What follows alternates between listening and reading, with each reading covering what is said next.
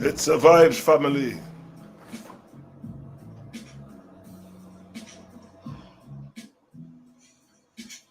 It's a vibes, family.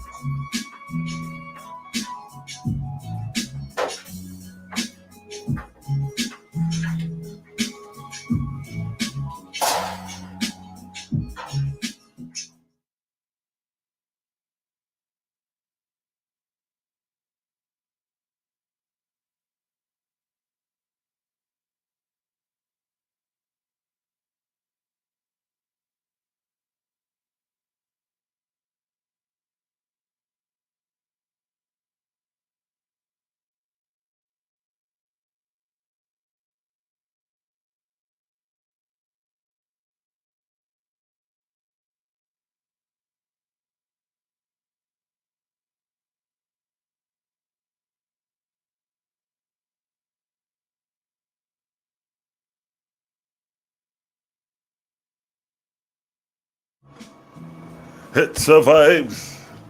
I'm on stream.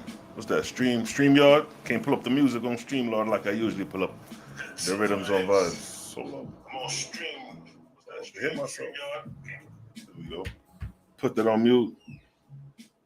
Let me remove this for a minute. Bang! Malaki should be chiming in a minute. Family.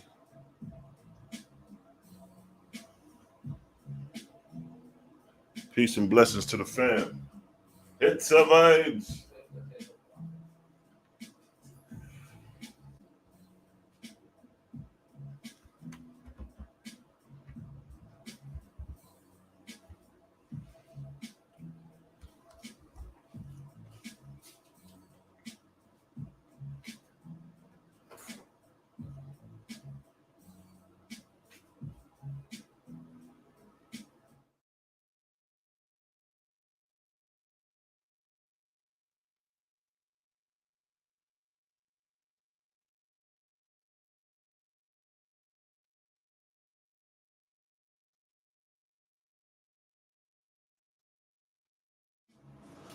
It's a vibes.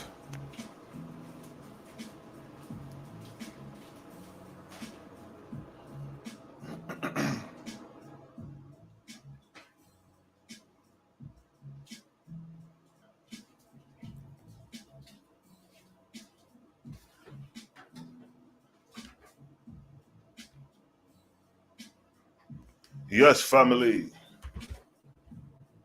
We got a great show tonight. Got Malaki Maccabee chiming in. He should be coming in briefly.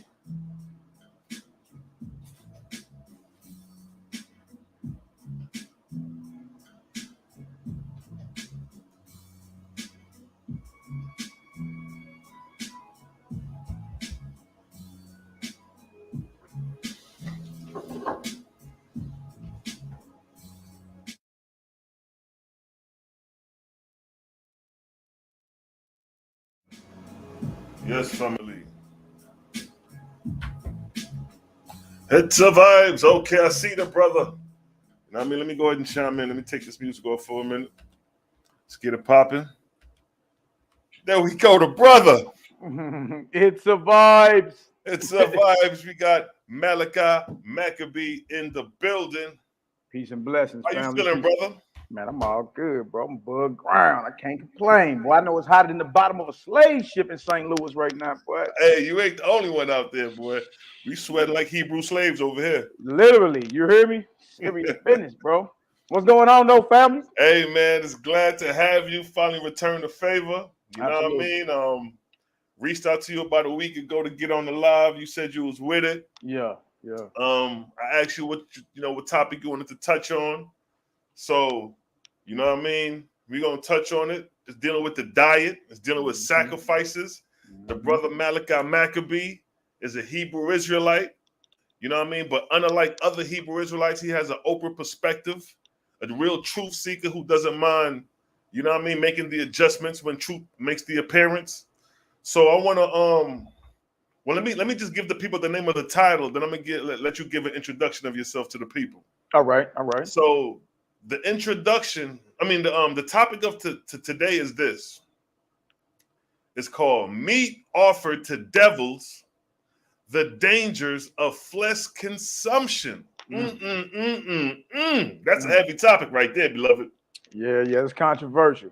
Very controversial. Because our people love their meat and they love their chicken, they love their steak, they love their pork.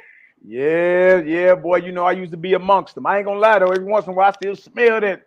You driving down the street, and you still smell it. It tickle your nose. You already know. Your nose, her nose, your nose, your hers, and your nose. Like, dang. Let me stay focused though, and know how that go. Yeah. So before we get started, the chat, everybody in the chat, just give a Claire. If you can hear the brother, if he's loud enough, let me know if he sound good. If we coming through sounding good. Give me a okay, a yes. Yeah, salute. We haven't had no complaints so far, so I figured it's a go. Yeah, we should be good. Salute and shalom to everybody in the chat, whether you be friend or foe. Praise to the Creator. No doubt. So, all right, Malaki Maccabee, go ahead and give the people a background of who you are. All right. You know what I mean? What's your walk of like in this truth? And floor is yours. All right. For those that don't know, I'm your brother, Malaki Maccabee. I've been a teacher in Israel actively since 2005, so that's like 17 years now.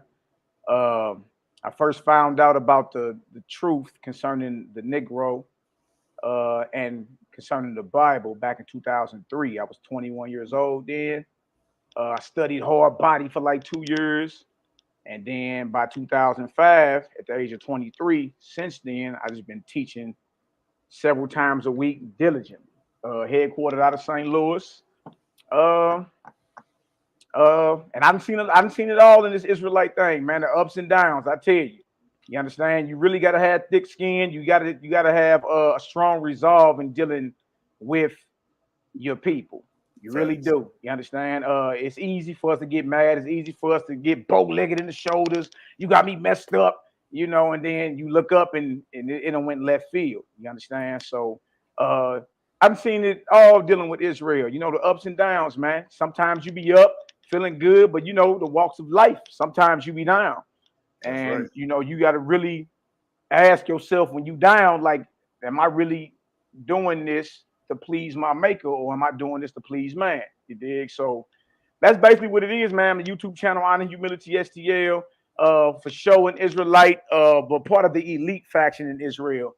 Dealing with the Essene and Nazarene way of living, Essene and Nazarene literature, the oneness of the Creator. The Creator always was, is, and will be the all in all. Let me ask you this. Let me ask you, how did you come across the Nazarene literature and the Essene Gospels? Because those literatures is not something you just come across like the Bible, where you could just go to Walmart and go buy you a Bible. Some of this information is like hard to find. So how did you come across that information and actually started dealing with the Nazarene and the Essene literature? Because I don't see too many Hebrew Israelites even tapping into that field. You know what I'm saying? Yeah, it's definitely, that literature is definitely a threat to the mainstream Israelite function, whatever they got going on. But how I can run across it, bro, really, I had to look at, it be chains of events that lead you to the present moment, right? So That's right. roughly 4 years ago, it's a beloved elder out of Kansas City, Missouri, named Dietary Milligan, Yahoo, right? Brother buried down to his kneecaps. And I had met the brother, right? He an elder brother, like in his, and I think he's almost 60 years old right now. But I met him about 4 or 5 years ago. And then I looked up online and he was breathing hot fire. Like he was like, you understand? Hey, certain things y'all need to recheck and go back over. Hey, y'all need to readdress this nigga Paul right here, man. You dig? We ain't supposed to be eating no flesh. The Most High is not weak. He's, all this. And I'm like, okay, I see the elder. But at the time, I was going through my own warfare, if you want to call it that. So I just took a mental note of it and say, whatever the elder talking about, he really believed that. It was passion, right? Like even if he wrong, he really believes what he's saying. So I was like, I noted that, right?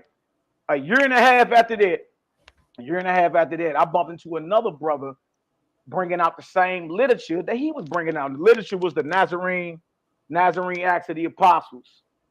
You know what I mean? Brothers was bringing that out, whole body. I ran to another brother bringing this stuff out. And he was on our brother's FOPE. He was on their channel banging. I was like, dang, that's the same literature that the elder brought out a year and a half earlier. You dig? But still never, I noted it, but I kept moving.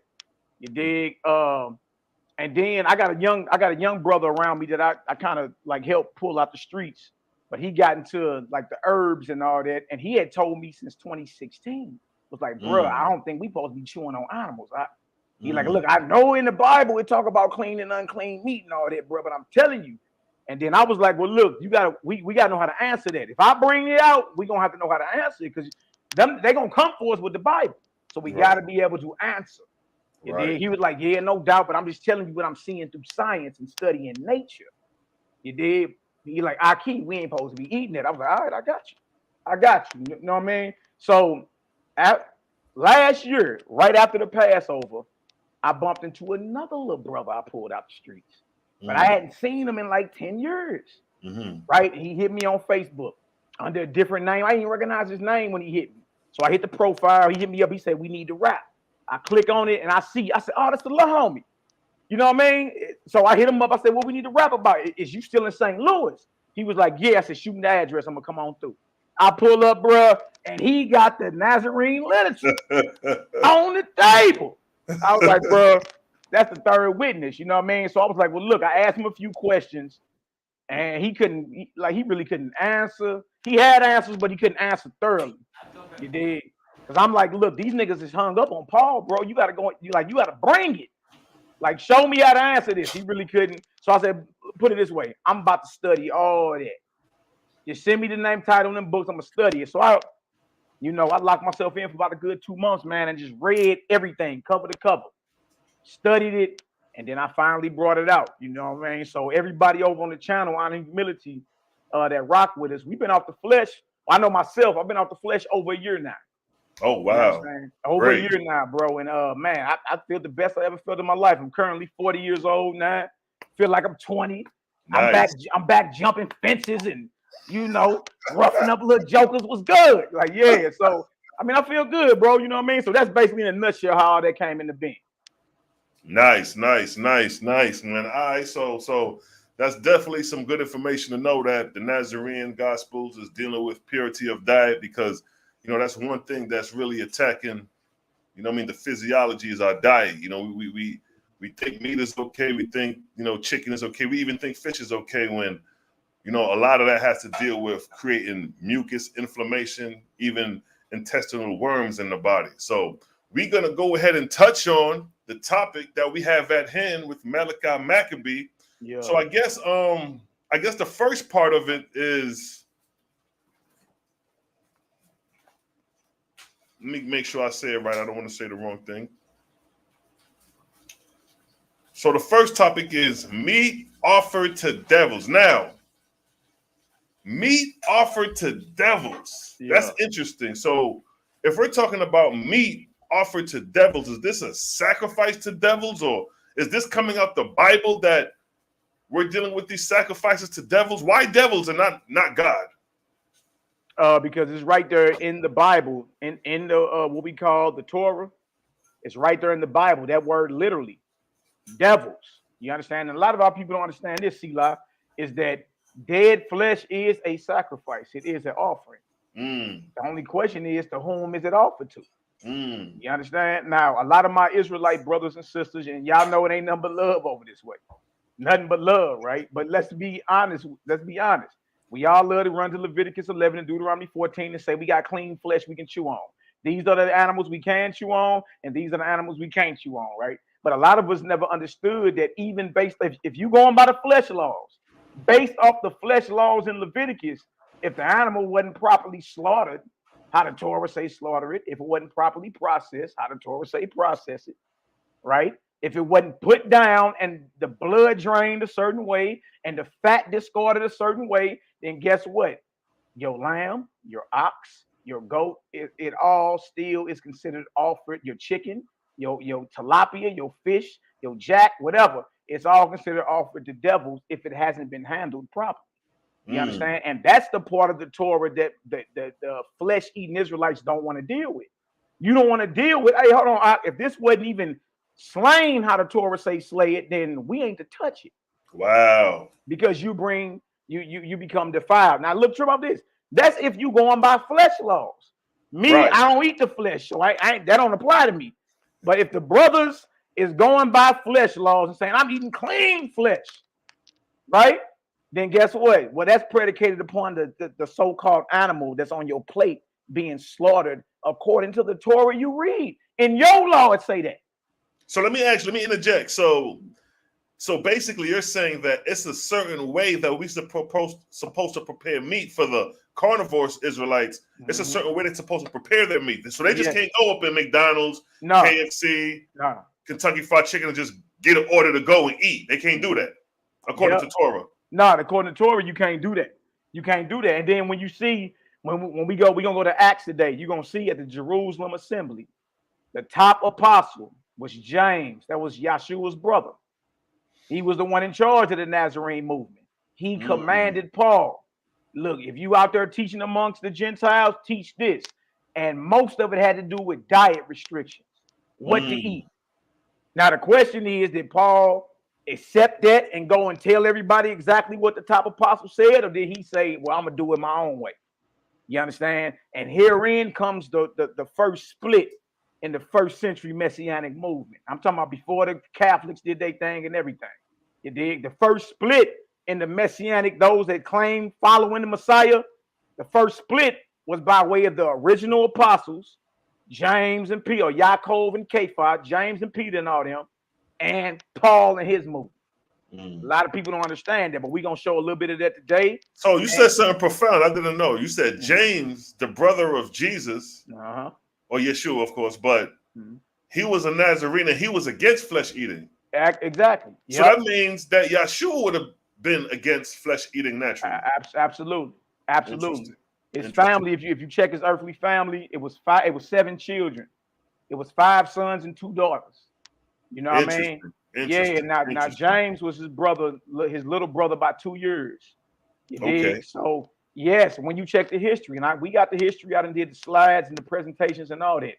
This man never ate flesh. Wow. So now it makes sense what he was telling Paul. He was like, look, let them know they not supposed to be chewing on flesh if they want to come into this way of life. You understand?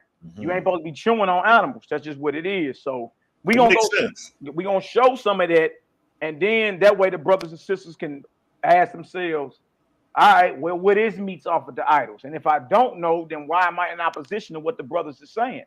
You dig? And if I do know what it is, then every time I decide to chew on what I call lamb or goat or ox, and I know it ain't been prepared and processed and slaughtered according to the very law that I go by, then I'm agreeing that I'm eating abomination. You see what I'm saying? Yo, that's profound right there. So that's what I'm gonna do. I'm gonna let you go ahead and go ahead and, I ain't gonna interrupt you. I'm gonna let you present your joint as far as the offerings to devils, and then we'll do the flesh consumption part like a separate part. Okay. So I'll let you go ahead and start with that. All right. I'm gonna let you do your thing. I'm gonna just run and grab some to drink, like 10 seconds. Okay. And then the floor is yours, King. All right, man. Let's go ahead and get it done. First, we're gonna go. Y'all and you brothers and sisters, go ahead and just have you a pen, paper, take notes, whatever. We're gonna get it in real quick. We're gonna go through a few scriptures, but after that, we're gonna get into the Nazarene and the Saint literature. You understand? And show like the science behind it. Because even 2,000 years ago, they was dealing with the science, like of the blood and all that, and eating flesh and how it poisons your blood and, you know what I mean, messes up your whole physiology and all that. So we're going to get into that too. But first, we're going to go into Acts just real quick and give a rundown of what this whole thing is about. All right, so I'm going to share my screen real quick. I'm share my screen, and then let's work. Let's work. And then when we done, any questions anybody got? We're going to go ahead and get it done. I see a few of y'all Israelites in the building. Bless up. All right, let me hit share real quick. Share screen. I'm going to do on tab. All right, first we're going to go to the Blue Letter Bible. Wait, hold up, King. I got to, okay, let me pull it up right quick. Okay. All right, there we go. You mean to full screen it? However, as long as they can see it, it don't matter. You can full screen it however you want to do it, bro. All right, I got a full screen. Floor is yours. All right, so first we're going to go right here, y'all. We're going to go to the Blue Letter Bible. All right. And the first spot we're going to go to is the spot that gave us the inspiration for the topic of the class. All right. Now, one thing you need to understand in history at this point in time, according to the biblical narrative, Yahshua is already off the scene. All right. He's been dead roughly 20 years if you want to look at the biblical narrative behind it. This right here is the council at Jerusalem. And what's happening is Paul has to finally come up to Jerusalem and check in with the disciples and the apostles, because these are the ones that the Messiah Yahshua left in charge of his movement. So if you out here talking, man, during this time period, if you out there talking about Yahshua or talking about the Creator, then you got to check in with the ones that got the knowledge or got the light. So the topic on the table for them is circumcision and diet. Circumcision and diet. All right. And this is what Paul is bringing forth. So by the time you get all the way down to verse, I'm going to show y'all 13. Notice on the screen there, y'all, it says James's judgment. A lot of people don't understand when you read the Bible, according to the biblical narrative, the Messiah, who you call Yahshua, according to the biblical narrative, y'all had brothers and sisters. All right. His whole entire family, if you get into the history of it, his whole entire family were enemies of the Herodian setup, the Herodian Edomites that was set up in Jerusalem. That's why John the Baptist's head was cut off. Messiah persecuted. James the Just persecuted, all by the same family. All right. So notice it says James's judgment. So Paul comes to Jerusalem. He's brought before the top apostle who has the authority, James, Yahshua's brother. And he stands up and gives a judgment or gives a sentence, gives a reasoning over what Paul and Barnabas are supposed to be teaching out among the nations. All right. Now watch this, James' judgment. And after they held their peace, this is Acts 15 and 13. James answered, saying, men and brethren, hearken unto me. You understand? So he stands up and gives his whole rundown. Then he says, Simeon is Peter in this one. Simeon have declared how God at the first did visit the Gentiles to take out of them a people for his name. And to this agree the words of the prophets as it is written. After this, I will return and will build again the tabernacle of David, which is fallen, and I will build again the ruins thereof, and I will set it up, that the residue of men might seek after the Most High, and all the Gentiles upon whom my name is called, saith the Most High, who doeth all these things. So what he did, because there was no New Testament at this time, y'all, but what was standing was Torah and Tanakh. So what James did was quote a prophecy out of Hosea, or Amos, excuse me, out of Amos 9, 11 and 12. You understand? And he's saying that understanding started to be fulfilled when Kepha or Peter went and hollered at the Gentile Cornelius. So verse 18, it says, known unto God are all his works from the beginning of the world. Wherefore, this is James still talking. Wherefore my sentence is that we trouble not them which from among the Gentiles are turned to the Most High. So he's saying, look, those of other nation that want to serve the Creator, tell them it's all good. You understand? But there is a discipline that they have to follow. You know what I mean? You just can't come up in here and do your own thing. There's a discipline you have to follow. All right? Now watch this. But that we write unto them, this is the judgment, but that we write unto them that they abstain from pollutions of idols. Remember that. And from fornication. Remember that. And from things strangled and from blood. So pollutions of idols, things strangled, and blood are all three illusions pertaining to flesh. And as we keep going, we're going to break it down even more. Okay, now we're going to jump down to verse 29 because he repeats himself. Y'all get a chance, read the whole thing, but we're gonna stick with it for time's sake. All right. James is still talking. Verse 29, he's still talking to Paul and them, right? That you abstain from what? Meats offered to idols, and from blood, and from things strangled, and from fornication, from which if you keep yourselves, ye shall do well, fare ye well. So the top apostle, the top disciple, if you want to call him that, just told Paul, while you out there, one of the main, that there are 4 doctrines that you need to be teaching, right? To abstain from meats offered to idols, from blood, from things strangled, and from fornication. So the question that I've always had is, well, what is that? What is meats offered to idols according to what we call the Torah? You know why this is important? Is because at this time, y'all, it ain't no such thing as no New Testament. There is no such thing as no New Testament at all.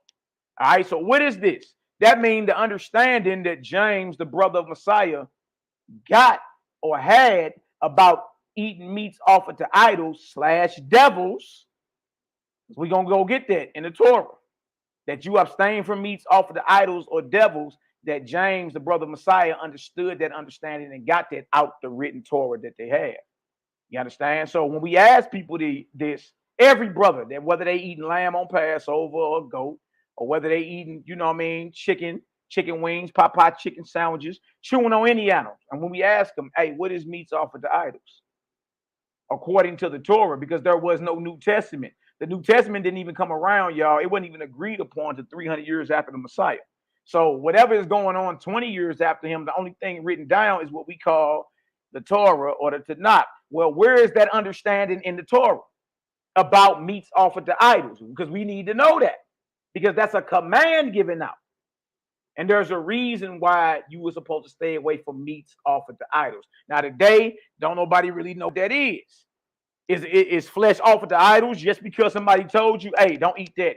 You know, that's offered to Molech. Is it flesh offered or meat offered to idols just because just because they eating it on a pagan holiday? What constitutes meats offered to idols according to the Torah? That's the question. You dig? And what we're going to do is we're going to go show. All right. But one thing I want to go show before then is, understand this, y'all. The top apostle or disciple that Yeshua gave charge to just gave Paul an order. Teach them to abstain from meats offered to idols. All right. And we're going to go understand and navigate and show what that is. All right. That way you'll know. I dropped that. Let's go see Paul real quick. 1 Corinthians 10. Let me show. Let's go show that real quick. All right. 1 Corinthians 10, we're going to read verse 25 and 26. All right, 25 and 26. Take notes. Take notes. Remember, Paul just was commanded to teach a certain way. All right, he came before the top apostle over the whole Nazarene movement, Yeshua of Nazareth. All right, he came before James, his actual biological little brother. And James told him, this is what you teach amongst the Gentiles. Now, let's go see real quick if Paul taught that. Let's go see. All right. 1 Corinthians 10 and 25. Whatsoever is sold in the shambles, that eat. Whatsoever is sold in the shambles, that eat. Asking no question for conscience sake. For the earth is the Lord's and the fullness thereof. So this is Paul in 1 Corinthians 10, writing to the Gentiles that he was sent to. Now remember, he was commanded to teach them to stay away from meats offered to idols. When you out there buying flesh amongst them Gentile meat markets, well, you got a stipulation. It can't be meats offered to idols. It can't be nothing strangled. And it can't be, and you got to stay away from blood. All right, strangled or something like roadkill, something that died of itself. But when you're done talking, whenever you slit the throat of any animal just so you can eat it, it's choking. It's strangling. All right. So Paul said, whatever is sold in the shambles, eat that and don't even ask no questions. So my question is, did Paul teach what he was commanded to teach? The top apostles say no meats offered to idols, no blood, nothing strangled. Paul says, whatever is sold in the shambles, go ahead and eat that. And don't ask no questions for conscience sake. And the reason he gave was the earth belonged to the creator anyway. It don't matter. You can eat whatever you want to eat. And if y'all think that don't mean that, watch this. Let's pull up some different definitions. Different translations. Let me show y'all something. All right. All these are the translations. All these are the translations for 1 Corinthians 10 and 25. All right. We see the KJV. Now look at the NLT. NLT means New Living Translation. All right. And the scholars translated this. It ain't like we making it up. It ain't like we making it up at all, y'all. All right. Now look at the NLT. Look what it say. It says, so you may eat any meat. So you may eat any meat that is sold in the marketplace without raising questions of conscience. Y'all see this? Look at this. James said or commanded no meats offered to idols, nothing strangled, no blood. Paul say you may eat any flesh or meat that is sold in the marketplace without raising questions of conscience. Look at that. NIV. Eat anything sold in the meat market without raising questions of conscience. The shambles or the butcher stalls or the meat markets. Here in St. Louis, we got a spot called Soulard Market. You dig? And they cut up alligator, lamb, all on the same blade. Look at this. Eat whatever is sold in the meat market without raising any question on the ground of conscience. So Paul is saying openly that he don't agree with what he was commanded to teach. Because he's telling you you can eat whatever. But James, Yaakov, the just said, no, you can't eat whatever. Stay away from meats offered to idols, things strangled, and from blood. Paul doubles back and say, eat whatever. It don't matter. And look, don't even ask no questions about it because the earth belongs to the Lord. All right. So what I just showed was a conflict. Eat everything sold in the meat market or the shambles and abstain from meats offered to idols. That is not the same message. So this is where the first split of the Nazarene or the Messiah's teaching started. Right here between Paul and James the Just, the Messiah's brother, who knew him his whole life. You see that? Paul is not teaching what James told him to teach. He's saying eat whatever is sold in the meat markets. And look, don't even ask no questions. Because why would anybody ask a question? Hold on, because James said we got to stay away from things strangled. The letter James sent you with said we got to stay away from blood. The letter James sent you with say abstain from meats offered to idols. But surely if I go to any Gentile meat market and decide to buy some lamb or some goat or whatever, you understand? You better believe that there's not NAM, N-A-M, NAM meat market in this earth that slaughter their flesh or process their flesh how the Torah say they're supposed to. Not even the synagogue of Satan. Not even the Jewish elite. Not even them. All right. So if y'all understand so far that James or Paul did not teach the same thing that James commanded him to teach. If you understand that so far, give me a 1 up in the chat. And it's real easy. It's abstaining from meats offered to idols the same as eat whatever's sold in the meat market. And if it's not the same, then we got to ask ourselves, which message do I follow? Do I roll with the brother of the Messiah who knew him, who was in charge, who had the spiritual powers, and you understand? Or do I roll with Paul, a man who never met him? This should be problematic. All right. Paul is saying eat whatever. That's what he's saying. All right. And when we get back to we're gonna come back to Corinthians later, and you're gonna see, like, dang, hold on, he's saying something totally different. So what is meats offered to idols?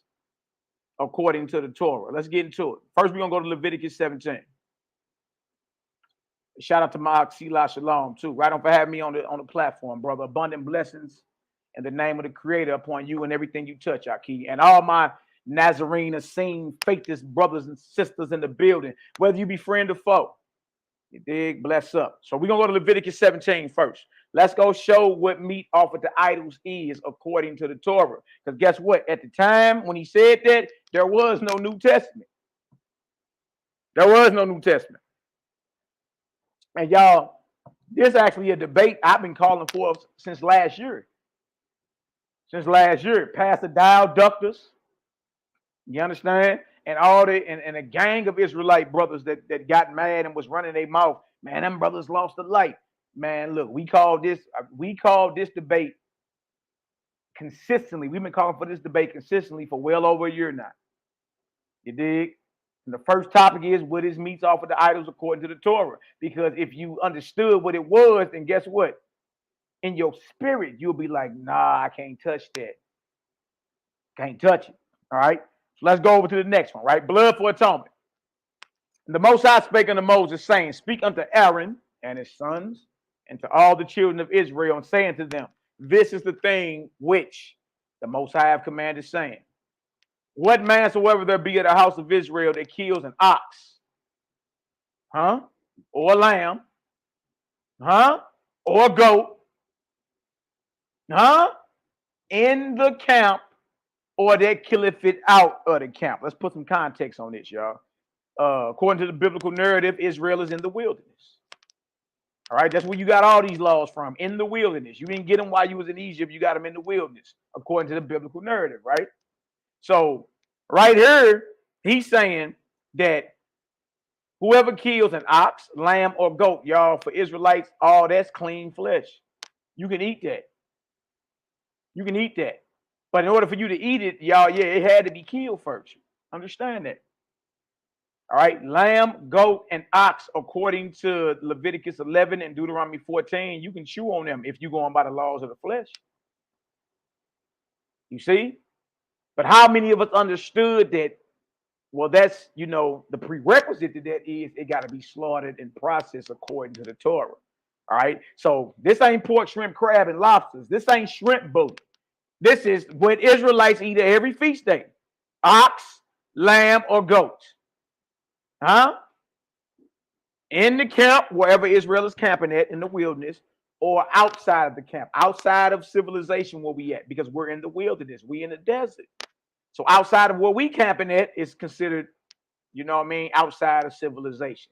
But wherever you kill this ox or this lamb or this goat, you understand? In the camp or out the camp. Now watch this. And bring it not. And you don't bring that kill of that lamb, that goat, and that ox. If you don't bring it to the door of the tabernacle or the congregation. Y'all, the tabernacle was a portable tent. According to the biblical narrative, this went wherever we went to pitch tent it. All right. Tabernacle held the Ark of the Covenant and all that according to the biblical narrative. All right. But whatever animal that you killed for the purpose of eating had to be brought to the doorway of the tabernacle of the congregation. Meaning it had to be brought to the door of the altar of burnt offering, that courtyard. It had to be brought right to the priest. So whatever animal you hunt and kill for food, it got to be brought to a priest. That's an officiant over the altar or an altar. All right, a Levite. Now watch this. And bring it not into the door of the tabernacle of the congregation. Trip out this, y'all. To offer an offering unto the Most High. So yes, whatever you hunt to eat is an offering. See, that's our problem today. We don't look at dead flesh. We don't look at dead flesh like it's an offering. It is. Somebody had to sacrifice it or kill it before it got on your plate. Before it was a porterhouse or a T-bone, you understand, or a ribeye, it had to be slaughtered first. So yes, dead flesh is an offering, brothers and sisters. It just depends on to whom. All right. So look at this. It says to offer an offering to the Most High before the tabernacle of the Most High. blood shall be imputed unto that man. Y'all hear this? He have shed blood, and that man shall be cut off from among his people. So what did we learn so far? Let's pull what we can out of that, y'all. Whatever animal you kill that can be eaten according to the flesh laws, you got to bring that to the priest at the doorway of the tabernacle so he can properly offer that. If not, guess what? According to the Torah law, you're guilty of bloodshed, murder. You guilty of blood. And y'all, this is for y'all that go by the flesh laws. I don't chew on animals. I don't chew on animal sandwiches, so this don't apply to me. But for the brothers and sisters that chew on lamb, that chew on ox, that chew on goat, that chew on Popeye chicken sandwiches, this is for you. Because we got the top apostle after the Messiah had already died saying what? Meats offered to idols or devils, blood, things strangled are still prohibited. So you can't even say, well, the Messiah died, so now I can eat flesh. Nuh-uh. Because after he died, the order still went out to stay away from it. So our people stand in jeopardy of being cut off by the same law that they go by. Because if we flip back to Leviticus 11, that's the dietary law. But y'all trip off this. That dead flesh got to get brought to the doorway of the tabernacle. And if it's not done this way, guess what? You stand guilty of murder and you stand in judgment or in jeopardy of being cut off from among the people. Verse 5, watch this. Verse 5. To the end that the children of Israel may bring their sacrifices. Yeah, dead flesh, y'all, is an offering. It is a sacrifice. We don't look at it like that today, though. You just figure you can pull right up at Chick-fil-A and, chew on that basic #1 chicken sandwich. No, bro, that had to be killed. That chicken had to be slaughtered. So dead flesh is a sacrifice. It is an offering. Remember that. To the end that the children of Israel may bring their sacrifices, which they offer in the open field, even that they may bring them unto the Most High, unto the door of the tabernacle of the congregation, unto the who? The priests. Unto the priests, and offer them for peace offerings unto the Most High. So yes, the dead flesh that you offer, or the dead flesh that you're chewing on, is an offering. It is a sacrifice, and the type of category or the type of sacrifice it is, y'all, is considered a peace offering. So so in other words, it's like this: there is no such thing as everyday meats in the Torah, everyday flesh. No, if it's dead, if you had to put your blade to it, it's considered an offering or a sacrifice. All right, well, it had to been, guess what? Handled a certain way. You got to bring that to the priest, to the doorway of the tabernacle. You see that? It's considered a peace offering. Watch this. Now look what the priest got to do. These are his rituals. The priest's ritual is this. And the priest shall sprinkle the blood. Yeah, sprinkle the blood upon the altar of the Lord at the door of the tabernacle of the congregation, and burn the fat for a sweet savor unto the Most High. And for us that, that choose the way of life, that ain't with the bloodshed and all that you got to question that anyway. If you ever smelt blood and dead flesh, you got to question that anyway, because everybody knows that don't smell good at all. But that's another topic. Point being, look what the priest got to do. The priest got to sprinkle the blood of that lamb or that ox or that goat on the altar. It got to dissect and cut the organs out and scrape the fat off the organs and throw that on the altar with the blood and burn that for a sweet smelling savor. This is the process every animal, if you're going by flesh laws, that you chew on must go through. It has to go through this. And this is why. Verse 7. And they shall no more offer their sacrifices unto whom? Devils. Devils, after whom they have gone a whoring. This shall be a statute forever unto them throughout their generations. Now look at this. So that means, y'all, trip off this. If it's not done the way we just read it, then it's considered offered to devils. There ain't Nam brother, you feel me, they keep Nam feast day in Israel. They can tell you that they know that the flesh they are chewing on was properly sacrificed, processed, and slaughtered according to what the Torah says. You dig? If not, guess what? It's offered to devils. It's offered to idols. Now, you may say, no, man, that ain't devils. I mean, that ain't no idol, because Acts 15:29 said idols, right? Well, look at this. Let's go once again to some different translations. All right, look at this. NLT. Let me show you that those devils are idols. Look at this. Look at this. NLT. The people must no longer be unfaithful to the Lord by offering sacrifices to the goat idols. Y'all hear this? And the goat idol is Baphomet, if I ain't mistaken. The people must no longer be unfaithful to the Lord by offering sacrifices to the goat idols. This is a permanent law for them to be observed from generation to generation. So y'all, trip off this. If it's not handled, if that flesh is not handled how the Torah says handle it, then guess what? It's considered offered to devils. This is what James the Just was telling Paul. Teach them that to abstain from meats offered to idols. What's the understanding on meats offered to idols? Hey, Jack, if you ain't brought that to the priest and the priest ain't sprinkled the blood on the altar, if he ain't scraped the fat off the organs and burnt that fat and that blood and that flesh on that altar for a sweet savor, guess what, y'all? It's considered offered to devils or idols.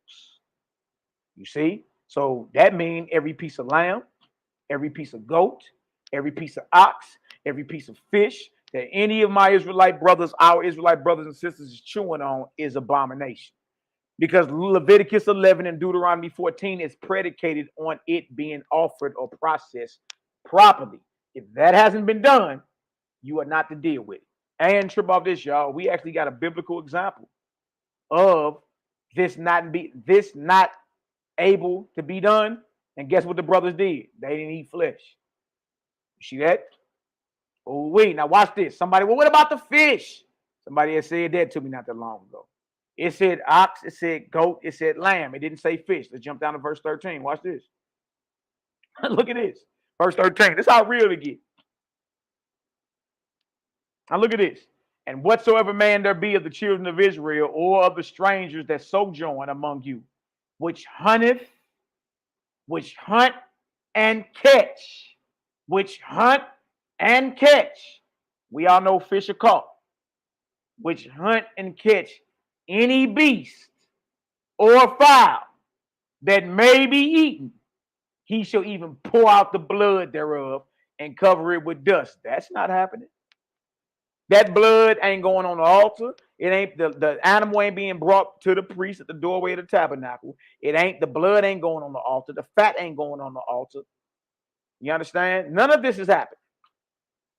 And guess what? The rest of the blood that's drained, it ain't being poured out into the dust and covered up with it either. All this has to happen before you can be chewing on what you believe to be clean flesh. And what you're going to understand, y'all, is what? Nobody's chewing on clean flesh today. It's all unclean. It's all an abomination. Trip off this, y'all. We know brothers in the truth. We know sisters in the truth that got gout, high blood pressure, worms, diabetes. Well, how is this if you chewing on clean flesh? No Israelites eat pork, shrimp, crab, and lobster. No Israelites that know better. So how is your body still in a state of disease and acidosis if the flesh you eating is considered clean? If that's what the Creator gave you. How? All right. So what we just learned in Leviticus 17, 1 through 7, and then verse 13 is this, y'all. Dead flesh is an offering. It's considered a peace offering. It is a sacrifice. And guess what? It's talking about the food that every Israelite eats. Ox, lamb, goat. All right. Then it tells you what? Well, you killed it, and that's for the purpose of eating. Then guess what? You got to bring that to the priest at the doorway of the tabernacle. Then he got to do his ritual. And if that ritual ain't done, guess what? You guilty of bloodshed. Huh? You guilty of murder. We stand in jeopardy of being cut off from the people. And guess what, y'all? It's considered what? Offered to devils. Wow. You see that? You see that? So when he say meats offered to idols, y'all, that's flesh, period. And to clear it up even more, he went and said things strangled, that's flesh. And he said, and from blood, that's flesh too. All right, so let's go look deeper into what a peace offering is, all right? If y'all get some understanding so far, give me a 4 for the tribe up in the chat. Give me a 4. Give me a 4 up in the chat if y'all getting some understanding. I ain't trying to lose nobody, all right? Let's go over here and get the Torah or the law concerning the peace offering. Because guess what, y'all? It's also an expiration date on that flesh you eat. Meaning it can only be dead so many days. Now here we go. We got deep freezers full of flesh. Lamb and chicken and beef and that stuff being there a whole year sometimes. Whole year. You see? Remember, he called it a peace offering in Leviticus 17. All right? Everybody get some understanding. That's what's up. I see the fold, so all praise.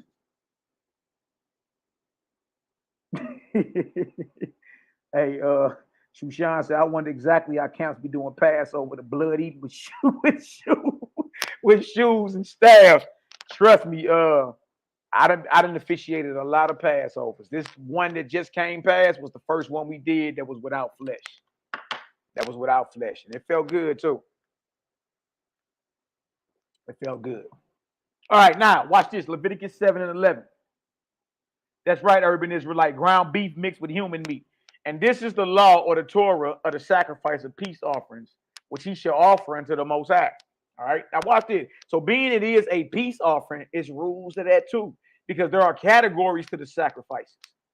All right, you got burnt offerings, you got sin offerings, you got trespass offerings, you got peace offerings. You see what I'm saying?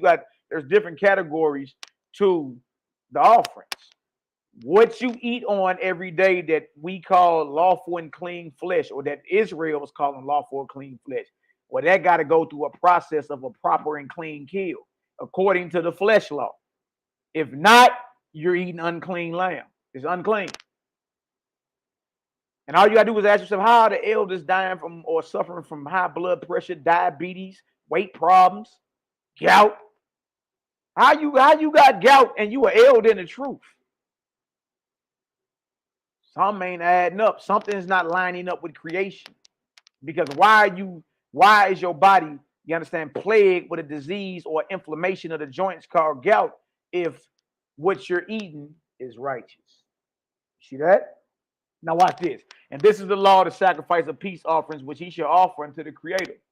Now watch this. If he offer, look at this. If he offer it for a thanksgiving, then he shall offer with the sacrifice of thanksgiving unleavened cakes mingled with oil, and unleavened wafers anointed with oil, and cakes mingled with oil, fine flour fried. So basically, you ain't just chewing on flesh. You know what I mean? You got your 2 pieces and a biscuit right here. It ain't just the flesh. You got your biscuits with it too. But this is how you prepare the peace offering. You know what I mean? Eliyahu, Yirmiyahu sounds like the false god is the one that enjoys the grasses or smell of burning flesh, sweet smelling savor to the false god, not the true God or creator. Absolutely. I agree.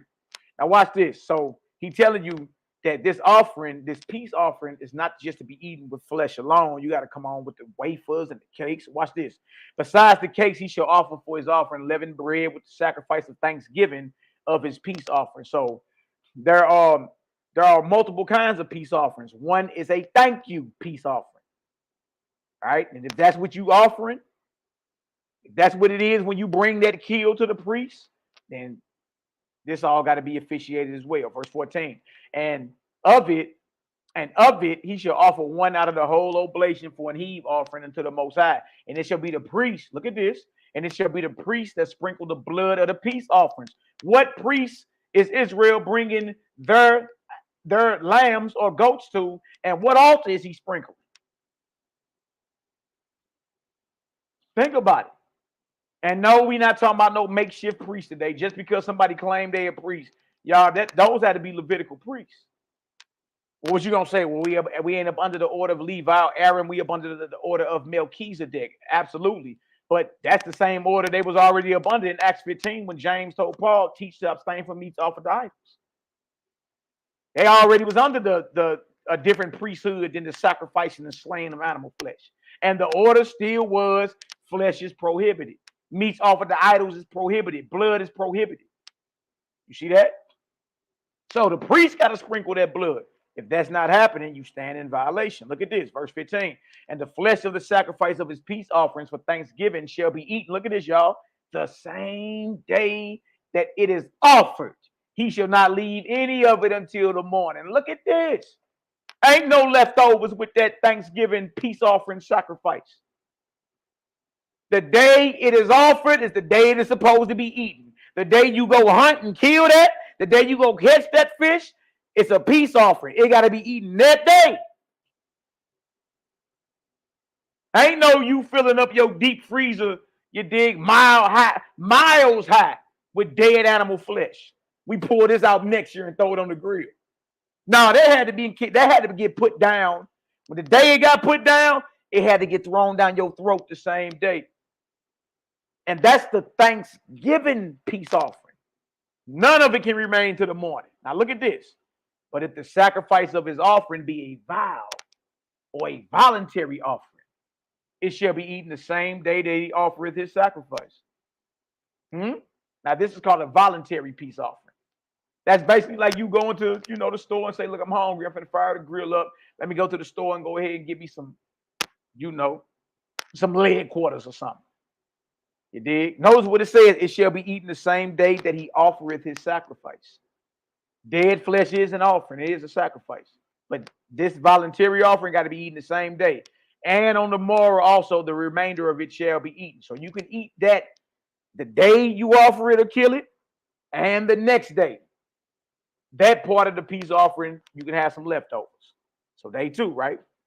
But the remainder of the flesh of the sacrifice on the 3rd day shall be burnt with fire. So that means, y'all, no flesh that the Israelites or any of our people are chewing on, if it's dead longer than 2 days, it is not to be eaten. How long that flesh been dead that you go to the meat market or the slaughterhouse and get? Do you know? It takes weeks just to get it to you, let alone kill it. We can look. I'll pull up the kill clock later on, and we'll show. You dig the animal kill clock? All the animals that's been slain in the United States alone since January 1st. So day 3, you can't eat that what you hunted. All right, now watch this, verse 18. And if any of the flesh of the sacrifice of his peace offering be eaten at all on the 3rd day, because guess what, y'all? That's the next one. Well, I ain't kill it. I eat it, but I ain't kill it. Look at this. And if any of the flesh of the sacrifice of his peace offering be eaten at all on the 3rd day, it shall not be accepted, neither shall it be imputed unto him that offer it. It shall be what? An abomination. Look at that. And y'all, we talking about pork. No, we're not talking about pork. Excuse me. We talking about lamb. We talking about goat, and we talking about ox, and we talking about fish. We talking about the quote unquote clean and unclean flesh, or the clean flesh that our people feel they got the right to chew on. Look at this. It say right here, it shall not be accepted, neither shall it be imputed unto him that offereth it. It shall be an abomination, and the soul that eateth of it shall bear his iniquity. And the flesh that toucheth any unclean thing shall not be eaten. And the flesh that toucheth any unclean shall not be eaten. It shall be burned with fire. And as for the flesh, all that be clean shall eat thereof. Now look at this. Now look at this right here, y'all. So now we got a whole rundown of meats offered to idols so far. All right. What we know so far. We talking about lamb. We talking about goat. We talking about ox. What we know so far. They got to get brought to the doorway of the tabernacle. What we know so far. At the doorway of the tabernacle, you got to get that to the priest. What we know so far, the priest got to sprinkle that blood of that dead animal that you're going to eat on the altar. And then he got to gut the animal, shave the fat off the organs, and throw the fat on the altar and burn the blood and the fat for a sweet savor. And if it's not done like that, And the blood the remainder of the blood got to get poured out into the dust and covered. If it's not done like that, guess what, y'all? Our people stand guilty of murder, bloodshed, and they stand in jeopardy of being cut off. And guess what? That cheeseburger, that quarter pounder you eating on from Mickey Fleas, guess what? It's considered offered to devils. See, Israel don't deal with the process. You got to go deal with the process.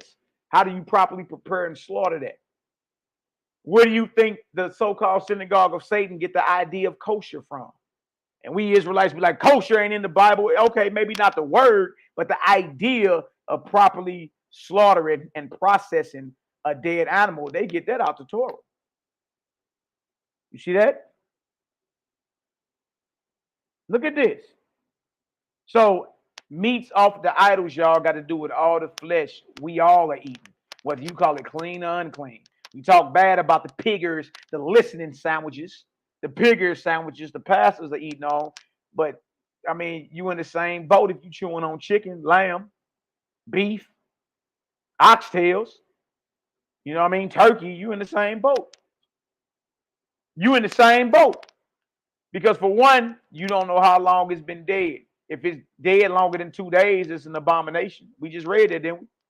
And you got to bear your iniquity. Even if you didn't hunt it, but you're eating it. You see? So we got an expiration date. It can't be dead longer than 2 days. We got the blood got to get put on the altar by the priest. We got the fat off the organs after the priest dissected and pulled the organs out. He got to shave the fat off the organs and throw that on the altar and burn it. That ain't being done. It got to get brought to the doorway of the tabernacle to a Levitical priest. That ain't being done. Huh? And the remainder of the blood got to get poured out into the dust and covered. That ain't being done. Come on, y'all. What's happening is our people are literally eating flesh offered to idols or devils. And guess what, y'all? Don't even know it. Don't even know it. Now look at that. All right, so if y'all understand so far what meat or flesh offered to idols is, according to what we just read, give me a 9 up in the chat. We ain't trying to lose nobody. All right, bless up. All right, we're going to drop that and we're going to go. I'm going to show you a group of brothers. All right, we're going to go show a group of brothers that didn't have access to the temple, didn't have access to the altar. And trip off this, y'all, they were priests. But guess what? The temple was under attack and the altar was profane. And guess what they knew better than to do? Chew on the flesh of dead animals. So we actually have a biblical example to back up the breakdown that I'm bringing up. So no Israelite can say this is a private interpretation. Oh, that don't mean that. You can't say that. You can't say that. And what we about to do now, we about to go give a biblical example. We about to go give a biblical example, all right, of abstaining from meats offered to idols because every prerequisite needed for you to lawfully chew on clean flesh wasn't available. Just like it ain't available now. There is no temple standing for you to go offer. There are no priests. There are no altars. There is no temple. Y'all, that don't look, even if you got your own land and I got organic farm-raised chickens. What the hell does that mean? You still can't do it how we just read in the Torah. That still ain't being done. And some of y'all claim y'all know what the Levites are. Well, you need to go find you a Levite. If you want to still chew on animal sandwiches, go find you a Levite. You know, help him get on YouTube how to make a makeshift altar, make you an altar or something. See, you know better. You know better. You see? You know better. So let's drop that and let's go on over here. Let me stop sharing screen. I'm going to jump back into it. 1 second. Hold on, Aki. Let me share the screen one more time. All right, any questions? If there's any questions in the chat, Selah, let me know. Boy, you going in right now, King. I ain't going to hold you. Oh, praises, bro. You're going crazy on the diet right now. You know what I mean? And you definitely showing and proving that, you know what I mean, that we wasn't supposed to be dealing with meat. Yeah. First off, but if you're gonna deal with the meat, it's customary how to deal with it. So that's real interesting. And if y'all have any questions, definitely put it in the chat once the brother finish, you know what I mean, his presentation. And I got 3 questions I want to raise after you finish the presentation. Absolutely. But you definitely going in, King. I ain't gonna hold you. You definitely going in. You showing and proving. You got me questioning Paul right now. Like, dang, you know what I mean? Because all these Israelites, they hold Paul so accountable. Yeah. So you definitely, you know what I mean, going in. So go ahead and let me not finish break your vibe. Keep going. I'm gonna go ahead and mute out. Got you. You gotta ask yourself this: why would Paul say whatever's sold at the meat market? Look, eat that. Don't even ask no questions. He telling you like, don't even be a critical thinker about what he's saying. Just do what I tell you to do. Nah, that ain't right and correct. That's not right and exact. You understand? That's not what it is. Meats offered to idols, y'all, is all the flesh we eat on. You dig? So for Israel to say we can eat on flesh because Leviticus 11 says it and Deuteronomy 14 says it. But guess what? For all my Israelite brothers and sisters listening, y'all, that is predicated on it being properly slaughtered and processed how the law say it's supposed to. If it ain't being done like that, you ought to stay away from it because you're guilty of murder. Even if you didn't kill the animal, if you chewing on it. You see that? And that's why now you see why the Nazarene and the Essene brothers in history stayed away from flesh, period. They wasn't with it anyway. You know what I mean? They wasn't with none of it anyway. But if you gonna rock like Leviticus and the flesh laws, then bro, you gotta stand on that then. You gotta stand on Leviticus if you saying you can chew on animals because Leviticus says so. You gotta stand on that. You see that? Now, that's right. No meat, period. Now, watch this. Let's go over here to First Maccabee. Let me share this. We're going to go into the Apocrypha next. Israelites read the Apocrypha, right? So there should be no problem with what we about to show. Okay? First Maccabees chapter 2. We're going to read a little bit about Matthias and his 5 sons, of which one of them was Judah Maccabee. All right? Judah Maccabee. Okay, click on that. Click on that if you can, Selah.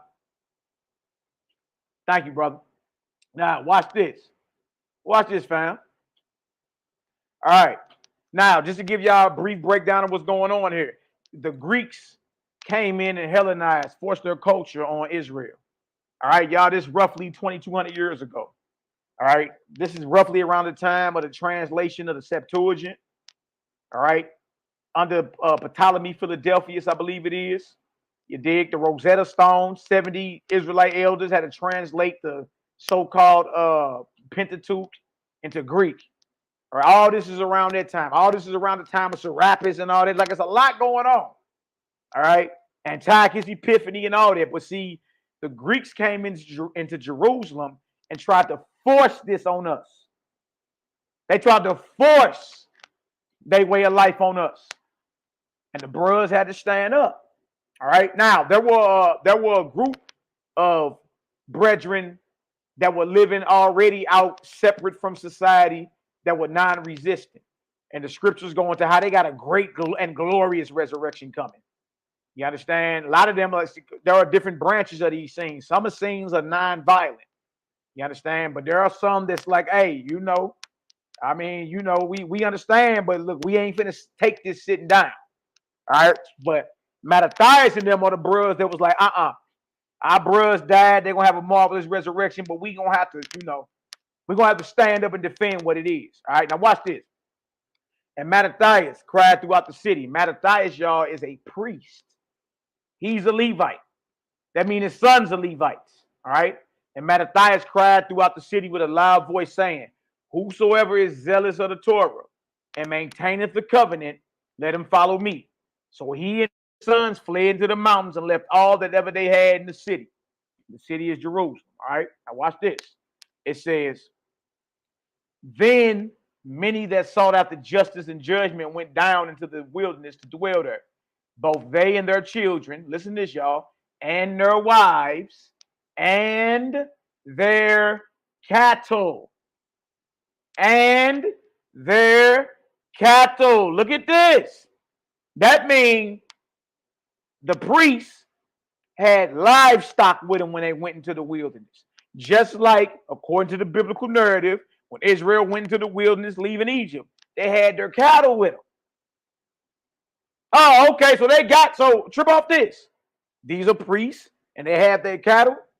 It should be no reason that they could not just go ahead and slay one of their sheep or one of their lambs or one of their oxen and make them some lamb chops or make them a double cheeseburger.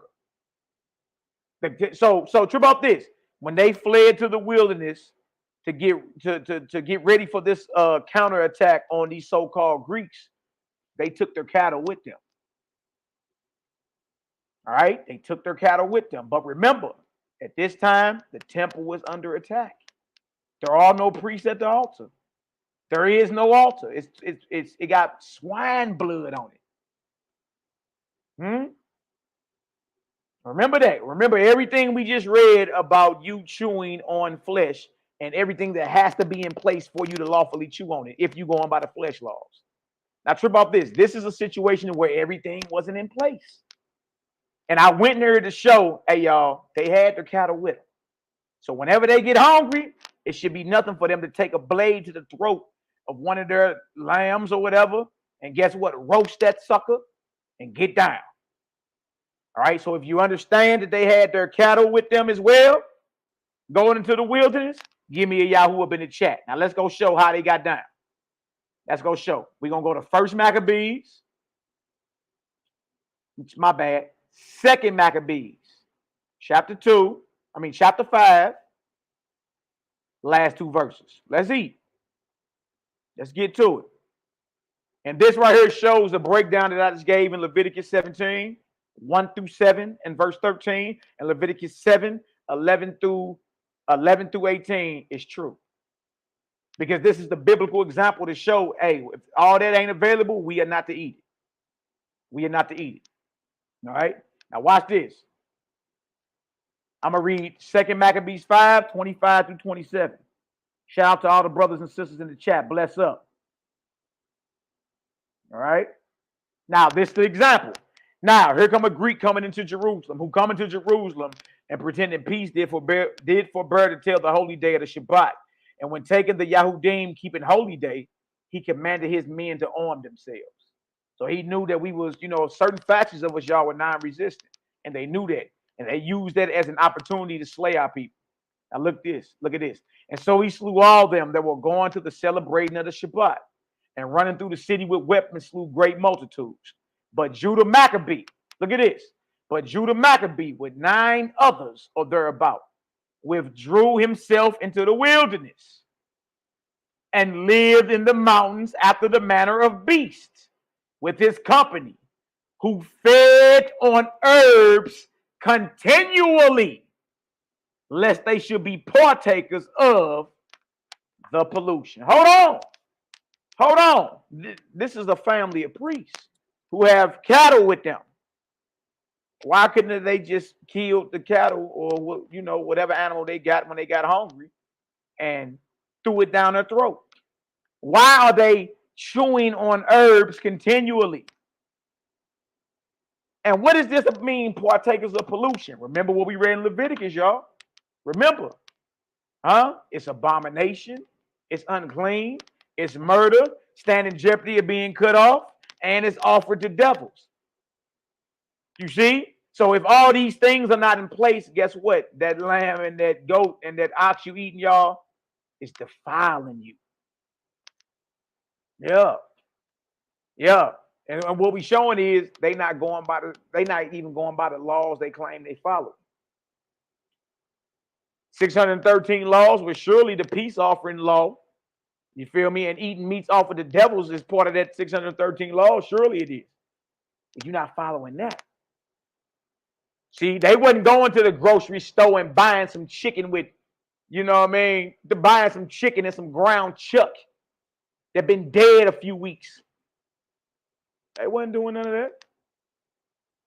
Now you seeing why the Nazarene, the same brothers stayed away from the flesh, because on the reels, they wasn't with it anyway, because we understand that the Creator never changes. But you do have these things in the written scripture. So, all right, well, you got to roll with that then. You got to roll with that. Brother Judah say the reason why, because what? The temple had been defiled the same as today. The reason why this family of priests are not slaying these animals to chew on them while they in the wilderness and they about to do a guerrilla counterstrike against the Greeks, the reason they're not chewing on it is because they understand that it's offered to devils if it's not processed and slaughtered correctly. They understood that. So that proves what? That the breakdown that we gave out Leviticus is true. It's true. Because you better believe they wasn't chewing on no swine, or no crab, or no shrimp. So what pollution could they have been a partaker of by slaying some of their cattle in the wilderness, roasting that and chewing on that? Huh? The pollution that they are partakers of is because it ain't a proper kill according, or a lawful kill according to the Torah. All right. I pray everybody understand that thus far. All right. So that's one example right there. You understand? All right. Let's drop that. Let's drop that, and let me show y'all this, because later on Paul tries to explain what meats offered to devils are. All right. Then we're gonna get into some of that Nazarene literature, and then we're gonna take a few questions. Easy work. Easy work. He tries to double back and explain it later. You understand? But to no avail. And his understanding of it does not line up with Torah.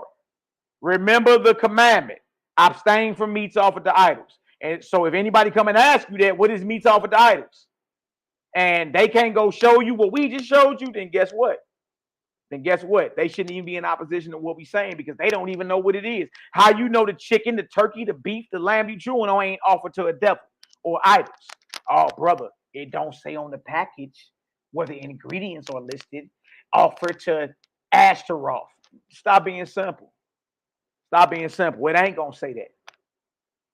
The problem is our people don't believe that dead flesh is a sacrifice. It is. It's an offering. It's a sacrifice. And if you're going to claim it's an offering or a sacrifice to who we call the Most High, well, if you're going by flesh laws, those got to be followed, especially the preparation.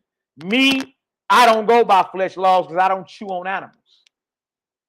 We deal with the higher law. All right? All praises. My ox, Zadok say makes sense. All praises. Yep, that's right, Yeshaya. Think about this, y'all.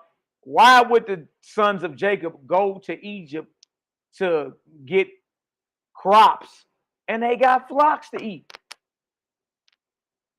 Why? If you're supposed to be chewing and killing your flocks, why in the wilderness they begging for quail to eat on? You got flocks. Why, when you supposed to be killing your cattle, why did the Maccabees and them go to the wilderness and eat on herbs continually?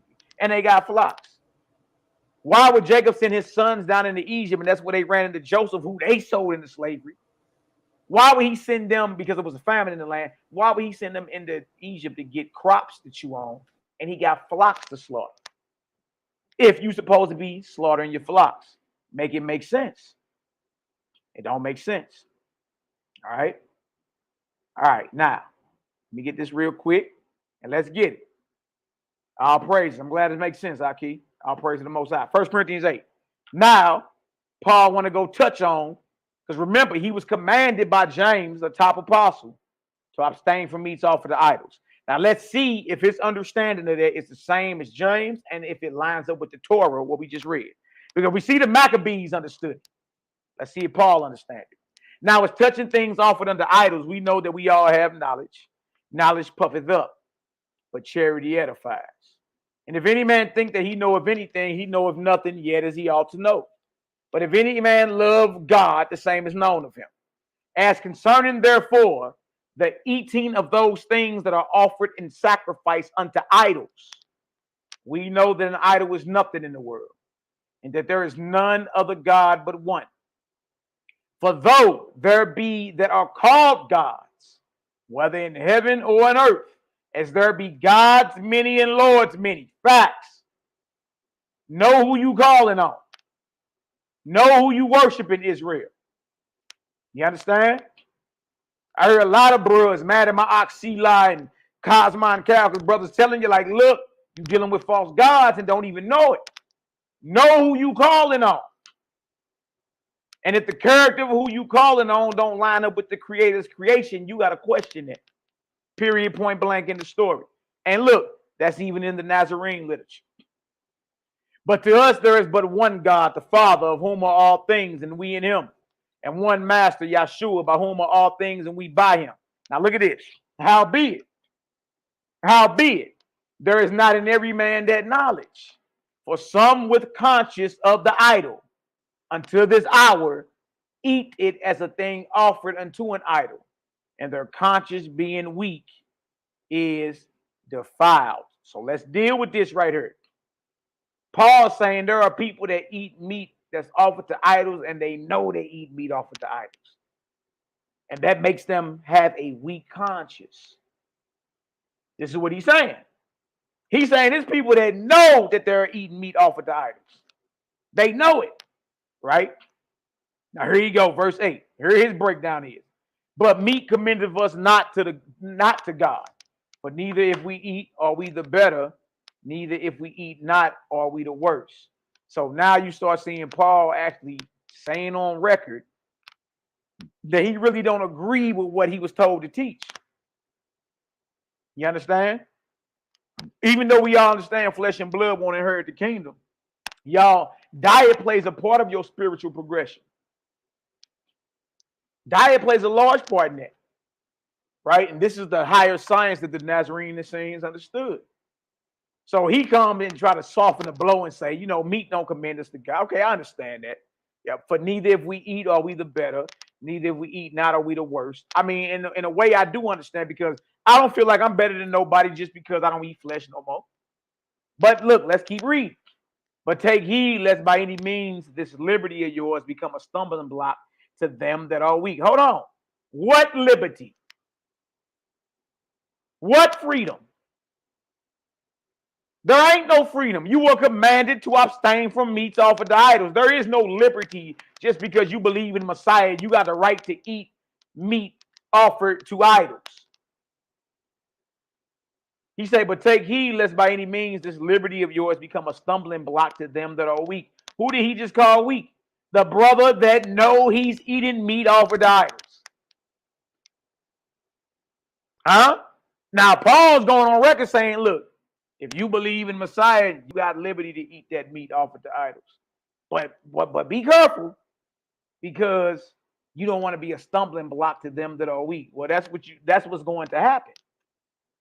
The command was abstain from it, not that you have liberty to eat it. Now look at this. For if any man see you, which have knowledge, sit at meat in the idol's temple. Hold on.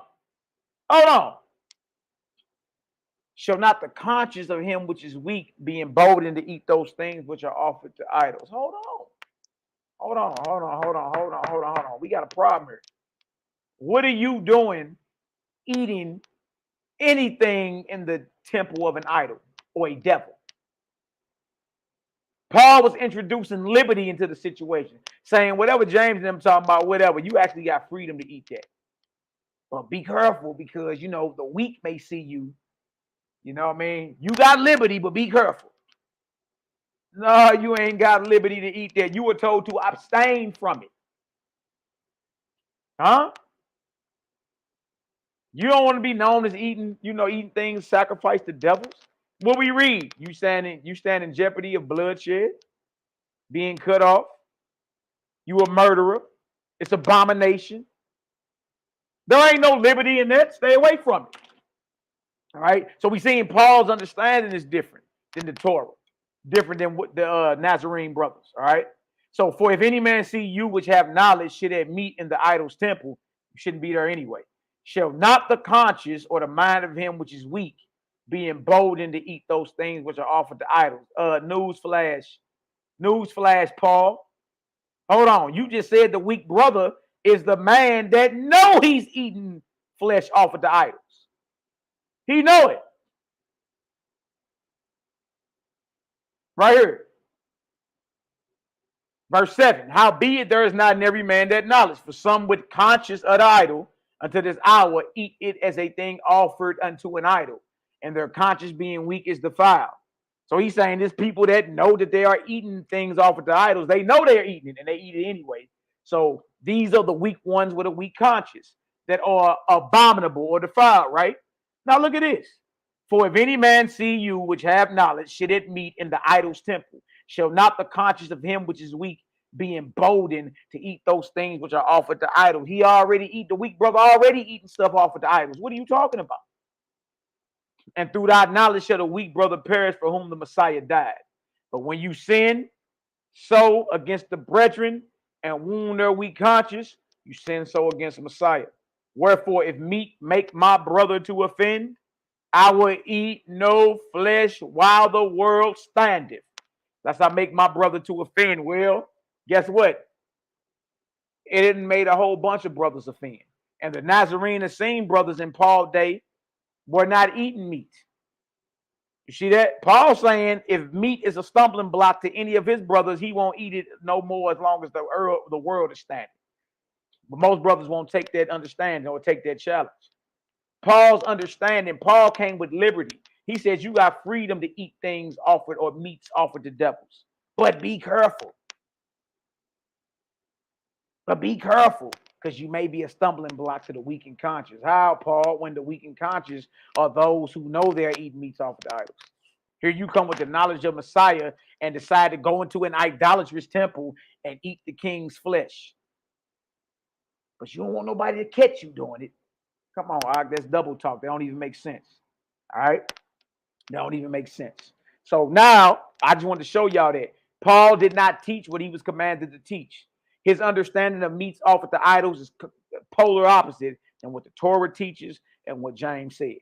Polar opposite.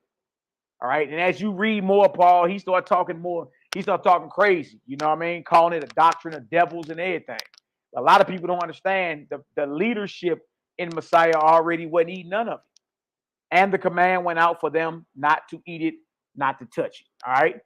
Wait. All right. Now I'm about to pull up some of this Nazarene Essene literature. All right. If y'all got any questions so far, y'all can shoot them, or y'all can wait till I run through this and then we can get it done. All right. It's up to y'all. I'm all game. All praises. Selah, my brethren. Yes, my brother. Yes, All, my brother. Yeah, all man. good. You're doing great, King. You're going Okay. in right now. Oh yeah, we're gonna get it done. We're You're gonna get it going done. in right now, yo. This is very interesting because this is one topic that a lot of Israelite camps don't touch on, which is diet. It's Yeah. like they try to run away from it, they try to ignore it, or they try to speak vaguely of it when a topic is brought to them. But you actually going deep within chapter and verse, which is this show is about. It's according to the text as it is written. Right. You know what I mean? So we can't put our feelings on it. We can't put our own understanding. We can't lean or add or take away. We got to deal with it as it's written. So what the brothers bringing out is showing and proving that the prophet or the Messiah, Yeshua, was basically telling us to maintain a vegetarian diet. Long story short. Yes. Yes. And then you had a CIA agent by the name of Paul who's telling you to divert from that. So we're going to get into that with the Q&A, but I'm going to let you go ahead and finish, King. Absolutely. Absolutely. Okay. Now we're going to bring out some of this. First book we're going to get into is the Gospel of the Nazarenes. We're going to get into that real quick. Share my screen. Okay. Wow. Yeah, Mercy. I like that question, Mercy. Can you go over the Messiah feeding the people the bread and fish? Absolutely. That's a question that a lot of our people have. A lot of our people had that question. All right, so no problem. All right, share that for me whenever you can. Selah. Hold on, family.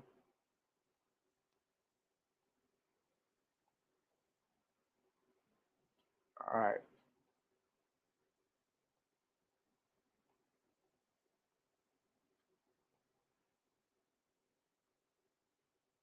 Hold on, let me have this sidebar. All right, let's rock. All right. I have a kind of into prologue or all right, so we'll be getting into y'all. It's called the Gospel of the Nazarenes, or what some people call, hold on one second. It went over on me.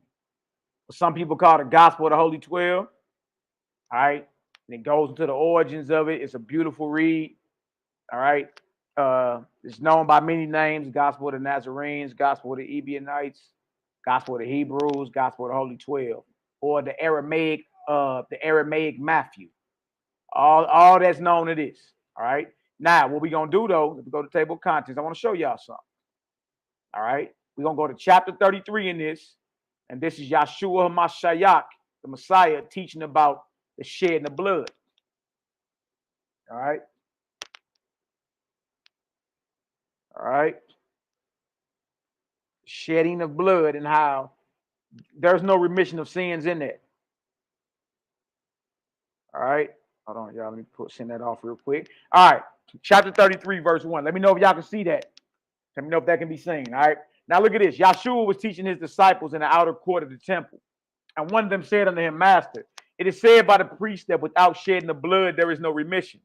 Can then the blood offering of the law take away sin? Right? And Yahshua answered, no blood offering, no blood offering, no blood offering of beast or bird or man can take away sin. Well, how can the conscience be purged from sin by the shedding of innocent blood? Nay, it will increase condemnation. So he's saying, like, look, if you believe that something has to die or blood has to be shed for you or anyone to be in good grace with the Creator, you sadly mistaken. You sadly mistaken. He said, no blood offering of beast or bird or man can take away sin. Well, how can the conscience be purged from sin by the shedding of innocent blood? Nay, it will increase the condemnation. All right. The priest indeed receives such offering as a reconciliation of the worshipers for the trespasses against the law of Moses. Trip off this. But for the sins against the Torah of the Creator, there can be no remission, save by repentance and amendment. So basically, Yahshua is saying, if you want to get in good grace with the Almighty, if you're falling out of good grace with him, then guess what? You got to change your ways and turn away from what you're doing. Every tub sits on its own bottom. You're not going to be able to play the Yahshua card and, his sacrifice every time you decide to go against the Creator. It don't work like that. All right? Yahshua is telling you right here, there is no remission of any sins except for changing your ways and turning away from what you're doing. Is it not written in the prophets? Put your blood sacrifices to your burnt offerings and away with them, and cease ye from the eating of flesh, and cease ye from the eating of flesh. For I spake not to your fathers, nor commanded them when I brought them out of Egypt concerning these things. But this thing I commanded, saying. So he's quoting Jeremiah 7. And if you read Jeremiah 7, verse 22, out the Peshitta, which is an older Bible than the KJV, you'll see that the KJV cut half the verse off. Jeremiah 7, 21 and 22, they cut half the verse off. But it's showing you that in the Messiah's day, he understood that Jeremiah 7 was not something that was telling you to go eat flesh. It was saying, look, I didn't command that coming up out of Egypt at all. So you ain't supposed to be chewing on the dead flesh of animals, period. All right? But this thing I commanded, saying, obey my voice and walk in the ways that I have commanded you, and you shall be my people, and it shall be well with you. But you hearken not, nor incline the ear. Now look at this. And what doth the eternal or the Creator command you but to do justice, love mercy, and walk humbly with your Creator? Is it not written that in the beginning the Most High ordained the fruits? The Most High ordained the fruits of the trees and the seeds and the herbs to be food for all flesh? He like, look, this is how you supposed to be eating. You're not supposed to be chewing on animals. You're not supposed to be chewing on loin meat, tenderloin. No. He say, look, it's ordained that the fruits and the trees and the seeds and the herbs, that's food for all flesh. That's food for all flesh. You see that? Oh, wait. Oh, wait. Somebody got a problem, huh? Now watch this. Watch this. Now look at this. But they have made the house of prayer a den of thieves. And for the pure oblation, with incense, they have polluted my altars with blood and eating of the flesh of the slain. But I say unto you, shed no innocent blood, nor eat ye flesh. Walk uprightly, love mercy, and do justly. Your days shall be long in the land. The corn that groweth from the earth with the other grain, is it not transmuted by the Spirit into my flesh? Yahshua is comparing his flesh to herbs or to crops that grow, to the bread, the grain, the grapes of the vineyard with the other fruits. Are they not transmuted by the Spirit into my blood? Let these with your bodies, let the fruits and the herbs, let these with your bodies and souls be your memorial to the Creator, to the Eternal. In these is the presence of the Most High manifest as the substance and as the life of the world. Of these shall you eat and drink for the remission of sins and for eternal life, to all who obey my words. Look at that. Look at that. Yeah, we gonna explain that. No time to entertain. Absolutely, because you do got that written in your Bible. But see, what we showing is Jeremiah doesn't agree with what's written in Exodus, and that ain't the only time. It's like you'll see that the prophets a lot of the times have a problem with what the priests are doing. Yeah. So yeah, you gonna read in Exodus 12. Matter of fact, you're gonna read in Exodus 12 when you get around verse 9 how you supposed to be frying and roasting that lamb with the pertinence thereof and eating it all, y'all, brother. Pertinence is organs. Yeah, that's kidney and that's chitlins, huh? Lamb guts and yeah. So it does say that, but what we have is other spots that say opposite. So the Bible itself is saying that Exodus 12 is problematic. Wait. All right. So that was that was my bad. That was Gospel of the Holy 12 or the Gospel of the Nazarene, chapter 33, verse 1 through what is that? 1 through 10. Let's drop that. Let's go to another. Let's drop them and give y'all another one, right? We're gonna go to chapter 38. All right. Yahshua condemneth the ill treatment of animals. All right. Now watch this. And some of his disciples came and told him of a certain Egyptian, the son of Belial, who taught that it was lawful to torment animals if their sufferings brought any profit to men. And Yahshua said unto them, verily I say unto you, they who partake of benefits which are gotten by wronging one of the Creator's creatures cannot be righteous. Look at that. He say, look, if you benefiting at all by wronging one of the Creator's creatures, you can't be righteous. Look at that. Look at that. Yes, Hebrew 144. Plenty of contradictions in the written text. Plenty. Plenty. And look at this. Verily I say unto you, they who partake of benefits which are gotten by wronging one of the Creator's creatures cannot be righteous, nor can they touch holy things. He's saying, man, look, if you dealing with that flesh, you can't be righteous. You ain't dealing with holy things or teach the mysteries of the kingdom. Or teach the mysteries of the kingdom, whose hands are stained with blood, or whose mouths are defiled with flesh. Ooh-wee. Ooh-wee. Ooh-wee. I see why Israel mad. Because he just said it. Huh? You can't be righteous. You can't touch holy things, and you ain't got damn business teaching nothing about the kingdom of God or the kingdom of heaven, however you want to call it. Look at that. You got, look, he said, if your hands are stained with blood and your mouth is defiled with animal flesh or flesh, period, you have no business teaching the mysteries of the kingdom. You have no business touching holy things, and you can't be righteous. As it is written, not my words, not my words. The Creator giveth the grains and the fruits of the earth for food, and for righteous man. And for a righteous man, truly, there is no other lawful sustenance for the body. Do y'all hear this? Do y'all hear this? The robber who breaketh into the house made by man is guilty.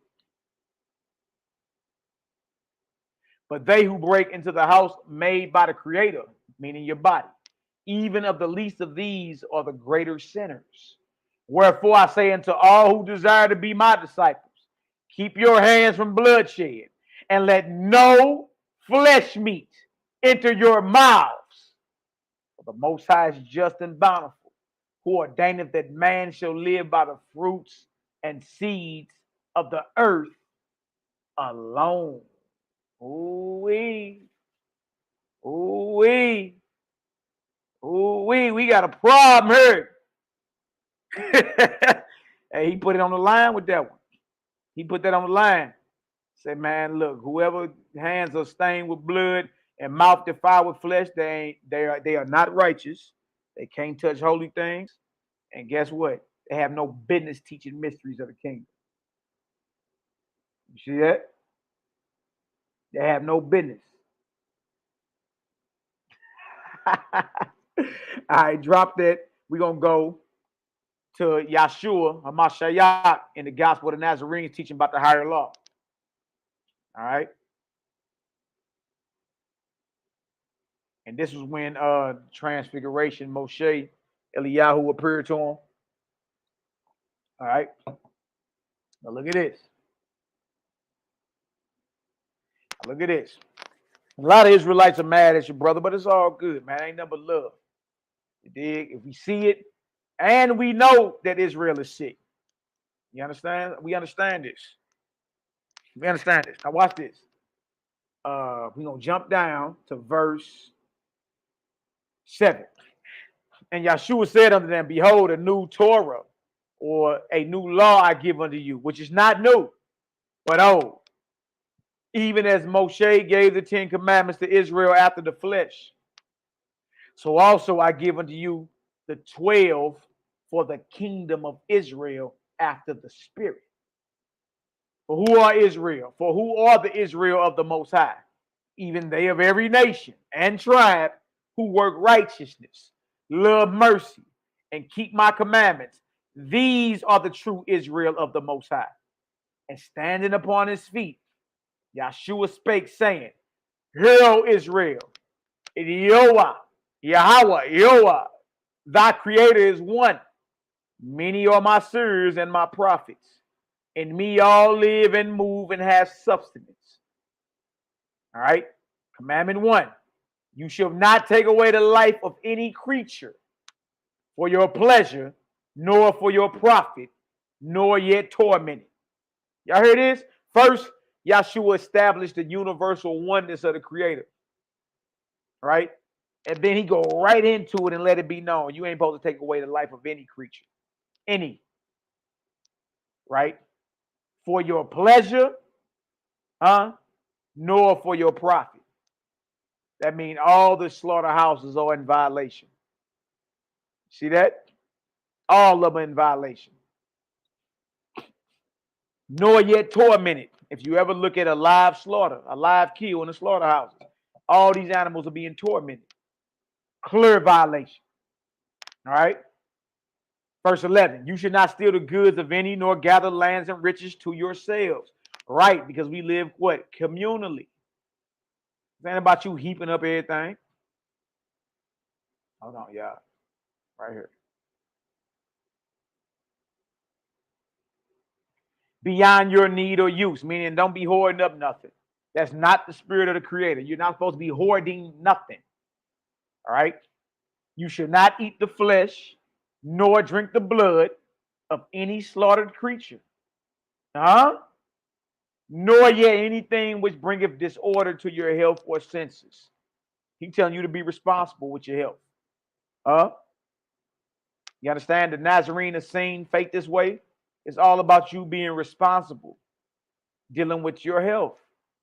You not to eat any flesh, nor drink the blood of any slaughtered creature. Now, what we just went over in Leviticus is for those who want to go by the flesh laws, and we just showed that to show y'all not even going by that correct. But for us who don't even go by the flesh laws, this is what we follow right here. Right? We ain't bringing no flesh to no altar, to no priest, to dissect no animal, to eat no animal sandwich and loin meat. We ain't doing none of that. You shall not eat the flesh, nor drink the blood of any slaughtered creature, nor yet anything which bringeth disorder to your health or senses. So this is all about health too. All right. You should not make impure marriages. Y'all listen to that. You shall not make impure marriages where love and health are not. You mean to tell me your marriage is not supposed to only be based on love, it also supposed to be based on health, physical, spiritual, and mental health. Huh? Health is a big part of your spiritual progression. Yes. Health plays a big part in your spiritual body. Yes. And you ain't even supposed to marry nowhere where there ain't love and health. Yes. I know loin meat. That sound crazy, don't it? But you're eating tenderloin. It's crazy, man. All right. You should not bear false witness against any, nor willfully deceive any by a lie to hurt them. You should not do unto others. You shall not do unto others as you would not that others should do unto you.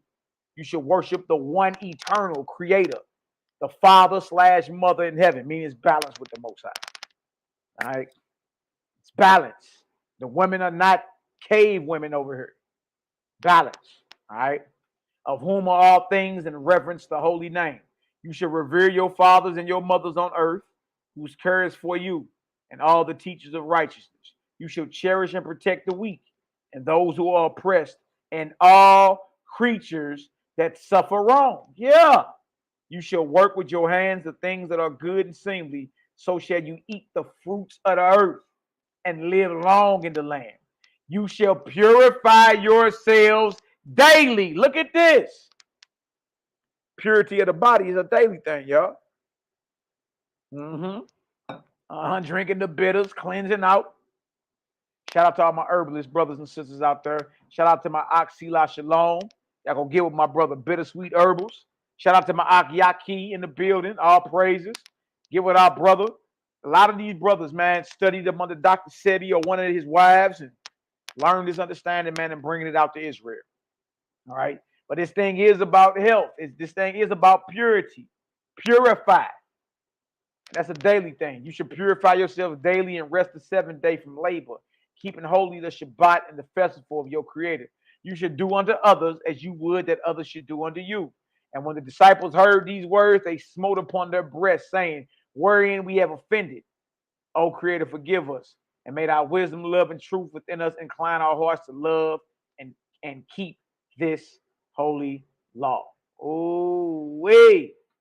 All right. Now, there's plenty more to that, but we ain't done. So let me go to the next one. Y'all, please forgive your brother. That's 8. All right. Let me go back to the table of contents. Only got a few more of these. All right. That's it right there. I think this shit right here. They about to ask him about this flesh. I trip off this.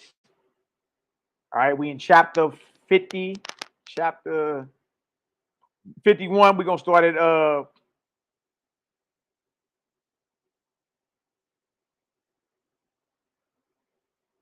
gonna start at verse 11. All right. Then answered the Yahudim and said to him, say we not well that thou art a Samaritan and have a demon. So they was accusing the Messiah of being possessed by a devil or devils. Yahshua answered, I have not a demon, but I honor the holy, the creator, and you do dishonor me. And I seek not mine own glory, but the glory of the Most High. There is one who judges.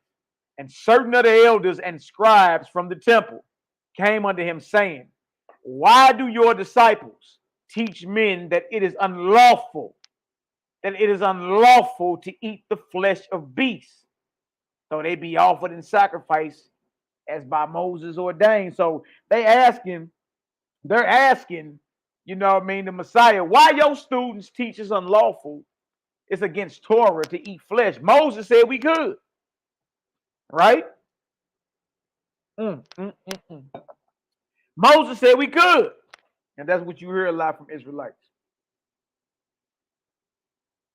You did? All right, so Moses said we can eat. It's dietary law. It's clean flesh, right? But Messiah's disciples were teaching later for that. What y'all got written down is unlawful.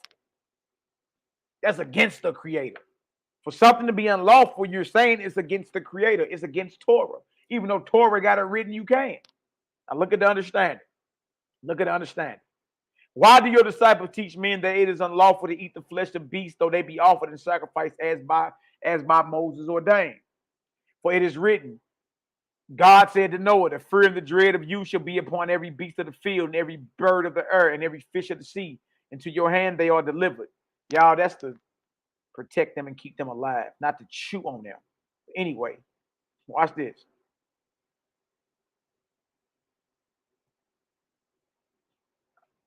Verse 14 up top. And Yahshua said unto them, hold on. And Yahshua said unto them, you hypocrites, well did Isaiah speak of you and your forefathers, saying this people draw near to me with their mouths and honor me with their lips, but their heart is far from me. For in vain do they worship me, teaching and believing and teaching for divine doctrines, the commandments of men in my name, but to satisfy their own lust. In other words, when Israelites go to Noah and when Israelites go to Moses and say, we can eat meat, look, Yahshua say that's just to satisfy their own lust. Y'all hypocrites.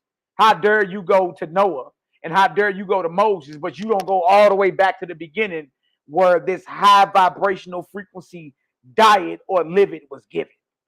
That's why you hypocritical. You'll go talk about Moses and you'll go talk about Noah, but don't go talk about Adam and what he was eating. As also Jeremiah bear witness when he saith concerning blood offerings and sacrifices. I, the Creator, commanded none of these things in the day that you came out of Egypt. There we go again. But only this I commanded you, to do righteousness, walk in the ancient paths, do justice, love mercy, and walk humbly with your Creator. But you did not hearken to me, who in the beginning gave you all manner of seed and fruit of the trees, and seed having been for the food and healing of man and beast. And they said, thou speakest against the Torah. Ooh, wee! Oh, wait, because that's what they accusing me of doing to this day. You anti-Torah, Mali. You anti-Torah, Maccabee. But guess what? They said the same thing to Yahshua and his disciples. Think about it, y'all. They was always trying to stone him. According to Oahspe, he did die through stoning. But even in the biblical narrative, before he was crucified, it was several times they were trying to stone him. Why? Because he taught the same thing they taught. Or were they accusing him of breaking Torah? And they said, thou speakest against the Torah. I get accused of that to this day. And he said, now look at this. Now, this is your response. This is how you respond to anybody claiming that you speak against Torah. And he said, against Moshe, indeed, I do not speak nor against the Torah, but against them who corrupted his Torah. But against them who corrupted his Torah. Huh? Yahshua and the disciples knew the written Torah in their day was problematic. That's why he was given a different rendering, a different judgment. Huh? Look at this. He said, I don't speak against Moshe. I don't even speak against the Torah. I speak against those who corrupted it. So now, Israel, you got to ask yourself, is there corruption? Is there contradiction? Huh? Are there conflicts in the Bible? Does this passage conflict with this passage? Yes, there is. And that's just the truth. And look, we ain't even got to go into the Nazarene Gospels and show you that. We can swim right on over there in the Bible you used to and show it to you. And show it right to you. Huh? He said, I don't speak against Moses nor the Torah. I'm speaking against them who corrupted his law. Now, how can somebody corrupt what Moses wrote down? Write something against it. Write something else. Oh, if you're dealing with writers, guess who you're dealing with? Scribes, translators. That's who you're dealing with. That's who you're dealing with. I speak against them who corrupted his Torah, which he permitted for the hardness of your hearts. But behold, a greater than Moshe is here. And they were wrath and took up stones. They're going to stone him. Why is it far-fetched to believe he was stoned? Look at that. And took up stones to cast at them, and Yahshua passed through their midst and was hidden from their violence. Ooh, wait. All right, I got one more in this, and then we're going to jump. All right. We're going to jump over to the Nazarene Acts. Got a few I want to show y'all in there, and a quick few in the Essene Gospel, and then we're going to open it up. Easy work. All right, now let's go on over. Hold on, tripping. Let's go on over. Hold on, right here. All right, it's a chapter here called "What Is Truth." I highly suggest every brother and sister read that when they get a chance. Very, very powerful. Very, very powerful. All right, so this right here is after the resurrection, right? All right, and he's given the order of the kingdom. All right, so yes, the order of the kingdom, or you know what I mean, or your spiritual progression has to do with your diet. It has to do with your diet. All right. All right, now watch this. Ooh, wait. That's right, Jeremiah 8:8. Everybody knows that. Yeah, the scribes. Everybody know that. Yeah, about the fish. Yep. We'll address that. Either the fish, either the sushi, the raw sushi they ate in the wilderness with biscuits in the desert, and we can address the two different resurrection accounts and him appearing at the Sea of Galilee and one eating fish and one in Jerusalem. The problem is you can't be both places at the same time. Well, maybe he could, but the disciples couldn't. The Sea of Galilee is 75 miles north of Jerusalem. It's a 4-day journey on foot, 8 days round trip. So for them to meet him at the Sea of Galilee, if they start walking from the day he was crucified, they would have missed him by 1 day. He gave them over 4 witnesses, meet me in Galilee when I resurrect. Huh? But Luke 24 got them in Jerusalem. And guess what? They don't leave until they receive the fiery tongues in Acts the 2nd chapter.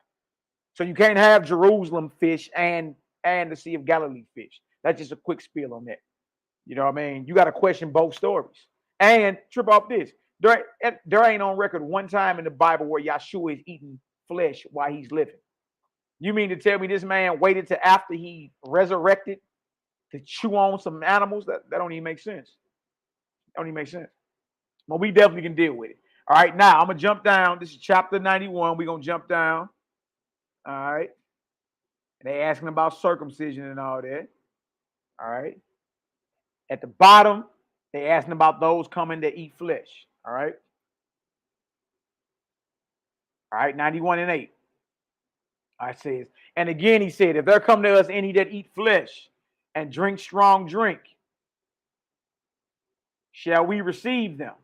And Yahshua said unto them, let such abide in the outer court till they cleanse themselves from these grosser evils. He calling that flesh eating, y'all, a gross evil. And he said, you got to abide in the outer court. Well, according to the breakdown of the temple, the outer court is where non-believers are at. He said, you got to remain in the outer court until you cleanse yourselves of these grosser evils. For till they perceive and repent of these, they are not fit. They are not fit. They are not fit to receive the higher mysteries. That's the second time in this gospel he talk about that. Those whose hands are stained with blood and mouth are defiled with flesh can't be righteous, can't touch holy things, and can't know or teach the mysteries of the kingdom. And Messiah saying that after resurrection, they got to cleanse themselves of them gross evils. Till they repent, they are not fit of the higher mysteries. And I know, but, look, that ain't my fault, y'all. I didn't write none of this.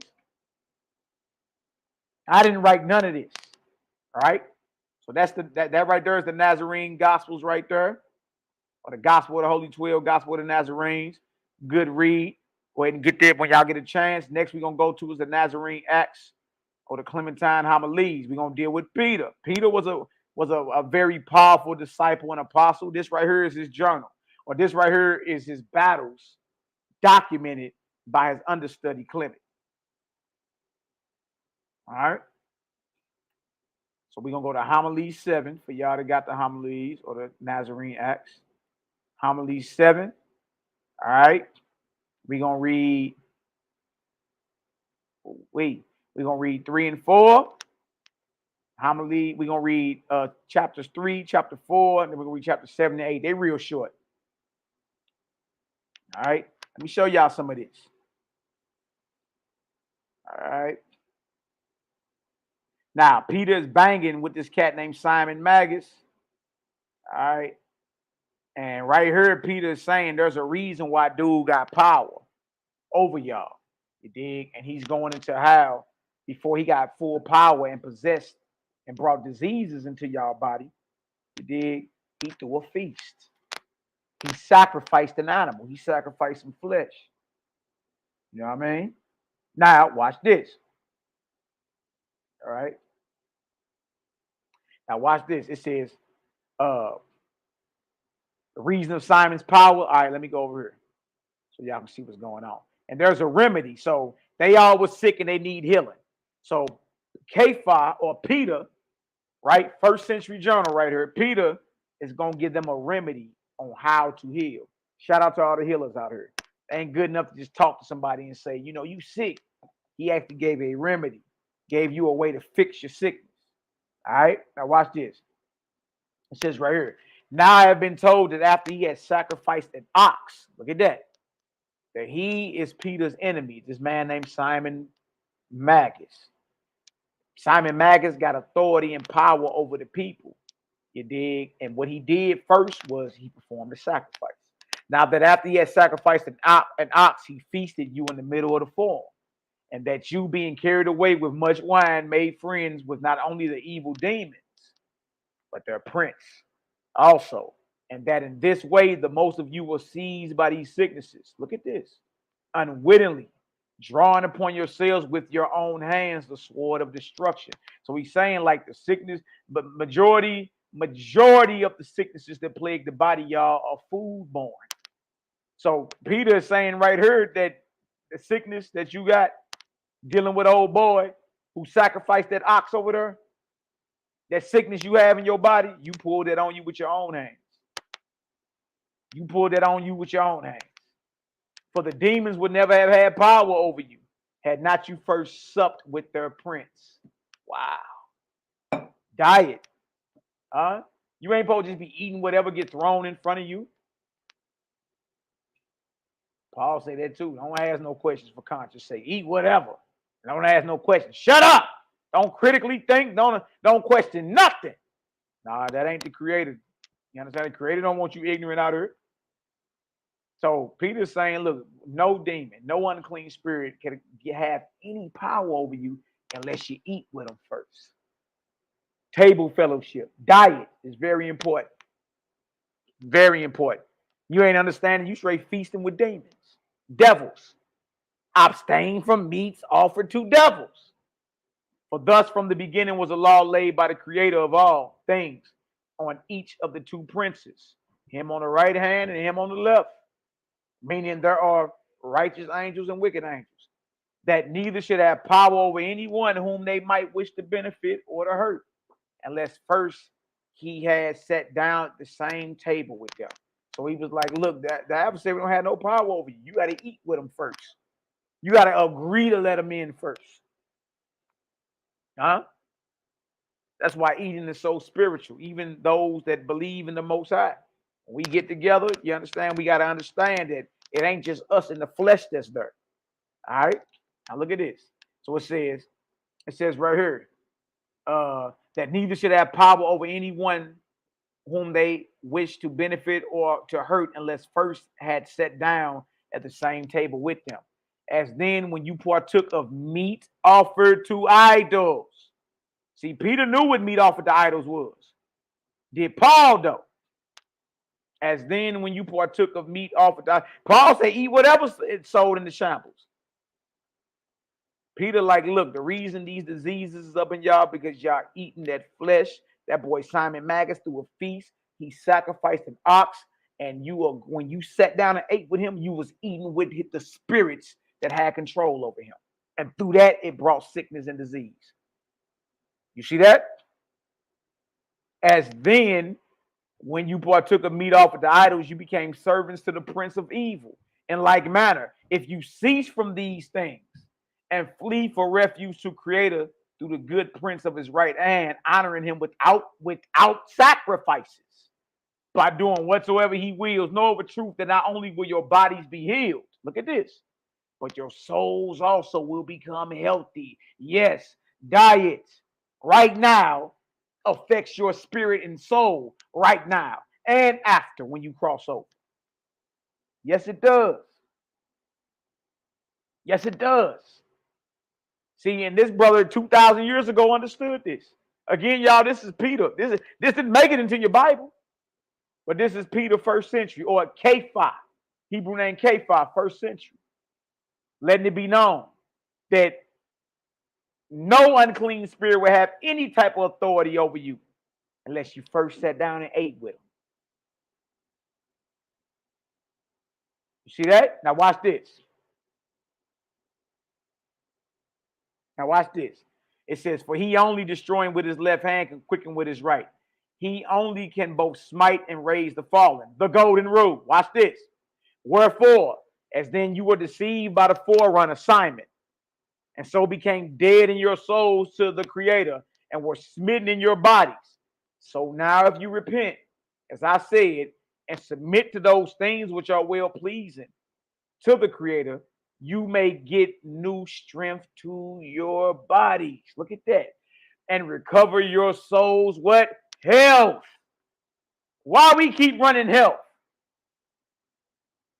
Why we keep running health if health don't mean nothing? If health don't affect your soul and spirit, why is this brother 2,000 years ago talking about this? The Nazarene and the Essene brothers had the light in the 24th arc cycle.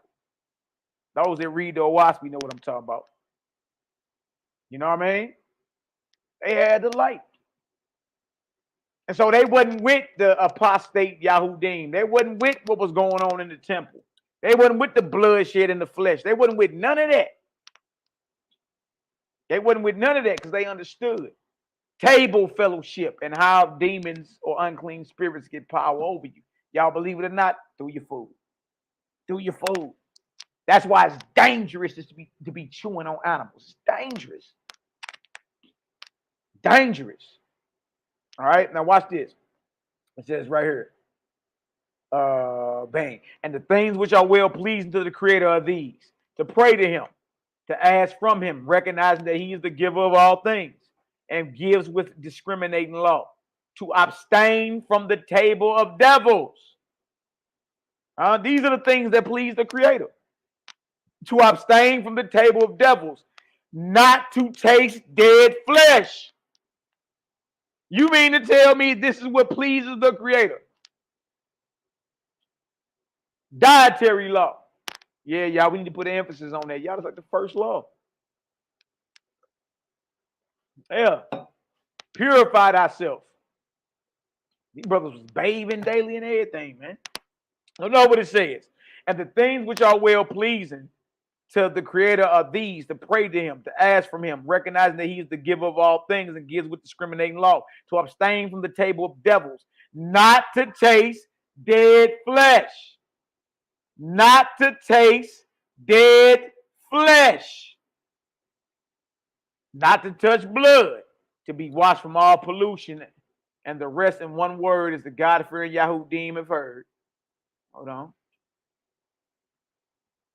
Do ye also, and be of one mind in many bodies. Let each man be minded to do to his neighbor those good things he wishes for himself.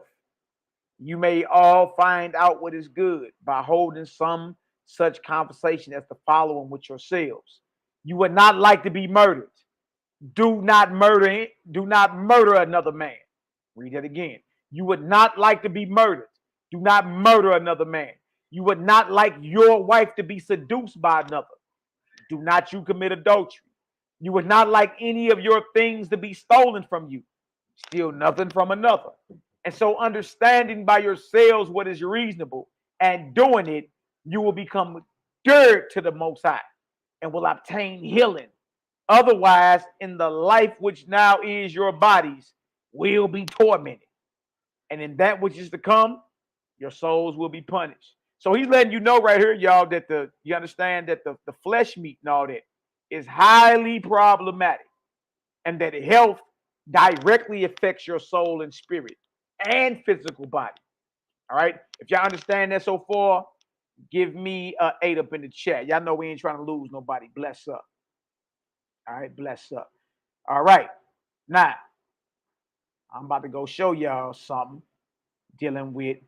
Let's go see how Peter ate himself. All right, how did he eat? I hear you talking, brother, but how did this brother eat? All right, well, let's go down into it.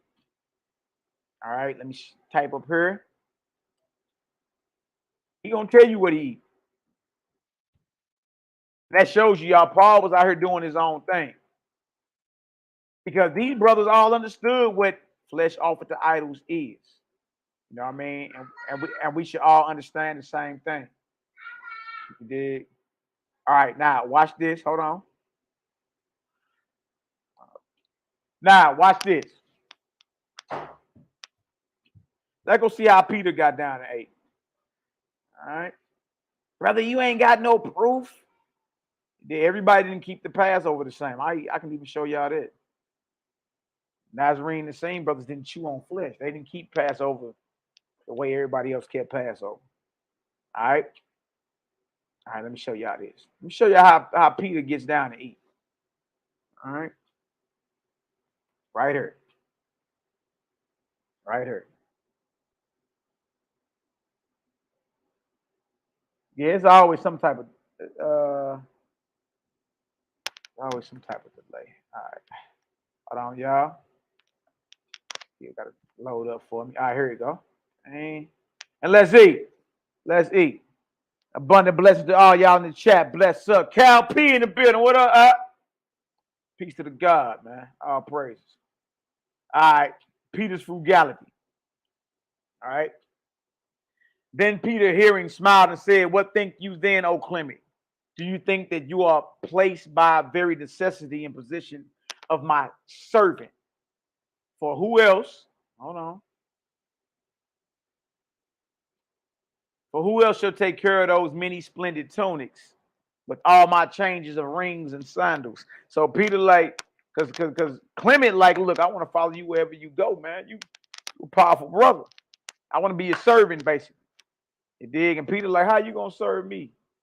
Like, how you gonna take care of me? Why? Because I have need to take care of all my splendid garments with all my changes of rings and sandals. And who shall make ready those pleasant and artistic dainties, which being so various need many skillful cooks, and all those things which are procured with great eagerness, and are prepared for the appetite of effeminate men, and for some great wild beast? However, such a choice has occurred to you, perhaps without you understanding or knowing my manner of life, that I use only bread and olives, and rarely potted herbs. Look at this. Peter is telling you how he eats.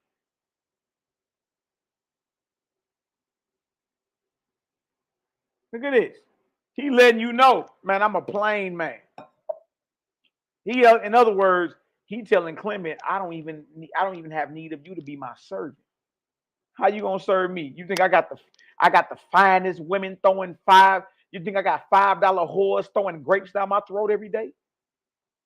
How you gonna serve me? You think I got a wardrobe of garments and fancy rings and clothes? Look what Peter say. He said, however, such a choice has occurred to you, perhaps without you understanding or knowing my manner of life, that I use only bread and olives.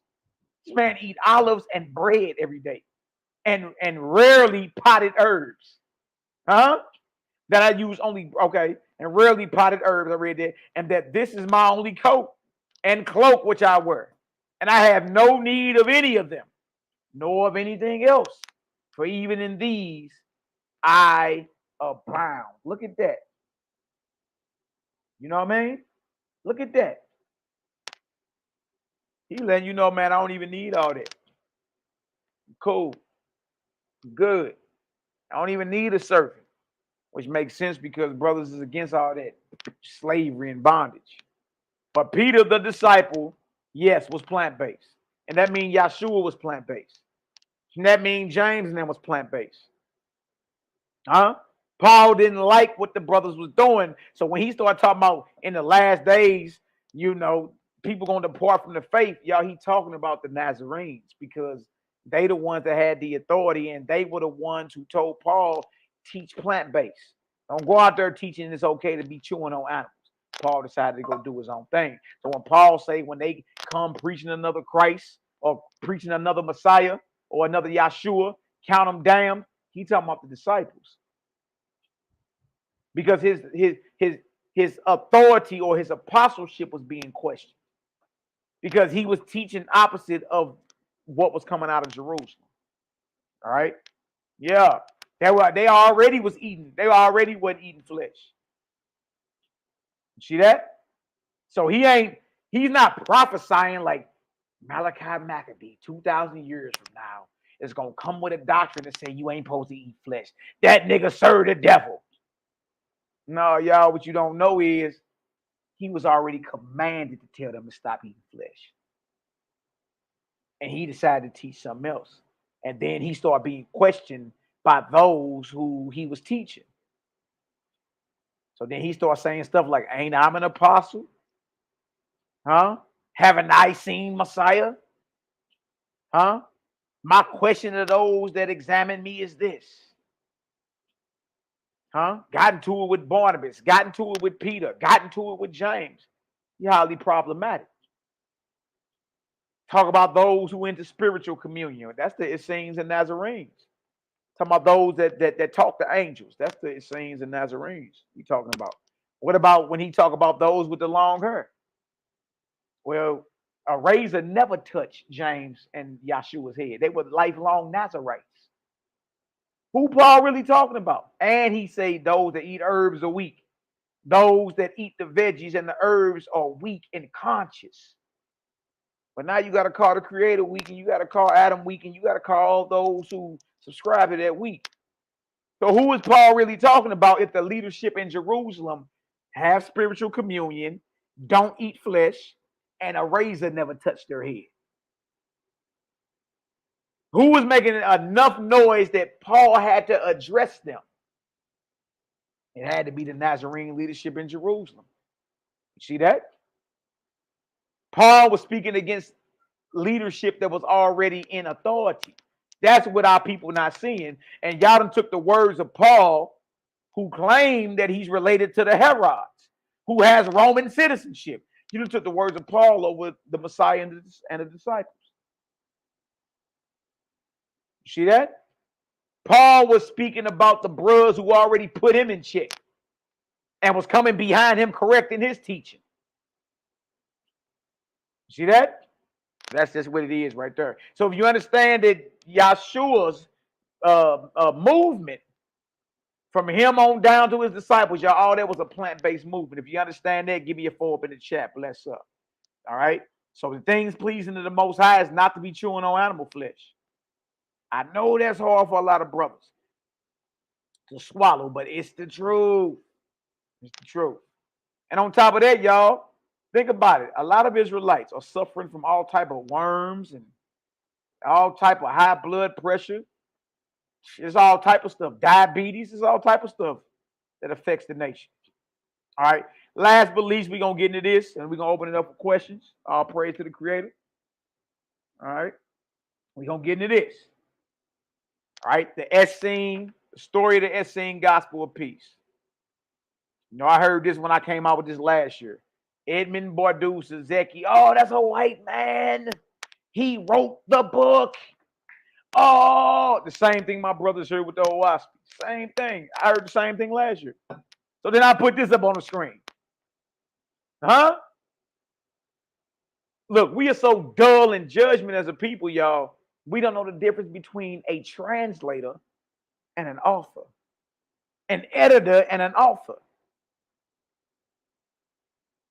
You know what I mean? Look at this. Edmund Bordeaux Sazeki did not write the Essene literature. You dig? He did not write it. He translated it. All right? That's just the truth, man. A lot of people don't want to deal with it. Now look at this. Look what it was originally in. The Essene Gospel of Peace, Book 1, the original Hebrew and Aramaic text. Huh? Translated and edited by Edmund Bordusazeki. So now we can take off the table that this man wrote anything. He wrote a book, but it's not this. You see? And make sure y'all tune in to Honor and Humility on Friday, y'all. We got our brother, we got the God Cal P and Benadad Ben Yehuda coming on, talking about the authorship of the Torah versus the authorship of the Oahspe. Should be very good. But right here is showing you the authorship or the translation and the editing of the Essene Gospel of Peace. Edmund Bordusazeki did not write the Essene literature. You know how many Israelites been running around here saying that? No, he did not. All right. No, they did not. All right. Now, this literature starts off with the sick coming to Yahshua. Look at this. All right. But we're going to jump down to page. Hold on. We're going to jump down to page 3. That's where we're going first. All right. And show some science behind it. Now, remember, this is supposedly being done 2,000 years ago. All right. So trip off the science and the understanding of the body. That's right. Build upon the chief cornerstone. That's right. Now watch this. All right. Bang, bang, bang. Oh, we got to go here first. All right. So here go Messiah. Now in the Essene literature, Yahshua teaches you how to heal yourself. It ain't even spooky. It's tapping into the forces of nature or the forces of creation, whether it's water, whether it's soil, whether it's air, whether it's the sun. All right. He taught in this literature, he teaches you how to be proactive in healing yourself because you're really supposed to be your own doctor. You're really supposed to be your own doctor. You know what I mean? Now, watch this. And we're going to jump around in this a little bit. Then we're going to open it up for questions, y'all. All right. Well, I tell you truly, evils and dangers innumerable lie in wait for the sons of men. Beelzebub, the prince of all devils, the source of every evil, lies in wait in the body of all the sons of men. This thing got to do, this is inside of you. You thinking all this, you know, the devil with red pantyhose on, a pitchfork, smoking a joint in hell. No. This ain't got nothing to do with that. This has everything to do with what's going on within inside your body. You see this? Beelzebub, the prince of all devils, the source of every evil, lies in wait in the body of all the sons of men. He is deaf, the lord of every plague, and taking upon him a pleasing raiment, he tempts and entices the sons of men. Riches does he promise, and power, and splendid palaces, and garments of gold and silver, and a multitude of servants. All these he promises renown and glory, fornication and lustfulness, gluttony and wine bibbing, riotous living and slothfulness and idle days. And he entices everyone by that to which their heart is most inclined.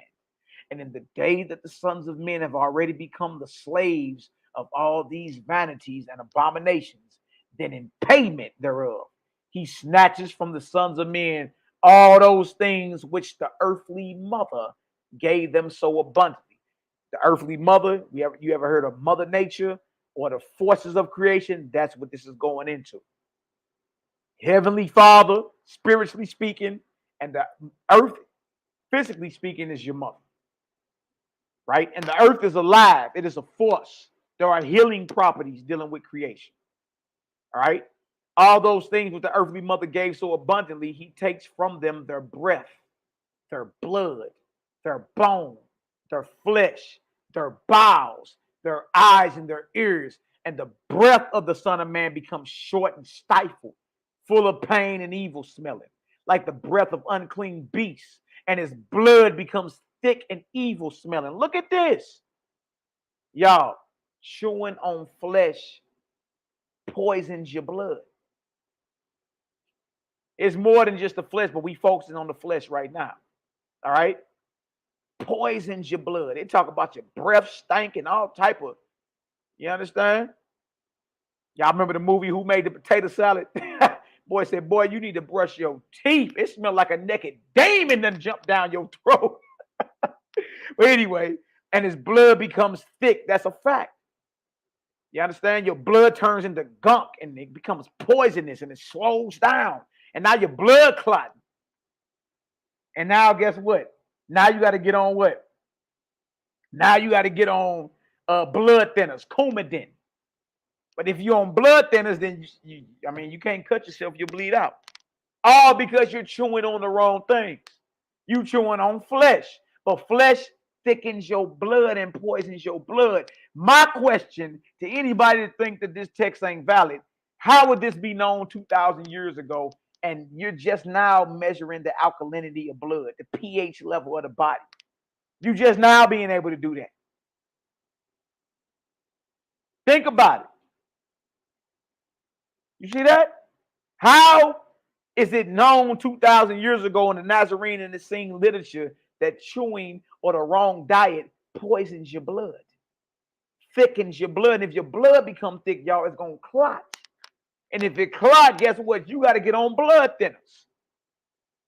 See, all we got to do is examine the sickness.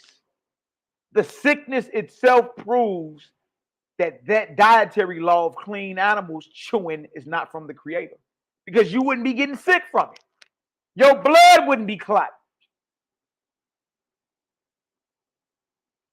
You see that? And his blood becomes thick and evil smelling. Look at this. Like the breath of unclean beast, and his blood becomes thick and evil smelling, like the water of the swamps. It clots and blackens. How is this known 2,000 years ago about blood clots? About your blood turning black? You see this? And they just not really finding this out, y'all. Like the night of death, and his bone becomes hard and knotted. There go your arthritis. There go your arthritis. Huh? There go your gout of the joints. Look at that. Man, this is talking about clotting of the blood, poisoning of the blood, y'all, and arthritis. A problem with your bones. You see this? Look at this. It says, and his bone becomes hard, knotted. It melts away within and breaks asunder as a stone falling down upon a rock. And his flesh waxes fat and watery. The dropsies. Huh? Now you got the dropsies. And his flesh waxes fat and watery. It rots and putrefies. Y'all know about putrefying flesh? Rotting, decaying flesh that produces maggots. Y'all see this? Putrefies with scabs and boils that are an abomination. Now look at this. Watch this. Watch this. I bet we all can relate. Watch this. And his bowels become full with abominable filthiness, with oozing streams of decay. I think we all know what an oozing stream of decay is that come forth from your bowels. Huh? That boy got the runs, huh? Wow.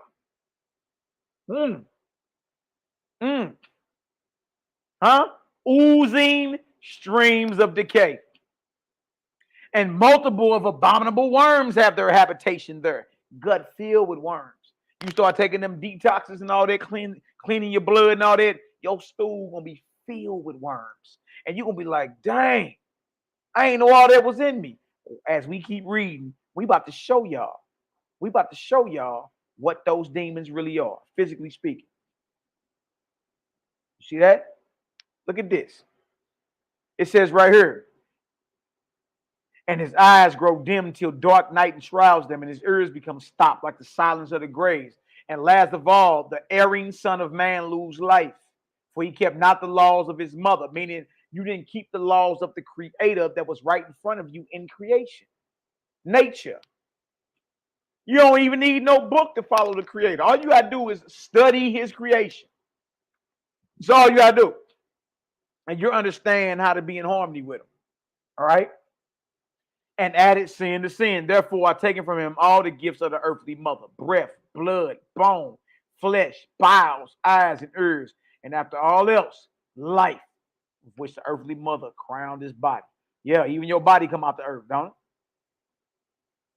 Look at this. Hold on.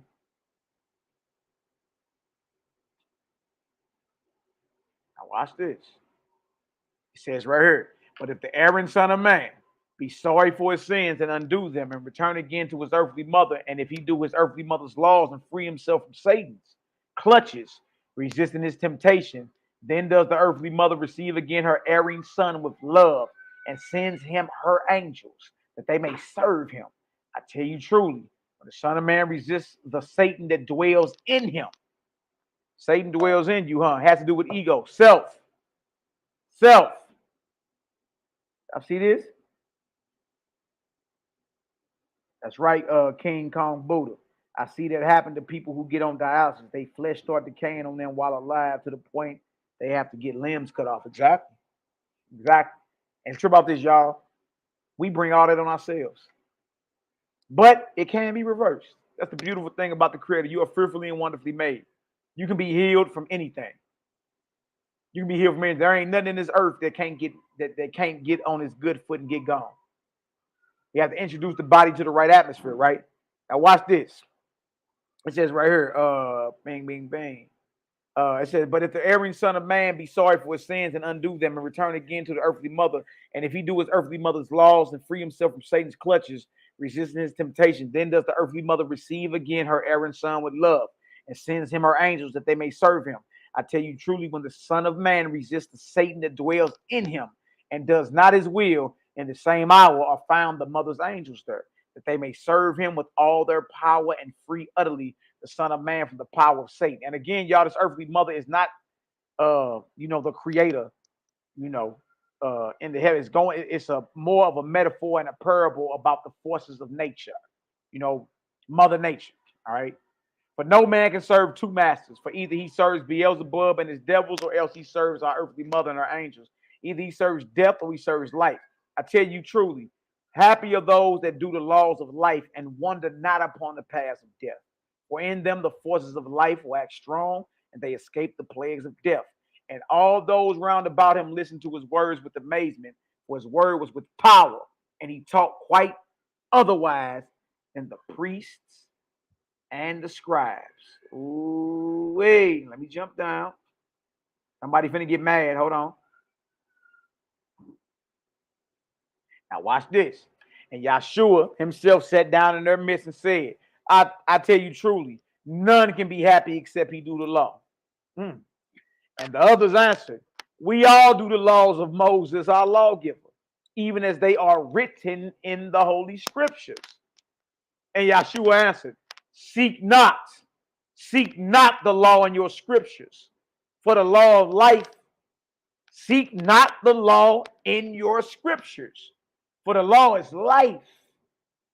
Y'all hear that? The law of the Creator is life.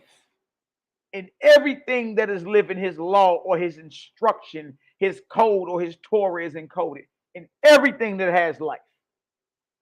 Seek not the law in your scriptures, for the law is life, whereas the scripture is dead. Oh man, they ready to hang me for that one. But that's Peter, that's Yahshua 2,000 years ago telling you the written Torah that you have today is dead. It's dead. That ain't what he came to teach. You see that? Seek not the law in your scriptures, for the law is life, whereas the scriptures is dead. I tell you truly, Moses received not his laws from the Creator in writing, but through the living word. But through the living word. Look at this. The law is living word of the living Creator to living prophets for living men. Y'all hear that? In everything that is life is the Torah written. You find it in the grass, in the tree, in the river, in the mountain, in the birds of heaven, in the fishes of the sea. But seek it chiefly in yourselves. Do y'all hear this? He said, y'all so busy flipping through books and trying to precept 1,000 scriptures. Them scriptures dead, Jack. That's what he said. You want to know about the law of the Most High? Study nature, study his creation, but mainly search for it within yourself. You see that? It's all responsibility and accountability over here. You see that? You wasn't born with no Bible strapped to your back. You wasn't born with no book strapped to your back. Common sense is the voice of the Most High. Your first voice you shouldn't listen to, right?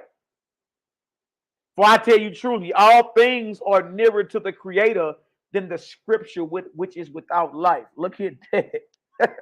Hey, Yahshua say your written Torah is dead. It's dead. The living law was given to a living people, to living prophets from a living power in a right now, real time. What you doing searching backward for wisdom? Search it in yourselves, man. You see that? Now watch this. God so made life and all things that they might, by the everlasting word, teach the laws of the true God, or the true creator, the man. The creator wrote not the laws in the pages of books. Do y'all hear this?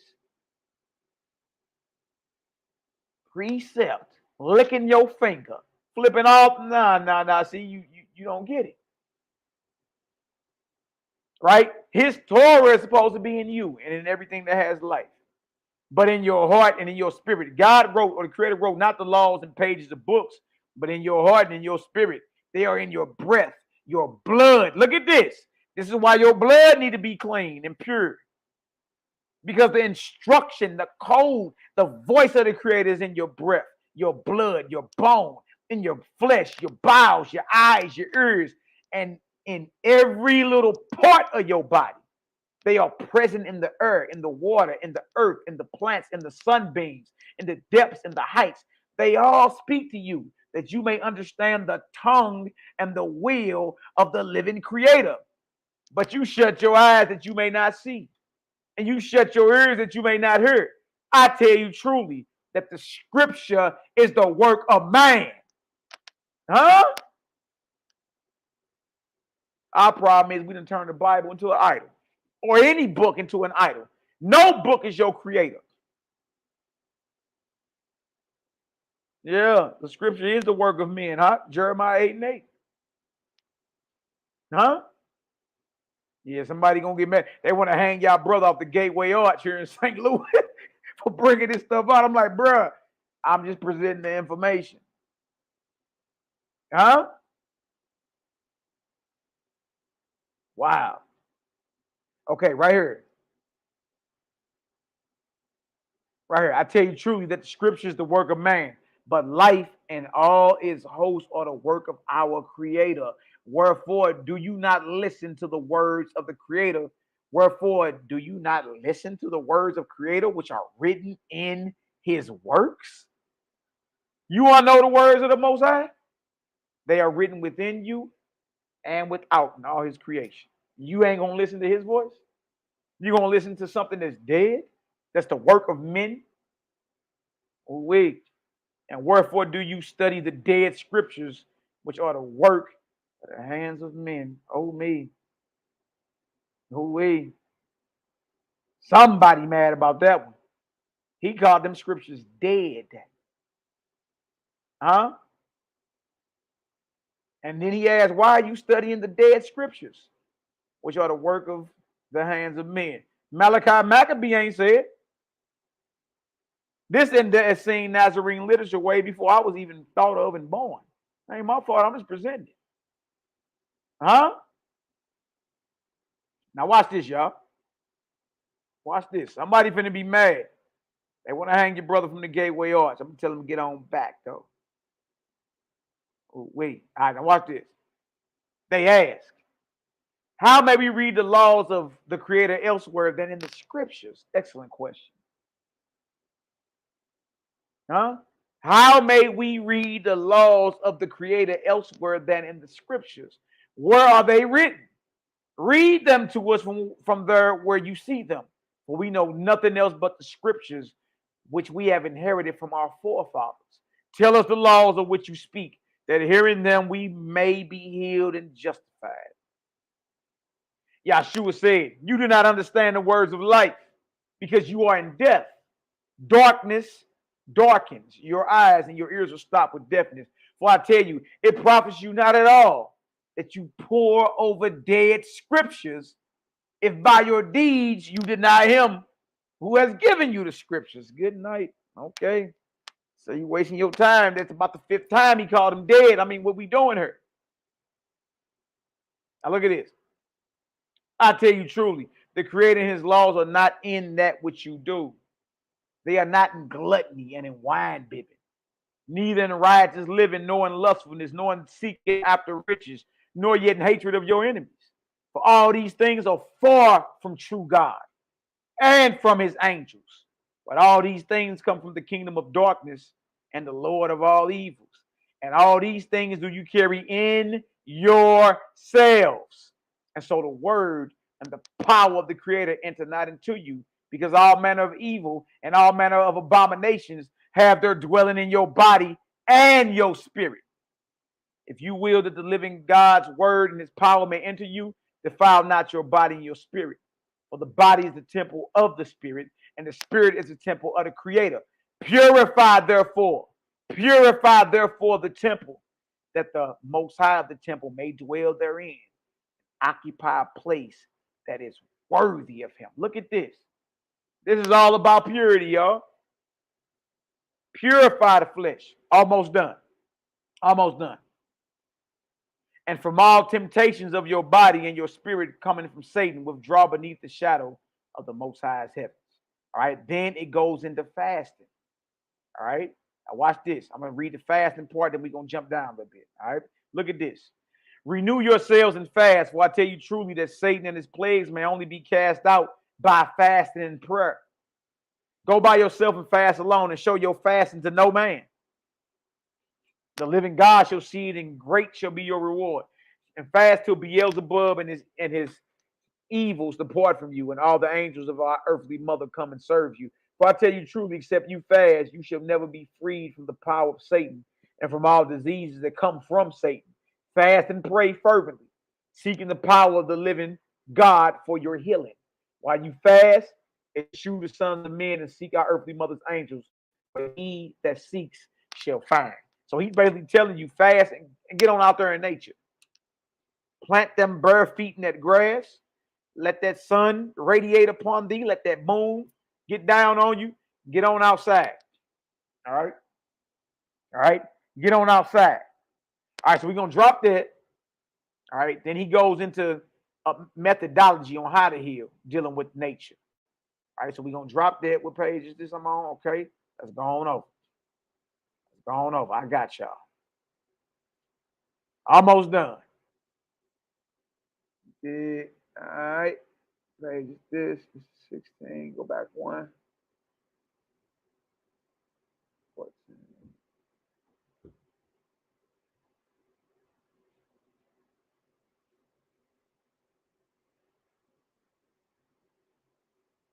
Right here. Here it is. My bad, y'all.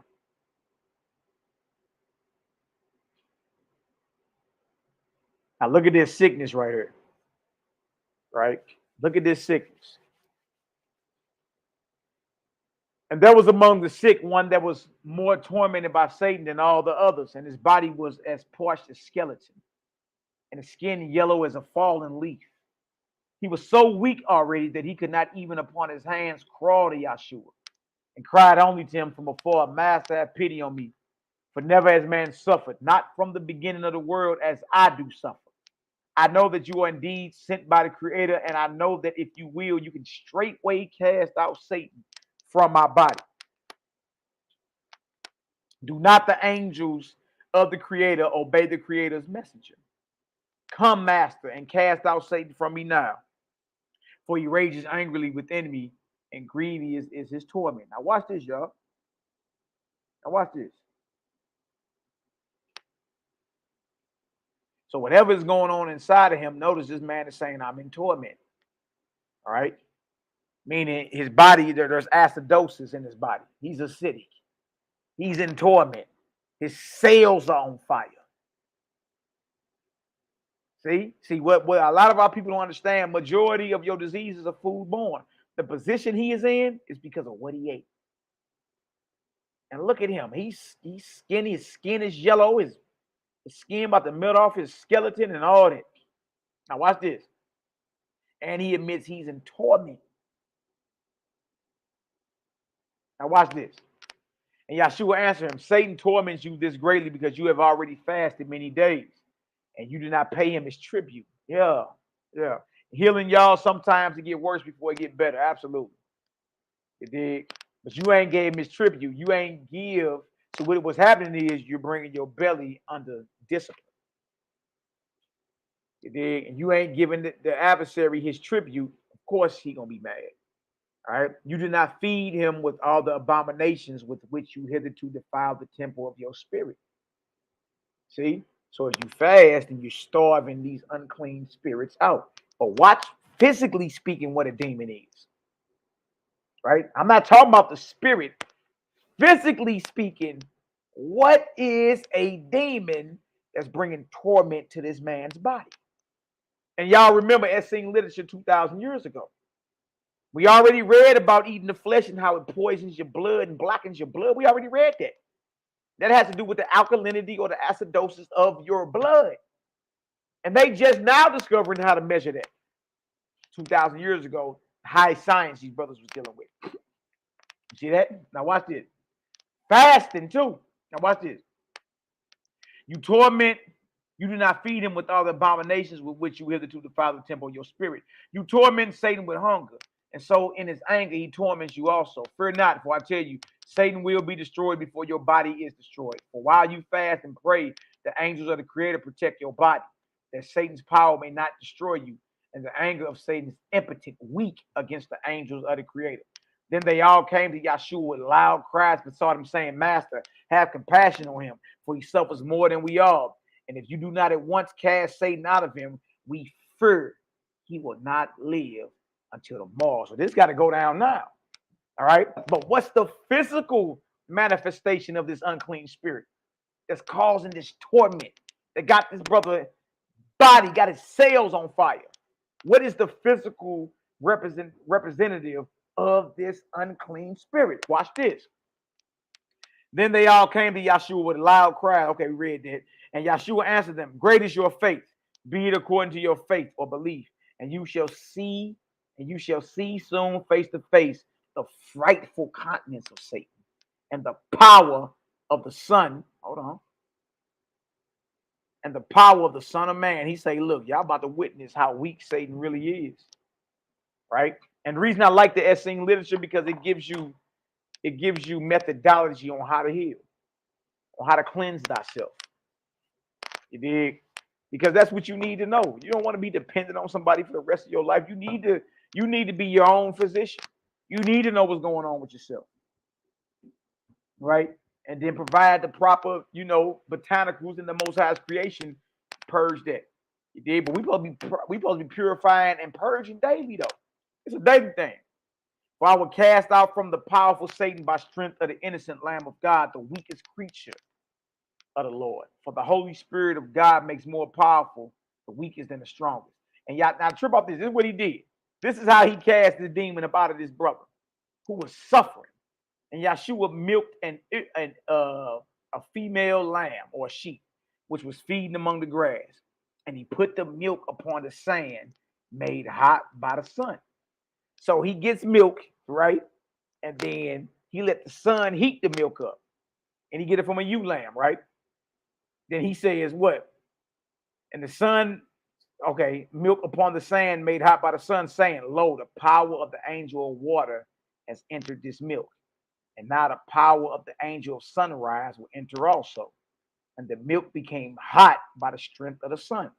And now the angels of water and of sun will join the angel of earth.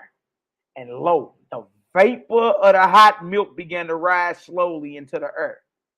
Come and breathe in by your mouth the strength of the angels of water, of sunshine, and of earth, that it may come into your body and cast out the Satan from you. So Messiah basically got milk from a ewe lamb, milked it, let the sun heat it up, let the elements, produce vapor. And he told dude, come over here and inhale the vapor. Wow. And this will cast Satan out of you, right? Now watch this. Watch this. And the sick man whom Satan tormented did breathe within himself deeply the rising whitish vapor. Straightway will Satan leave your body, since for 3 days he starves and finds no food within you. See, fasting is a method. Fast for 3 days. Starving. He will come out of you to satisfy his hunger by the hot steaming milk. For this food finds favor in his sight. He will smell its smell and will not be able to resist the hunger which has tormented him 3 days already. But the Son of Man will destroy his body, that he may torment none else again. Then the sick man's body was seized with an ague, and he retched as though he would vomit, but he could not. And he gasped for air, for his breath was spent, and he fainted on the lap of Yahshua. Now does Satan leave his body? See him. And Yahshua pointed to the sick man's open mouth. The sick man's open mouth. And then they all saw with astonishment and terror that Satan was coming out from his mouth in the shape of an abominable worm. There it is. Yes, the parasites are demons. The parasites in your body, the worms in your body that causes inflammation, that causes blackening of the blood and the blood clots. There your demons and Satan is right there. Came straight out in the form of a parasite, an abominable worm. Y'all see how this is all about health? You see the dangers of flesh consumption? You see how we ain't supposed to be chewing on dead animals anyway, even according to the flesh laws in Leviticus. Look at this. The Satan that he was talking about the whole time that's in you, parasites. Good night. There it is. There it is. And they all saw with astonishment and terror that Satan was coming out from his mouth in the shape of an abominable worm, straight towards the steaming milk. Then Yahshua took 2 sharp stones in his hands and crushed the head of Satan and drew out from the sick man all the body of the monster, which was almost as long as the man. Y'all see how long these worms be?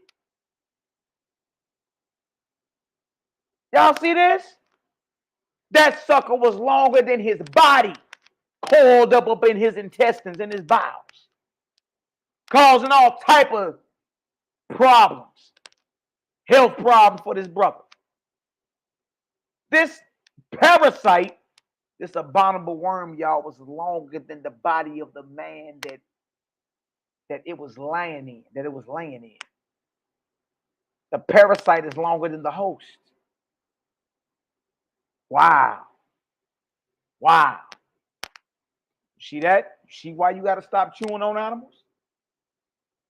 It's time to clean out, man. You got to clean your blood. You got to do full body detox. You got to hydrate your cells. It's all type of stuff you need to be doing.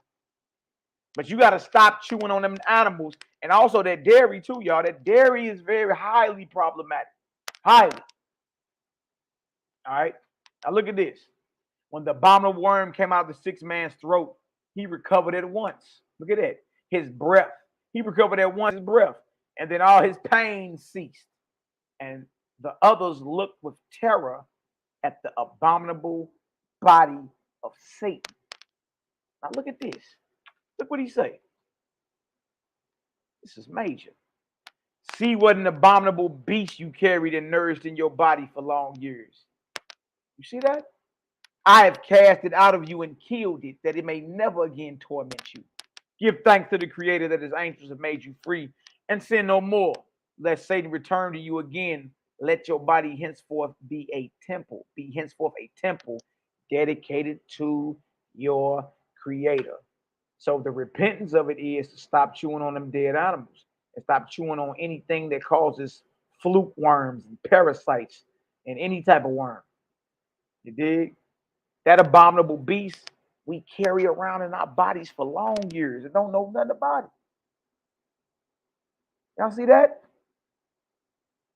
That demon was actually them parasites.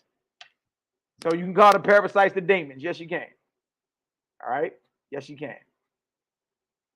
All right. Okay, bang. Okay, man.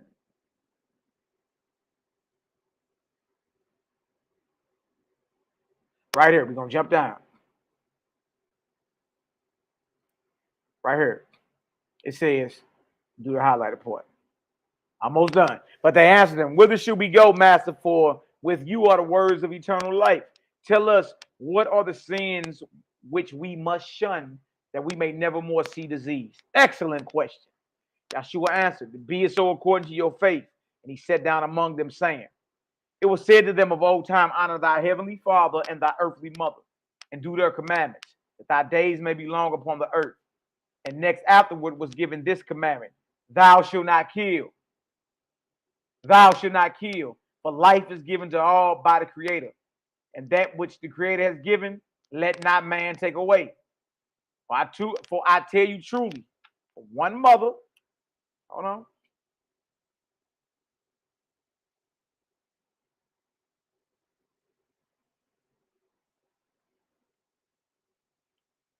From one mother receives all that lives upon the earth. The mother, again, in this case, y'all, is the earth. All right? It's not a deity. Therefore, he who kills his brother. And from him will the earthly mother turn away, and will pluck from him her quickening breasts, and he will be shunned by her angels. And Satan will have his dwelling in his body. And the flesh of slain beast in his body will become his own tomb. Look at that. Look at that. Look at that.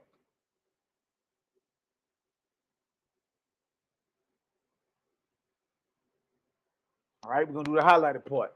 So it says, for I tell you truly, he who kills himself and whoso eats the flesh of slain beasts eats of the body of death. Huh? And the flesh of slain beast in his body will become his own tomb. You understand? You digging your own grave, chewing on animals. You killed it to eat it, and in turn, it kills you. Straight up. For I tell you truly, he who kills himself. And whoso eats the flesh of slain beasts eats of the body of death. You see that? So yes, the USA, the American standard diet, the American satanic diet, is very satanic. It's death. Death culture. For in his blood, every drop of their blood turns to poison. Look at this. How is it known 2,000 years ago that flesh eating poisons your blood, coagulates your blood, clots your blood? How do they know that? Look at that. For in his blood, every drop of their blood turns to poison. In his breath, their breath to stank. Yeah. Huh? Flesh breath. In his flesh, their flesh to boils. In his bones, their bones to chalk. Yeah. Eating flesh inflames your bones too. So now we're dealing with arthritis, right? In his bowels, their bowels to decay. Ooze and streams of decay. Huh? That boy got the runs. In his eyes, their eyes to scales. In their ears to waxy issue. Waxy issue, huh? And their death will become his death. For only in the service of your heavenly Father are your debts of 7 years forgiven in 7 days. But Satan forgives you nothing. And you must pay him for all.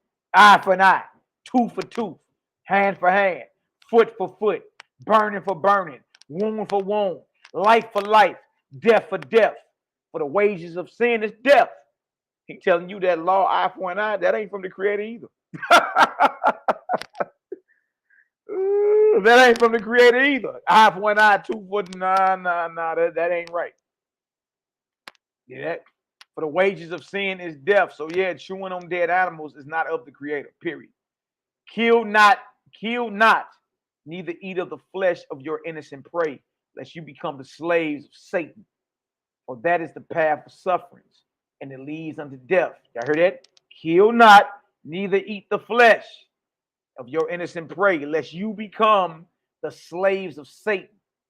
For that is the path of sufferings, and it leads unto death. But do the will of the Creator, that his angels may serve you on the way of life. Obey therefore the words of the Creator. Behold, I have given you every herb bearing seed, which is upon the face of all the earth, and every tree in which is the fruit of a tree yielding seed, To you it shall be for meat, and to every beast of the earth, and to every fowl of the earth, and to everything that creepeth upon the earth, wherein there is breath of life. I give every green herb for meat. So even the animals supposed to be eating the herbs. All right. Then he goes in and they ask him about, having to kill an animal if you are, if you are under attack, or if your family member or your loved one is being attacked by an animal. He let it be known you can lay it down, but don't do it in hatred. All right. Hurry up and put him out of his misery. But protect your loved one. All right. But don't do it in anger. All right. I'm at the bottom. Now watch this. Watch this. Somebody finna get mad again. Then another said, Moses, the greatest in Israel, suffered our forefathers to eat the flesh of clean beasts and forbade only the flesh of unclean beasts. Why therefore do you forbid us the flesh of all beasts? Which law comes from the Creator? That of Moses or your law? Oh, wait! Look at that. They like, well, Moses said we can eat clean flesh. So which one is from the Creator? What you teaching or Moses? Look at this. And Yahshua answered, the Creator gave by Moses 10 commandments to your forefathers. These commandments are hard, said your forefathers, and they could not keep them. When Moses saw this, he had compassion on his people and would not that they perish. And then he gave them 10 times 10 commandments. 10 times 10 is 100, ain't it? Ain't it? So commandments started getting added. These are not the Creator's laws, though. Wow. Look at that. For he whose feet are strong as the mountain of Zion needs no crutches, but he whose limbs do shake gets further having crutches than without them. And Moses said to the Creator, my heart is filled with sorrow, for my people will be lost.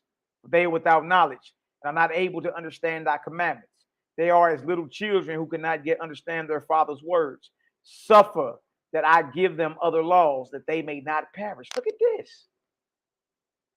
Moses adding laws, according to this text right here. If they may not be with thee, O Most High, let them not be against thee, that they may sustain themselves. And when the time has come, and they are ripe for thy words, revealed to them your laws. For that did Moses break the 2 tablets of stone, whereon were written the 10 commandments. And he gave them 10 times 10 in their stead. And of these 10 times 10, the scribes and Pharisees, the scribes and Pharisees have made 100 times 10 commandments, thousands of commandments, and so-called oral traditions. And they have laid unbearable burdens on your shoulders they themselves do not carry. For the more near are the commandments to the Creator, the less do we need. Y'all hear that? The closer you are to the Creator, the less laws you need to regulate your coming and going. The closer you are to the Creator, the less laws you need. The further you are from the Creator, now you need your 613 Torah portions, because you far from the Creator. You far from the Most High. You understand? The Creator is not the 613 Torah portions. The Creator ain't got you out here confused, not knowing what's going on, making it hard. It's real simple. All right? And they have laid unbearable burdens on your shoulders that they themselves do not carry. For the more near are the commandments to the Creator, the less do we need. And the further they are from the Creator, then the more do we need. Wherefore are the laws of the Pharisees and scribes innumerable, the laws of the Son of Man 7, of the angels 3, and of the Creator 1. Wait. Look at this. Therefore, I teach you only those laws which you can't understand. Makes sense, don't it? Makes sense, don't it? I teach you only those laws which you can understand, that you may become men and follow the 7 laws of the sons of man. Then will the unknown angels of the Heavenly Father also reveal their laws to you, that the Creator's Spirit may descend upon you and lead you to his Torah. And all were astonished at his wisdom, and asked him, continue, Master, and teach us all the laws which we can receive. Yahshua, here we go. Here we go. And Yeshua continued, the Creator commanded your forefathers, thou shalt not kill. Thou shalt not kill. But their heart was hard and they killed. Then Moses desired that at least they should not kill men. And he suffered them to kill beasts. And then the heart of your forefathers was hardened. And the heart of your forefathers was hardened yet more. And they killed men and beasts likewise. But I do say to you, kill neither men nor beasts, nor yet the food which goes into your mouth. Bag drop. There it is. There it is right there, y'all. He say, look, man, look, Moses allowed certain things because y'all had hardness of heart and y'all was so far from the Creator, y'all ain't know no better. Y'all needed training wheels out here. But now it's time to take the training wheels off and ride your bike, ride your motorcycle for real. You know what I mean? Well, Moses, so Messiah say, look, certain things are written in the written Torah that was allowed because of the hardness of your heart, but from the beginning it wasn't so. So he say, but I do say to you, kill neither men nor beasts, nor yet the food which goes into your mouth. So that sirloin steak, that ribeye steak, that's against the Creator. You're not to kill your food. For if you eat living food, the same will quicken you. But if you kill your food, the dead food will kill you also. For life comes only from life. Facts. For life only comes from life. And from death comes always death. For everything which kills your foods kills your bodies also. Y'all hear this? Y'all hear this? Wow, that which kills your food kills your bodies also. And everything which kills your bodies kills your souls also. Yes, diet directly affects your spirit and your soul. Yes. And your bodies become what your foods are, even as your spirits likewise become what your thoughts are. Therefore, eat not anything which fire or frost or water has destroyed. Freezer burn, huh? He said, don't eat nothing that fire, frost, or water has destroyed. Flat out. For burned, frozen, and rotted foods will burn, freeze, and rot your body also. Dang. Sound like they was pushing more of a raw plant-based diet or living. They like, don't even put no fire on it. Be not like the foolish husbandman who sowed in his ground, cooked and frozen and rotten seeds, and the autumn came and his fields bore nothing. Right. Why would you put cooked seeds and frozen seeds in your soil and think you're gonna grow something? And great was his distress, and great was his distress. But be like that husbandman who sowed in his field living seed, and whose field bore living ears of wheat, paying 100-fold for the seeds. Wow, hold on.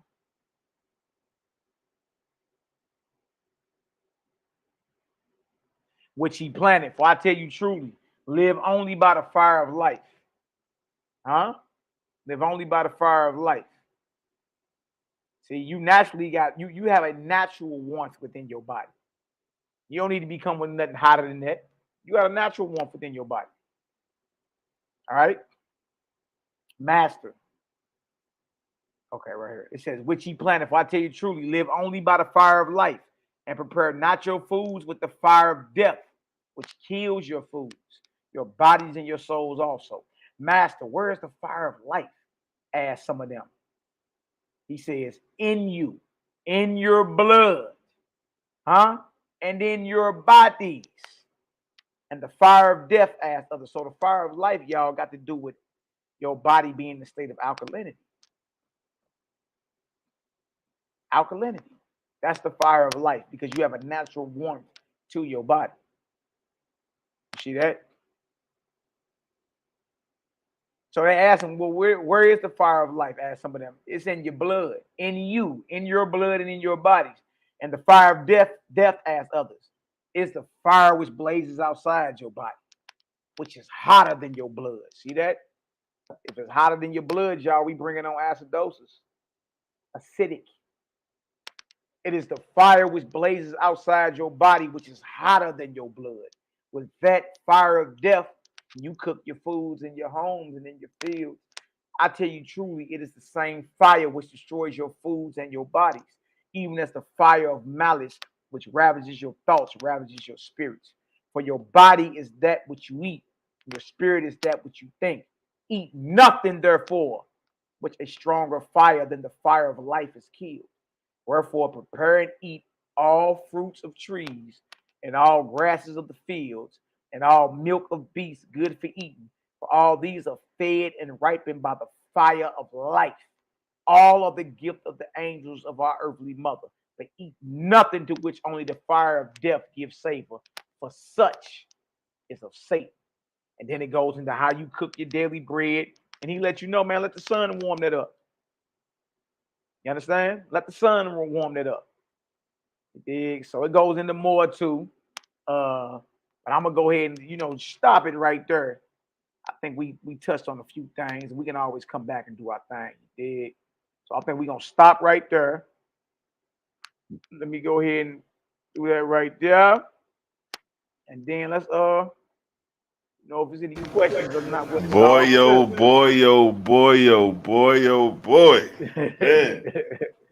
That was a mouthful right there, man. It's like that was the undisputed truth right there. It's like, can't nobody say nothing about the Hebrew Israelites ate meat and that was commanded by the Creator. It's obviously clear that the Creator required an herbivore's diet, and you just proved it without a shadow of a doubt. You know what I mean? Great lesson. Y'all got questions? Go ahead and drop it in the chat. Like I said earlier, I had 3 questions for you. Come on, Ark, man. Right on for having me on too, brother. Right on for having me on, man. Abundant blessings in the name of the Creator. Man, that was an excellent lesson, man. I'm like, shoot, it really probably answered all my questions, really. So let me ask you this first question, because I hear Israelites say this: are we supposed to uphold the meat offering in captivity? Are we supposed to uphold the meat offering in captivity? Yeah. Like how they say, like since Israel is not their homeland, they're not performing the but being that we in captivity, coming from their perspective, being that we in captivity, do those same rules apply? Because I know they done set up themselves with a priesthood and all that, so I'm assuming. Right. Well, trip off this, man. When you trip off of it, when I read the Maccabees, we was under captivity then. We was under captivity to the Greeks. They came in and destroyed the temple, so we can do no sacrifices. You see that? They destroyed the temple, the altar, and then they Hellenized everybody. So the brothers who was under the captivity, who decided to stand up and speak against that and go against that, they didn't eat the flesh because the altar, the temple was under attack. The altar is profane. And they were priests. They had their cattle and everything. But they ate herbs continually so they wouldn't be defiled. So even if somebody would say, well, we in captivity, we can't do no sacrifices anyway. Well, that means, guess what? You ain't supposed to eat it. You ain't supposed to eat it because what's required for you to eat the flesh, you can't provide. And if you can't provide it, you can't just come up with your own makeshift law and say, okay, I'm being obedient. No, you doing your own thing. That's what you're doing. Right? So I would say 2 Maccabees 5, verse 25 through 26, what I just read out the Apocrypha, shows them being in bondage and them being that the temple was under attack. Guess what? They decided to not to eat the flesh. They ate herbs continually because if they ate flesh, they would have been defiled. Powerful. All right, so captivity or no captivity rules apply. Yes.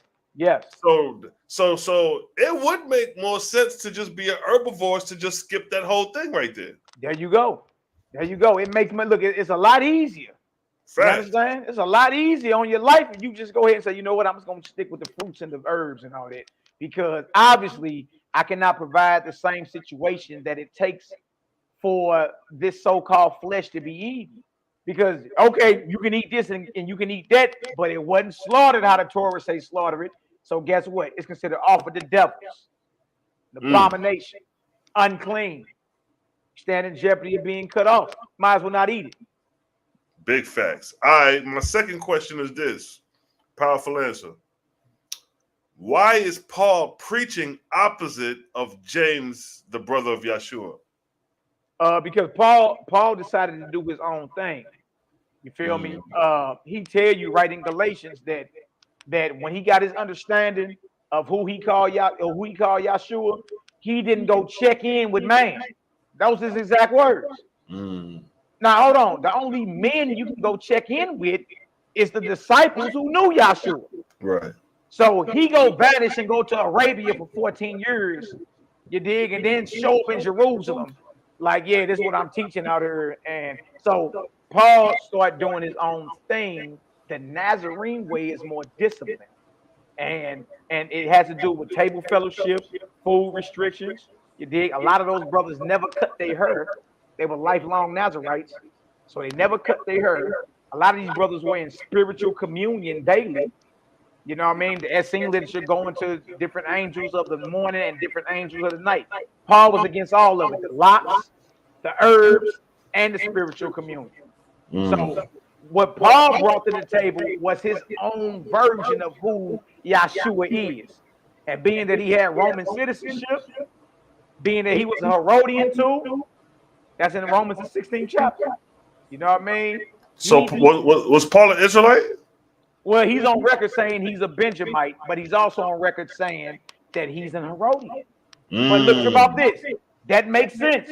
What Israelite had a Roman citizenship in first century Palestine? Rome wasn't handing out no citizenship to Jews or Israelites. So you mean to tell me Paul is the only one that has citizenship? Yahshua didn't have Roman citizenship. Peter didn't have Roman citizenship.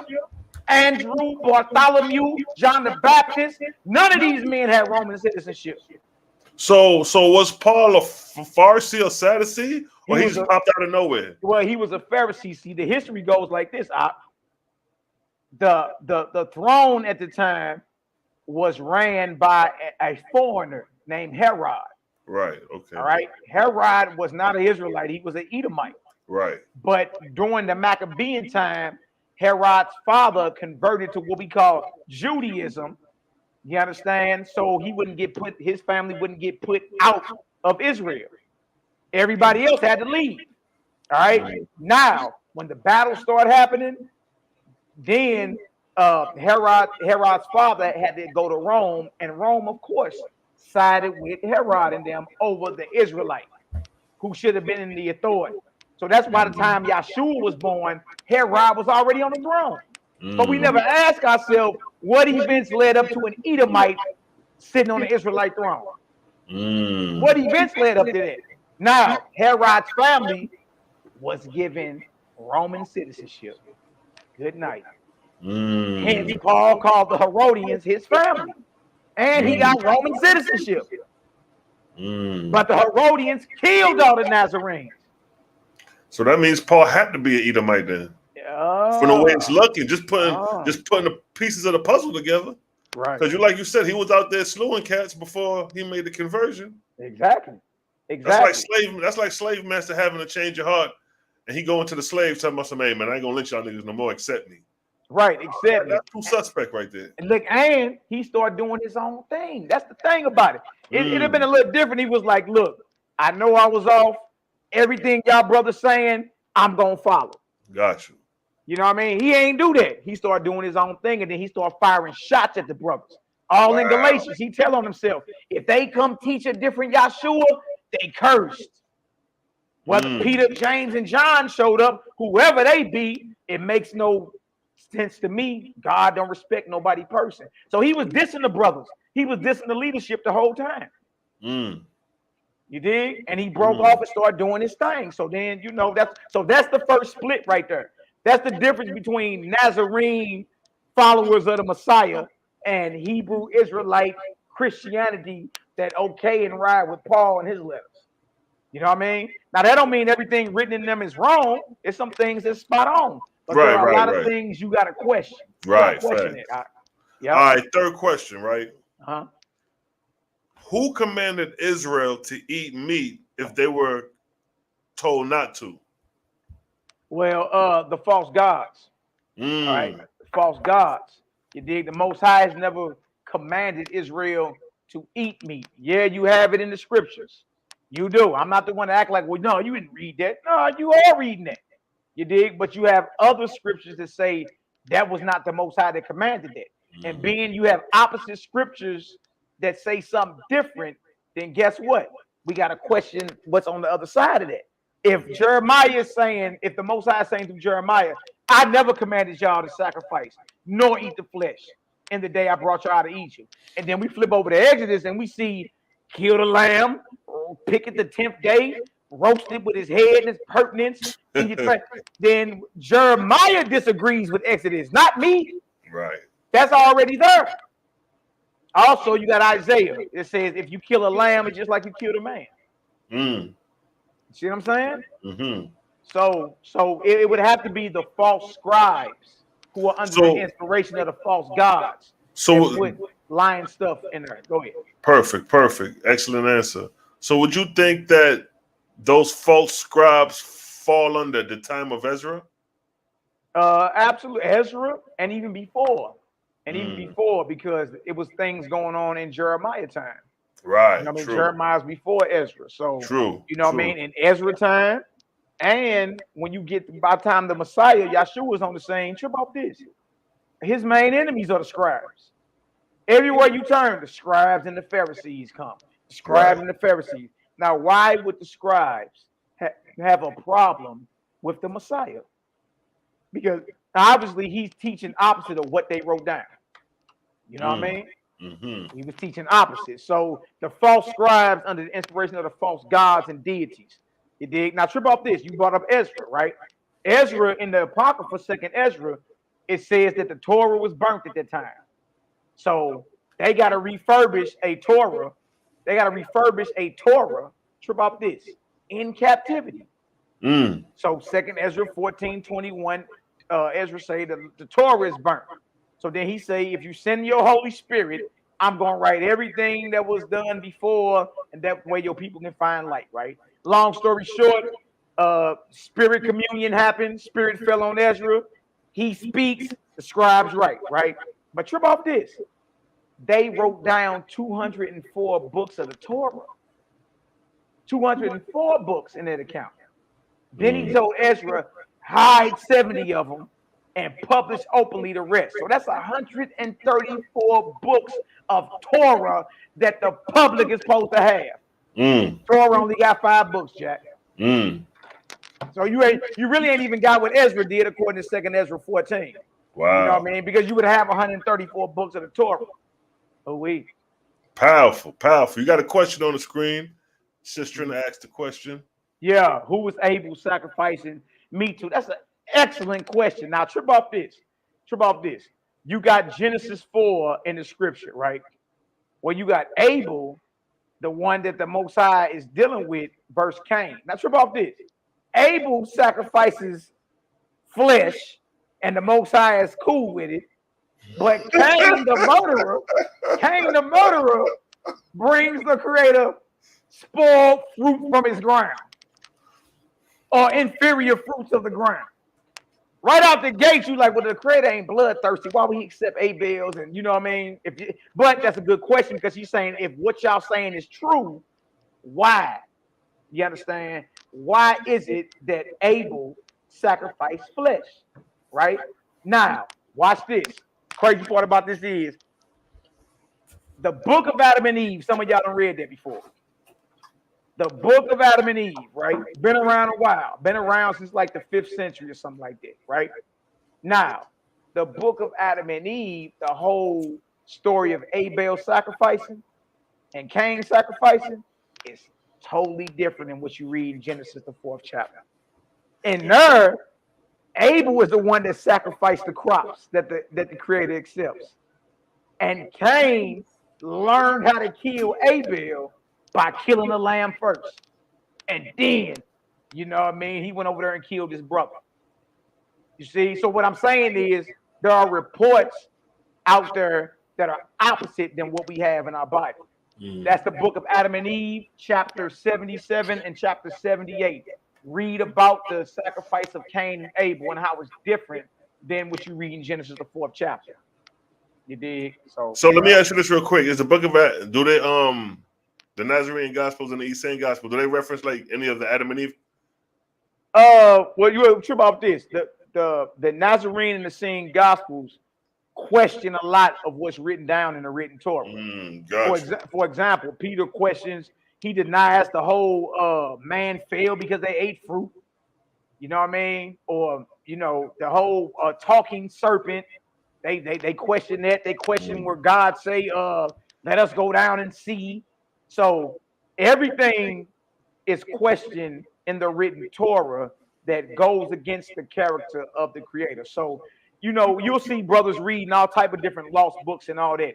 But I mean, if it don't resonate with you, then, you know, just don't deal with it. I just was showing that there is an opposite account of Cain and Abel sacrificing opposite of what's written in the Bible. You know what I mean? And to me, it makes more sense that Abel's offering would be accepted being bloodless. Right. You know what I mean? Facts. Over Cain. You did. Facts. So you got another question from Sistren Harriet. Yep. Okay, I see that. So that as well means he could not have fed 5K with fish and bread. Yes, you got to ask yourself this about the fish in the desert, the fish and the biscuits, right?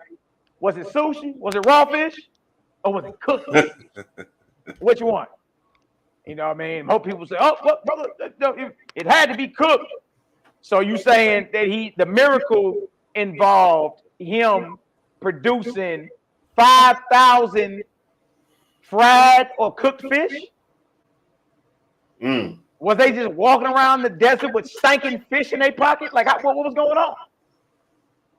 You see what I'm saying? Like, certain things you got to question. Not only that, we read earlier that whatever meat you eating that can be ate, that got to be processed a certain way, or it's unlawful.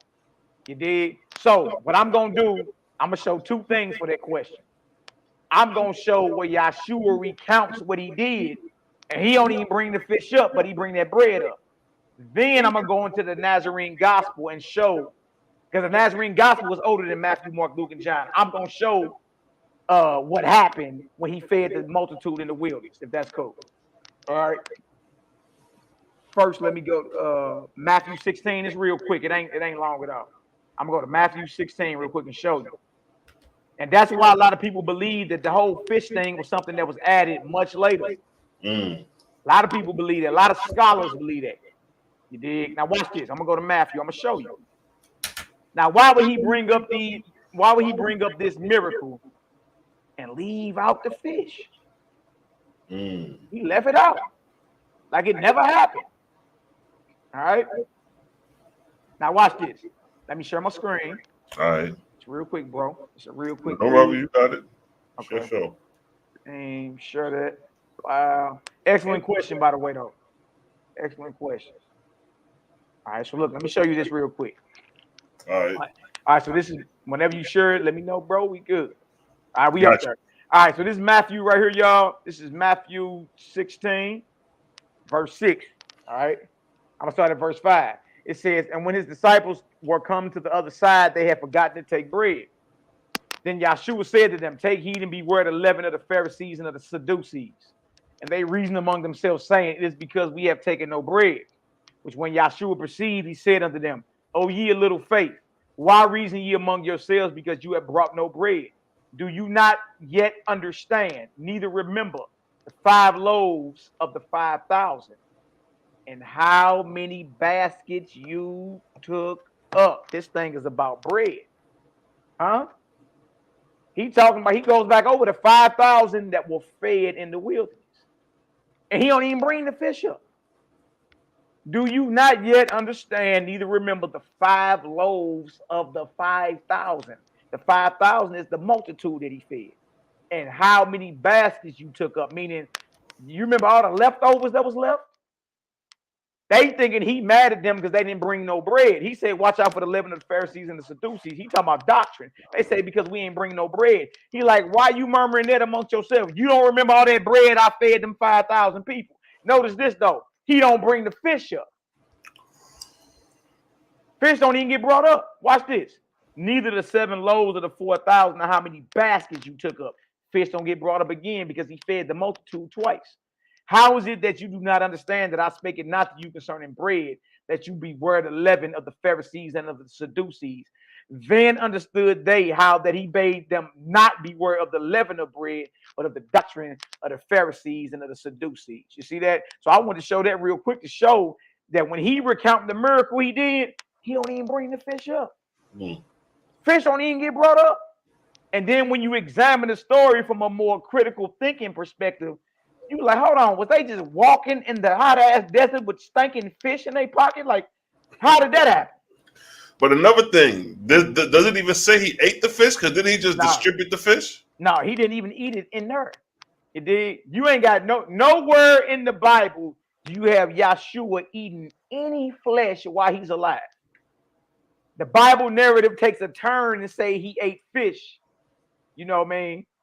That he ate fish after he had resurrected, but that's that's problematic. Angel food is manna, so that don't even make sense. Excellent, excellent. Now I just threw a question in the chat. You know what I mean? What you think about that? Who was the goat god that Israel sacrificed to? Based on my understanding, man, I'm believing it may be what's his name? Baphomet, the he sheep, the Baphomet god with the breast and the, you know what I mean, the Baphomet.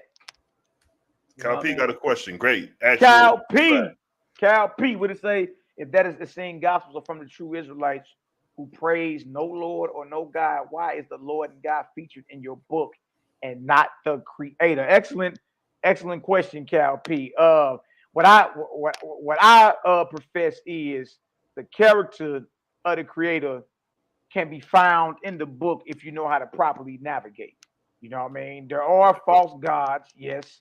There are false scribes and all that. But when you see the battle between, say, Yahshua and the scribes, that's a throwdown between the Creator and, you understand, the false gods. He tell you right in there, you are of your father, the devil. He say, look, you do what you heard from your father, and I do what I heard from my father. So he's putting it on the record that his God or Creator is not the same as the God that's inspiring the nation of Israel. You dig? So then he goes into like, look, no bloodshed. You understand? No murder. What is you doing saying that the Most High lies and kills? And he makes a distinction between the Creator, you understand, and the false gods. So my understanding of it is, if you know what you're doing with the Bible, you can still pull out attributes of the Creator because those belong to him. Those don't belong to the false gods. That's right. You know what I mean? You know, you did an excellent job in distinguishing that, because I noticed when you was reading where it said God, you referenced the Creator. Yeah. And I would agree that's right and exact, because, you know, the Creator is one universal law. So if it's coming from true God, whether it's coming from the Lord God or the Lords or the guardian angels or the prophets and messiahs, it's one message. So being that message was right and exact, dealing with purity of diet, that would be a message from the Creator, although it's saying God. Right. Because even in the Oahspe, it says that if a person calls on God, meaning the omnipotent Creator, it's not blasphemous. It's only blasphemous if you identify the God with the idol and image. Right. So by giving that reference to the dietary law to that degree, we could definitely say that's coming from the Creator indeed. Absolutely. Anything about the dietary law, anything about no bloodshed, like why does something innocent gotta die because, you know what I mean, you went off or you went against the Creator? No bloodshed, peace, communal living, you dig? All that. You dig? So praise. What we got? Mercy always. I'm thinking the twist happened at the very start and it's shown with Abel's sacrifice. Absolutely. Absolutely. See, look, a lot of our people got to realize what we're reading as the Torah or the Tanakh, y'all, what you're reading is at the best is a byproduct of what Ezra brought out of Babylon. At the best, but that ain't even that, because it went right into the Septuagint after that. And, you know, it's all type of, then it was burned under the Greek captivity too and had to be rewritten. You see what I'm saying? So at the best you got, you know, maybe some of the stuff Ezra wrote or something like that, but you got to question certain things, man. Whatever go against the character of the Creator, you got to question it. All right. So let me ask you this. What are some of the false gods that the Israelites was worshiping? Baal is definitely one. Baal, Molech, Shion, Ashtaroth, when you get into the histories, I'm about to bring some stuff out of this one. This is a good one too. Yahweh and the gods and goddesses of Canaan. Y'all see that suck on that front, don't you, bud? And if you notice, he has the same exact pose as Norma, exactly. Yeah, you know, I was going with it. I say, dang. Yeah. When I looked at it, I say, dang, that's crazy. You did, but that's a Canaanite D. That's ball right there. Exactly. You know what I mean? Exactly. I'm like, dang. So Israel is a lot of amalgamation. The proof of that is Amos, the 5th chapter, verse 25 and 26. It tell you wasn't sacrificed to the Most High the whole time you was in the wilderness. That went to Molech. You know what I mean? And then Hosea, the 2nd chapter, the creator talks about there's a day coming where he gonna destroy the names of Baal out of the mouth of the Israelites. You dig? So that means the Israelites are still dealing with Baal in worship. Maybe not name, but in worship. Now I got a great question because I asked this question on Facebook yesterday. Now I got you. Okay. I'm gonna raise the question to you. Now, you hear the Israelites always talking about that Esau and Edom is the devil and all that, right? Yeah. They Satan or whatever. Now, my question is this. I asked this question on Facebook. I said, we showed verses, especially you just came out with it when you showed Leviticus chapter 17, you did verse 6 and 7. And then you just read Amos chapter 5, verse 26, 25 and 26. Now, these verses are talking about Israelites worshiping demons, which is goat gods. Yep. It's talking about burning the fat of animals for a sweet savior to the Lord. Yeah. My question is this. The Bible is showing Israel doing all this abomination, which is satanic and devilish. Where in the Bible is Esau or Edom doing these same sacrifices where we could say, look, here go Edom doing these sacrifices that is connected to Satanism because it's dealing with the devil. Where do we see that? Because we see Israel doing it, but where do we see Edom doing it? Since Edom is the devil that the Bible speaks of. Hey, you know what? That's an excellent question. I only think the closest anybody can get to that is if you go into any other histories of the Bible and you see like some of Esau's sons got to conquering different lands and all that, but to show Edom in the Bible doing the wickedness, say like what Solomon did, and you know what I mean? You don't even see that. You don't even see that. You do see in the Bible though where where it said I hate Esau and all that, but to see them actually officiating at a satanic altar, you dig? Nah, I ain't never seen that ever. Just had a question. Hey, go another brother had a question. Threw something up there. Whole Gospel of John reveals the one true. That may be a statement. I don't know if that's a question. Oh, okay. Yeah. Sound like a statement. Let me see what we got. Cal P say, can the sins of Israel be forgiven without meat sacrifices? Not only but heaven, brother. Let me show you two witnesses real quick. Let me show you real quick. Go ahead, do your thing. It's always been that. It's always been that. When it says without the shedding of blood, there is no remission of sins, that's not right and exact. That's not right and exact. Let me show y'all this real quick. It's a quick read. I'm going to go back into Leviticus again. Watch this. We're going to Leviticus. I'm going to do one in Leviticus and one in Exodus. Right? Meat sacrifices. No, you do not. Nothing needs to die for you to get back in good standing with the Creator. You understand? You have to change your ways and, turn away from what you're doing. First, I'm going to go to Leviticus 5. I'm going to read 11 through 13. Let me show y'all that real quick. All right? And let's work. That's an excellent question, Cal P. Excellent.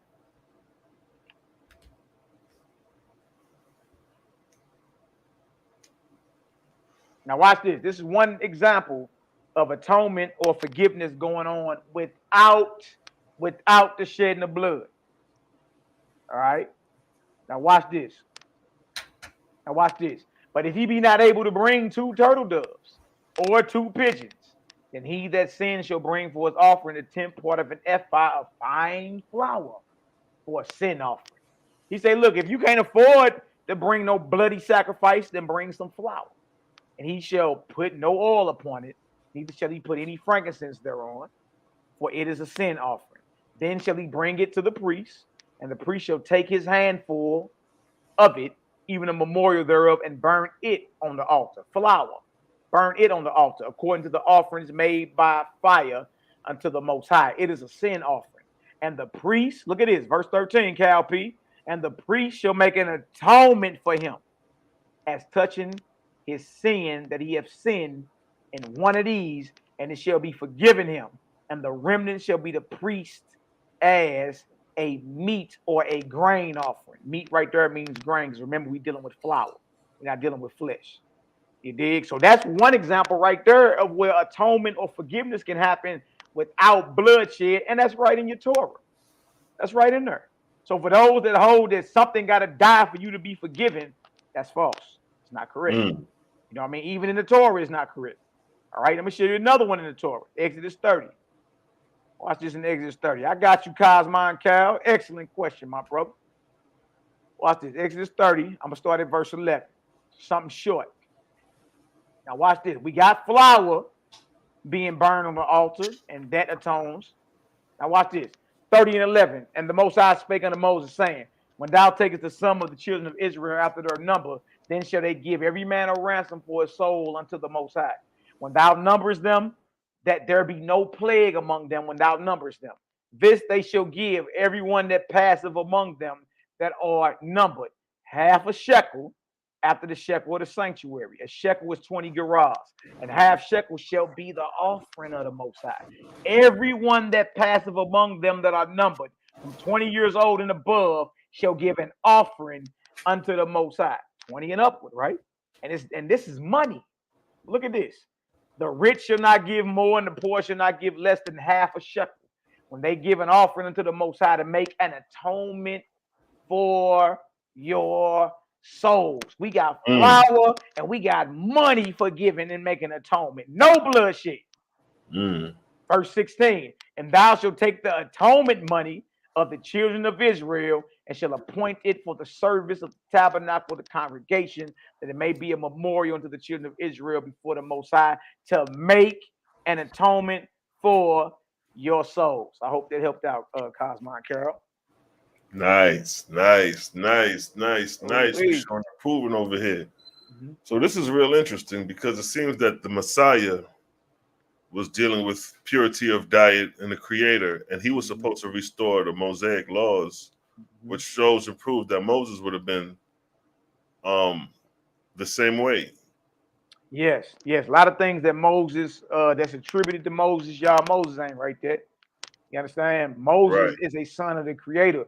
And when you get into Moses, especially in the Oahspe, boy, I read Moses' story. You know what? Powerful. And trip off this. In there, he didn't kill no man. He didn't kill no man in there. The story of Yahshua in there is powerful too, man. Very, very powerful. And it showed that he was dispatched from the Essene community, and in the Oahspe, Yahshua is saying to eat the fruits and the veggies and all that. Not to eat the flesh and all that. So you start seeing this stuff coincide. Exactly. You dig? Cal P got another one for you. Come on, Cal P. All right. So could Yahudah really be the bad guys and eat them? And eat them was truly blameless. And eat who? I guess you're talking about the animals or something. So could Judah really be the bad guys and eat them was truly blameless, only being stigmatized by the tales of a false god? Hey, look. The one thing about the Bible, it does not hide its ugly parts. The sons of Jacob sold their brother Joseph into slavery. Yes. You dig? There are times in the history where these niggas was eating their own children. You know what I mean? So being the bad guy, you dig, is an understatement. You know what I mean? Like we got to be real with ourselves. Like we talk about who threw us into bondage, but don't bring up that where the brothers been throwing brothers in bondage, man. That's what it is. Like they threw their own brother in bondage and then lied to their father. You see what I'm saying? So it don't get no worse than that.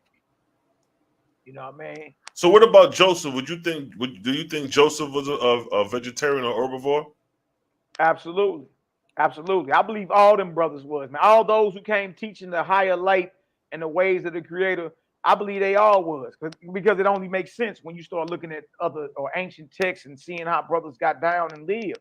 That only makes sense. We just read earlier in the Essene Gospel of Peace about how eating flesh blackens your blood, That's right. thickens your blood. You understand? We read where casting Satan out had to do with getting a fluke worm or a parasite out of you. You know what I mean? That was And that's larger stuff, than the man. yeah, it was longer than dude's body, man. You Now know what I let mean? me give you a testimony to verify that's actual fact. Because Okay. my homeboy, he had a pit, you know what I mean? And he knew I was dealing with the herb. So he asked me, he said, "You think the tea will help with the dogs?" I said, like, yeah, they anatomy just like ours. So he gave some of the tea because the dog was swollen up, you know what I mean? So he gave him some of the tea, and the dog let out a 3-foot tapeworm. Wow. The length of the dog. And he said the dog got better after that. So to verify what you're saying as far as dude letting out a tapeworm, the length of himself, yeah, that shows you how long that tapeworm or that intestinal worm been feeding as a parasite to grow that big. Yeah, and it knows you said their body was in torment. That means your whole entire body inflamed behind it. But that was in that case, that's Satan that he was talking about. In that case, that is the lake of fire he was talking about. And that's what he's talking about right there. And it makes sense because if the body is the tomb and you eat food that's you put death into it, you decay in the tomb. You creating a living hell for the body, literally. You got another question though. So Paul was full of parasites controlling his mind. I would say so. I would say so because, again, why would you be against the Nazarene leadership that Yahshua himself set up? You understand? I can come back on here again one day and show y'all the history behind them brothers, James and Justin, all that. Man, all the history tell you, them brothers never ate flesh. Never. And I'm talking about history. And that's another thing. We got to learn to distinguish between literature and history. All right? Some things are literature. You understand? But the literature can have some historical points in it. You dig? But literature is literature. You know what I mean? History is history. So when you start searching history for the first century messianic movement and all that, you start seeing things a little different. Say, oh no, I see where it split. I see what went down. So by the time they decide to go ahead and agree on the New Testament, this is 300 years after Yahshua. And guess what? Don't it make sense that the Roman authorities would agree to have the majority of the New Testament written by a man who had Roman citizenship? Paul. Paul has over 70 to 80% of the New Testament. Wow. So somebody had to decide to allow that in there and leave out everything else I was going over today, because all that's been around since then. You see what I'm saying? That means men voted to make Paul the majority of the New Testament. That was a vote. And everything else that didn't fit Rome's agenda was left out as pseudepigrapha, left out, you know what I mean, as heresy. Now, do you think the Paul conspiracy has anything to do with the Piso-Roman family conspiracy? Hey, you know, I'm glad you said that. I'm glad you said the way you talking, I'm like, damn, that may be a connection there. Yeah, because the Flavian family, that's first century as well. Right. You know what I mean? But they don't, but Rome don't start agreeing on the compiling of the New Testament till like after the 300s. So you dealing with, you know what I mean, what, 200-300 years before they start agreeing on what can be considered New Testament. It wasn't until the 6th century that Revelations was added to the New Testament. See, people don't even know that. They think Revelations came in the 1st century with it. No, Revelations was it was the Shepherd of Hermas at first. Revelation wasn't even in New Testament at first. You dig? The oldest existing New Testament on record is something called Codex Sinaiticus. Right. Codex Sinaiticus. Don't look it up. It'll blow your mind. Revelation ain't even in the New Testament with that. You see what I'm saying? See, this is the thing. They want to talk about adding and taking away. Now you got a whole New Testament that ain't got the book of Revelations. First, you got a New Testament. You know what I mean? Then you got a Revelation that was added. Yeah. So how are they going to be so strict about this adding and taking away when it's all through the goddamn book niggas adding and taking away? All the scribes been doing it. They forgot the memo. They been doing this. Right. So in other words, Selah Shalom can't be guilty of adding to and taking away from the scripture. He not a scribe. Right. Malachi, Maccabee can't be guilty of adding to and taking away from the scripture because we're not scribes. You see what I'm saying? We just present the information. It just so happened to be that the oldest existing New Testament is Codex Sinaiticus. You go look it up. Revelations wasn't even the last book in the Bible or the New Testament at that time. It was the Shepherd of Hermas. So the whole add to and take from, they've been doing that even with the Torah. The Torah, what was added to the Torah? Right after Deuteronomy, Joshua. That's added. No, this is let me ask you this. So Yahshua was really showing peace, love, and unity, dietary law of purity. He wasn't really talking like he talking about let's go to war, let's draw the sword and go kill off these Romans. But you notice in Revelations, right? The second coming. Now, some people say this is the second coming of the Messiah, which is Jesus Christ or Yeshua. But in that chapter 19, with the second coming, he's coming to do battle. Yeah, blood shit up to the horse's bridle. Right. Blood up to the horse's bridle. So that's an interesting thing. I'm like, okay, if he's against murder and killing while he was alive on earth, why would his laws or stature change coming back? Right. Look, and that right there is a strong that's a strong point of contention. That's very, very strong. You dig? Especially if we understand that Revelations wasn't even part of the original New Testament. You see what I'm saying? Once we understand that, then you gotta comb through what you read and then really ask yourself, does that fit the character of the creator? You understand? Now, when I like I say, I'm reading some of the Oahspe. Now, matter of fact, I'm in that book of Oahspe. Cold-blooded. Man, look, man. Boy, his pull-up game so hard, it's ridiculous. Clip up, boy. Man, this cat pulled up. Look, he ain't respecting it. He pulling right up to your throne. Exactly. Clip up, cuff up. Y'all know better. So, but what he said in there was so powerful is that he told the false god, he like, look, we come unarmed. We come with the power and the authority of the creator. You see and that? Shut it all down. Exactly. So you got, once you start reading stuff like that, and then you start reading other accounts, it's just like you got to question that, huh? Because what need is there to shed blood? Shed blood, should I say? Really ain't no need. You know what I mean? You dig your own hell. Right. You know what I mean? You dig your own torment and your own hell. So you dig? Yeah, that's something to look at, though. All right. So I'll let you get this last question from Cal P. Okay. How about to take to the false gods? Oh, that's a good one, Cal P. So could Judah actually be the bad guys, and Edom really be blameless, being stigmatized by the text of the false gods? Possible, but there's other stuff. Like for instance, I'm gonna give you an example. In the book of Esther, it's this cat named Haman. All right, he's an Agagite. It just so happened Agag was the king of Amalek, who just so happened to be the grandson of Esau. And Haman, hating ass Haman, was nowhere near blameless. This cat made it his business to destroy Israel from off the map. You know what I mean? That's in the book of Esther. When you get a chance, look at the Esther, Mordecai, you know what I mean? Haman, the Persian king at the time. It did, but that was an Edomite next to the Persian king. And his whole mission was to wipe the children of Israel off the map. So could he be blameless? I don't know anything about that. All I can do is really deal with real time. You understand? Deal with what's in front of me, real time, and judge actions based off that. You dig? Because history is muffled, man. You dig? Some histories say this, some histories say another thing. You dig? You can look into certain histories, for example, about Baal. There are some histories that tell you El is the son of Baal. You know what I mean? There's some histories that tell you, no, they one and the same. El and Assur of Egypt is the same because of the headpiece. So it really comes down to the history, whose research or whose history you studying. And once you meditate and resonate with it, it just comes down to what makes the most sense to you.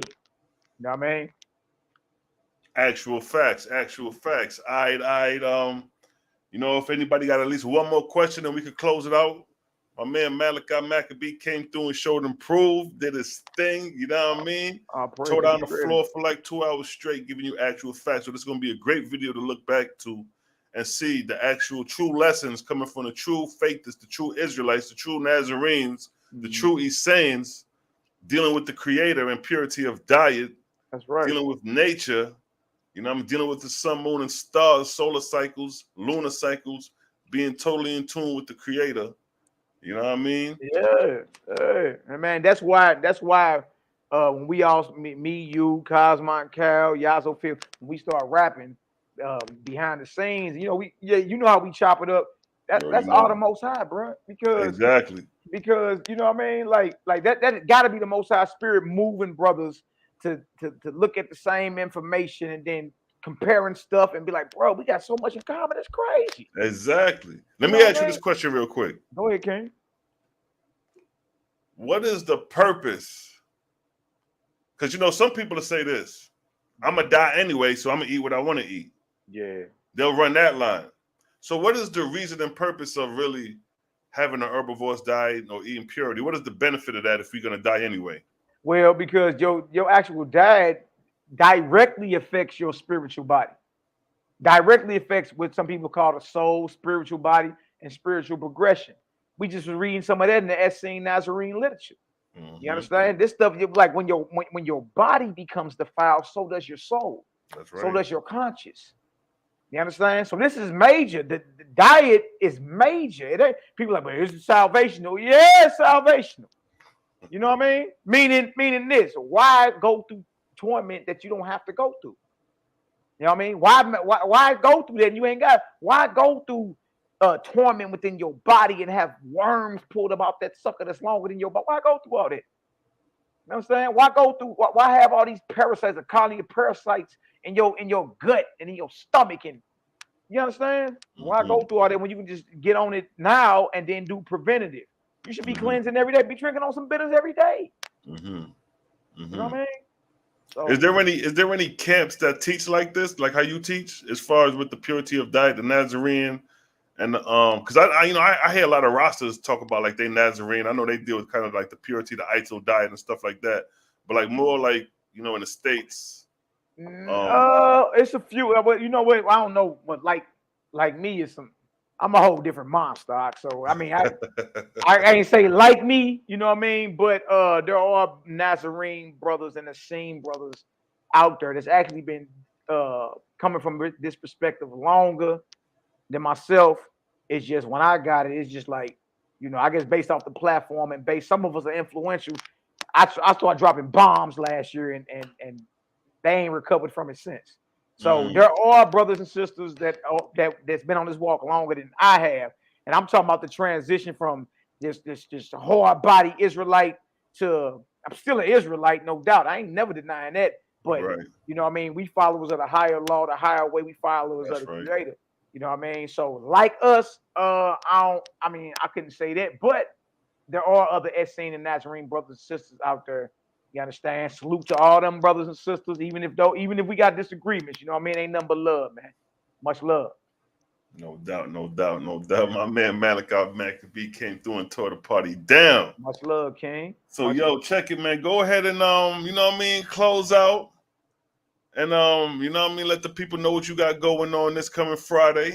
Yeah. And then you know what I mean? This Friday, what we doing? Me, Selah Shalom, Cosmo, and Cal, our brothers Yazoo Fit. We working together as a unit to put together what's called the Battle of the Holy Books. You know what I mean? And the way we visioned it when we first started talking, the way we visioned it was for a good 7 practitioners of whatever holy book, you know what I mean, up on the stage, and a crowd of 200 to 300 people get a chance to ask a question one at a time. And each question goes to every practitioner, and we're going to see which book is spiritually superior. You dig? So that's what I already been working on. We've been working on. And in the meantime, bro's like, man, look, man, clear all this up, man. It's taking too long, man. We ready to swing sword. We ready to swing. I said, all right, bet. So we started doing we had the debate, our brother Selah Shalom with Ben Yakanan. Dawid, Yermi Yahoo. It was we had the interview with brother Selah. Then we had the debate. You dig? So this Friday we got our brother Cal P, Cosmine Cal.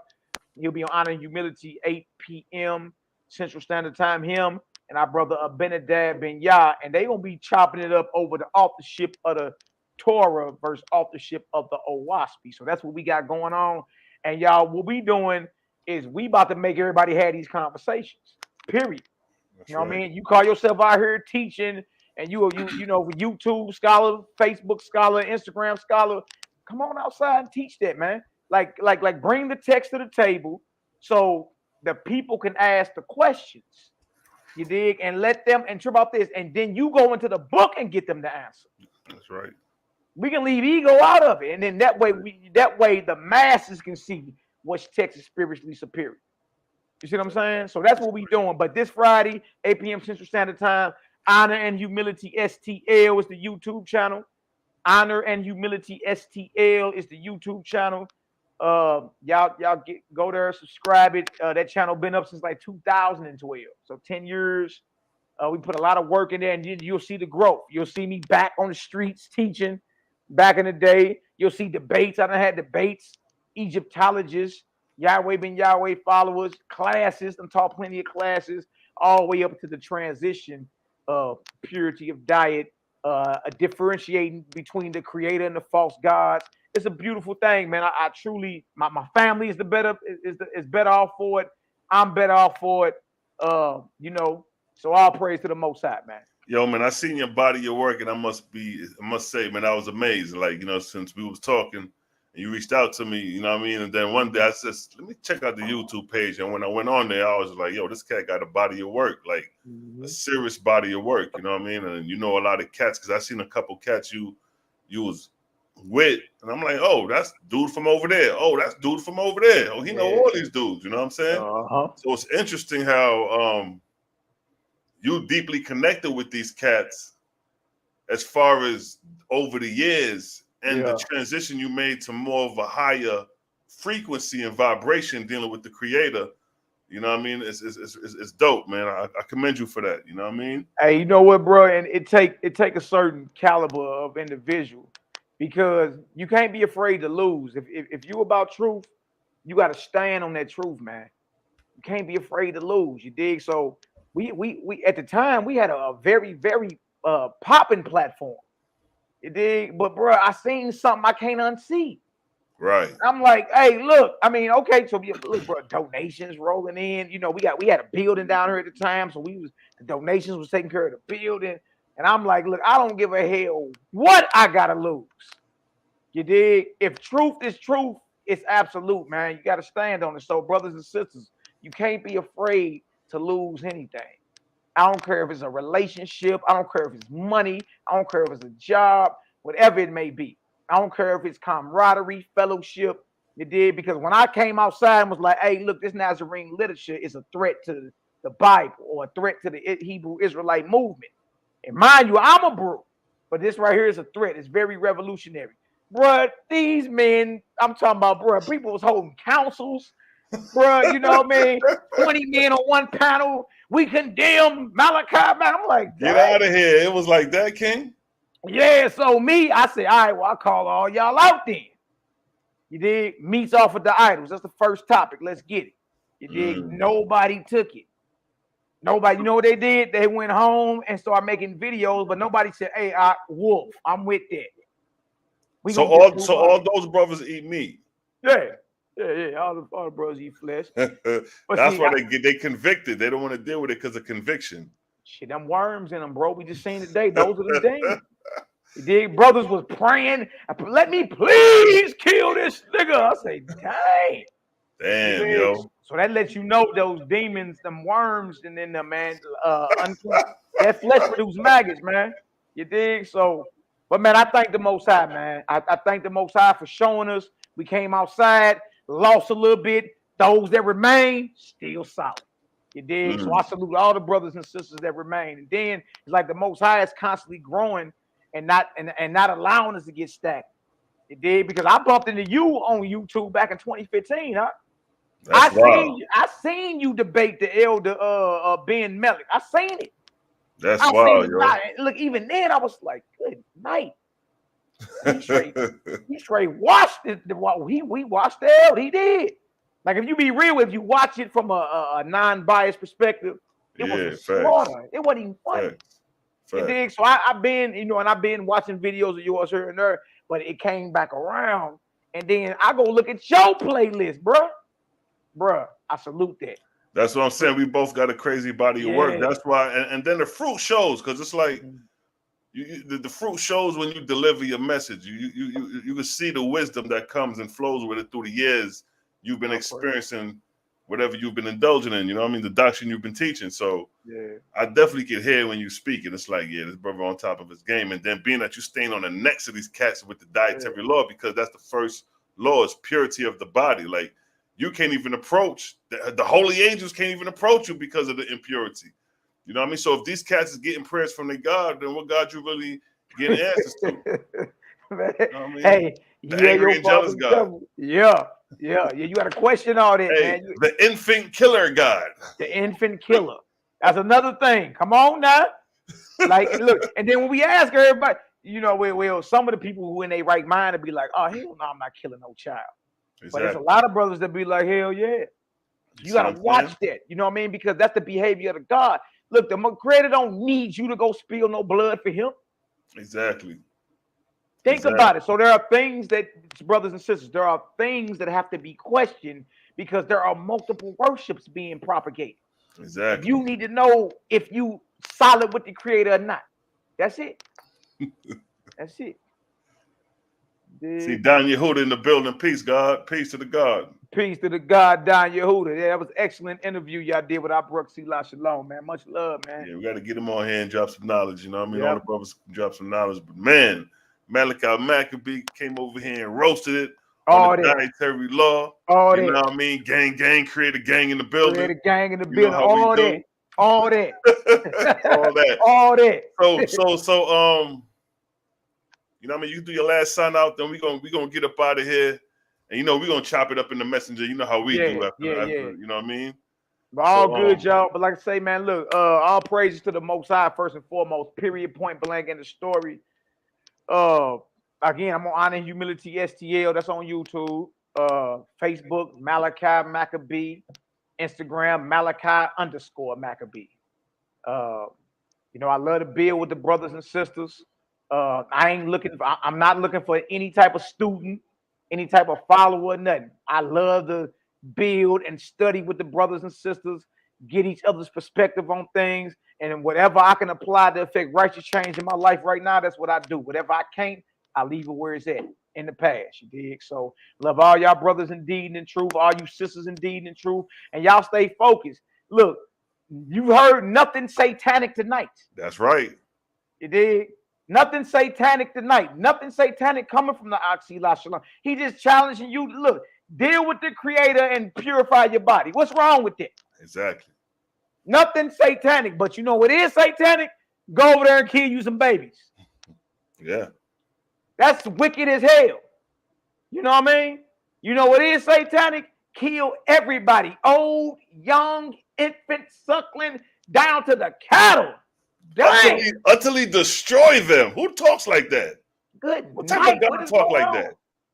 You know what I mean? So understand who you serve and who you dealing with, man. That's it. And dig and look. And since these vessels are the temple of the Creator, purify that.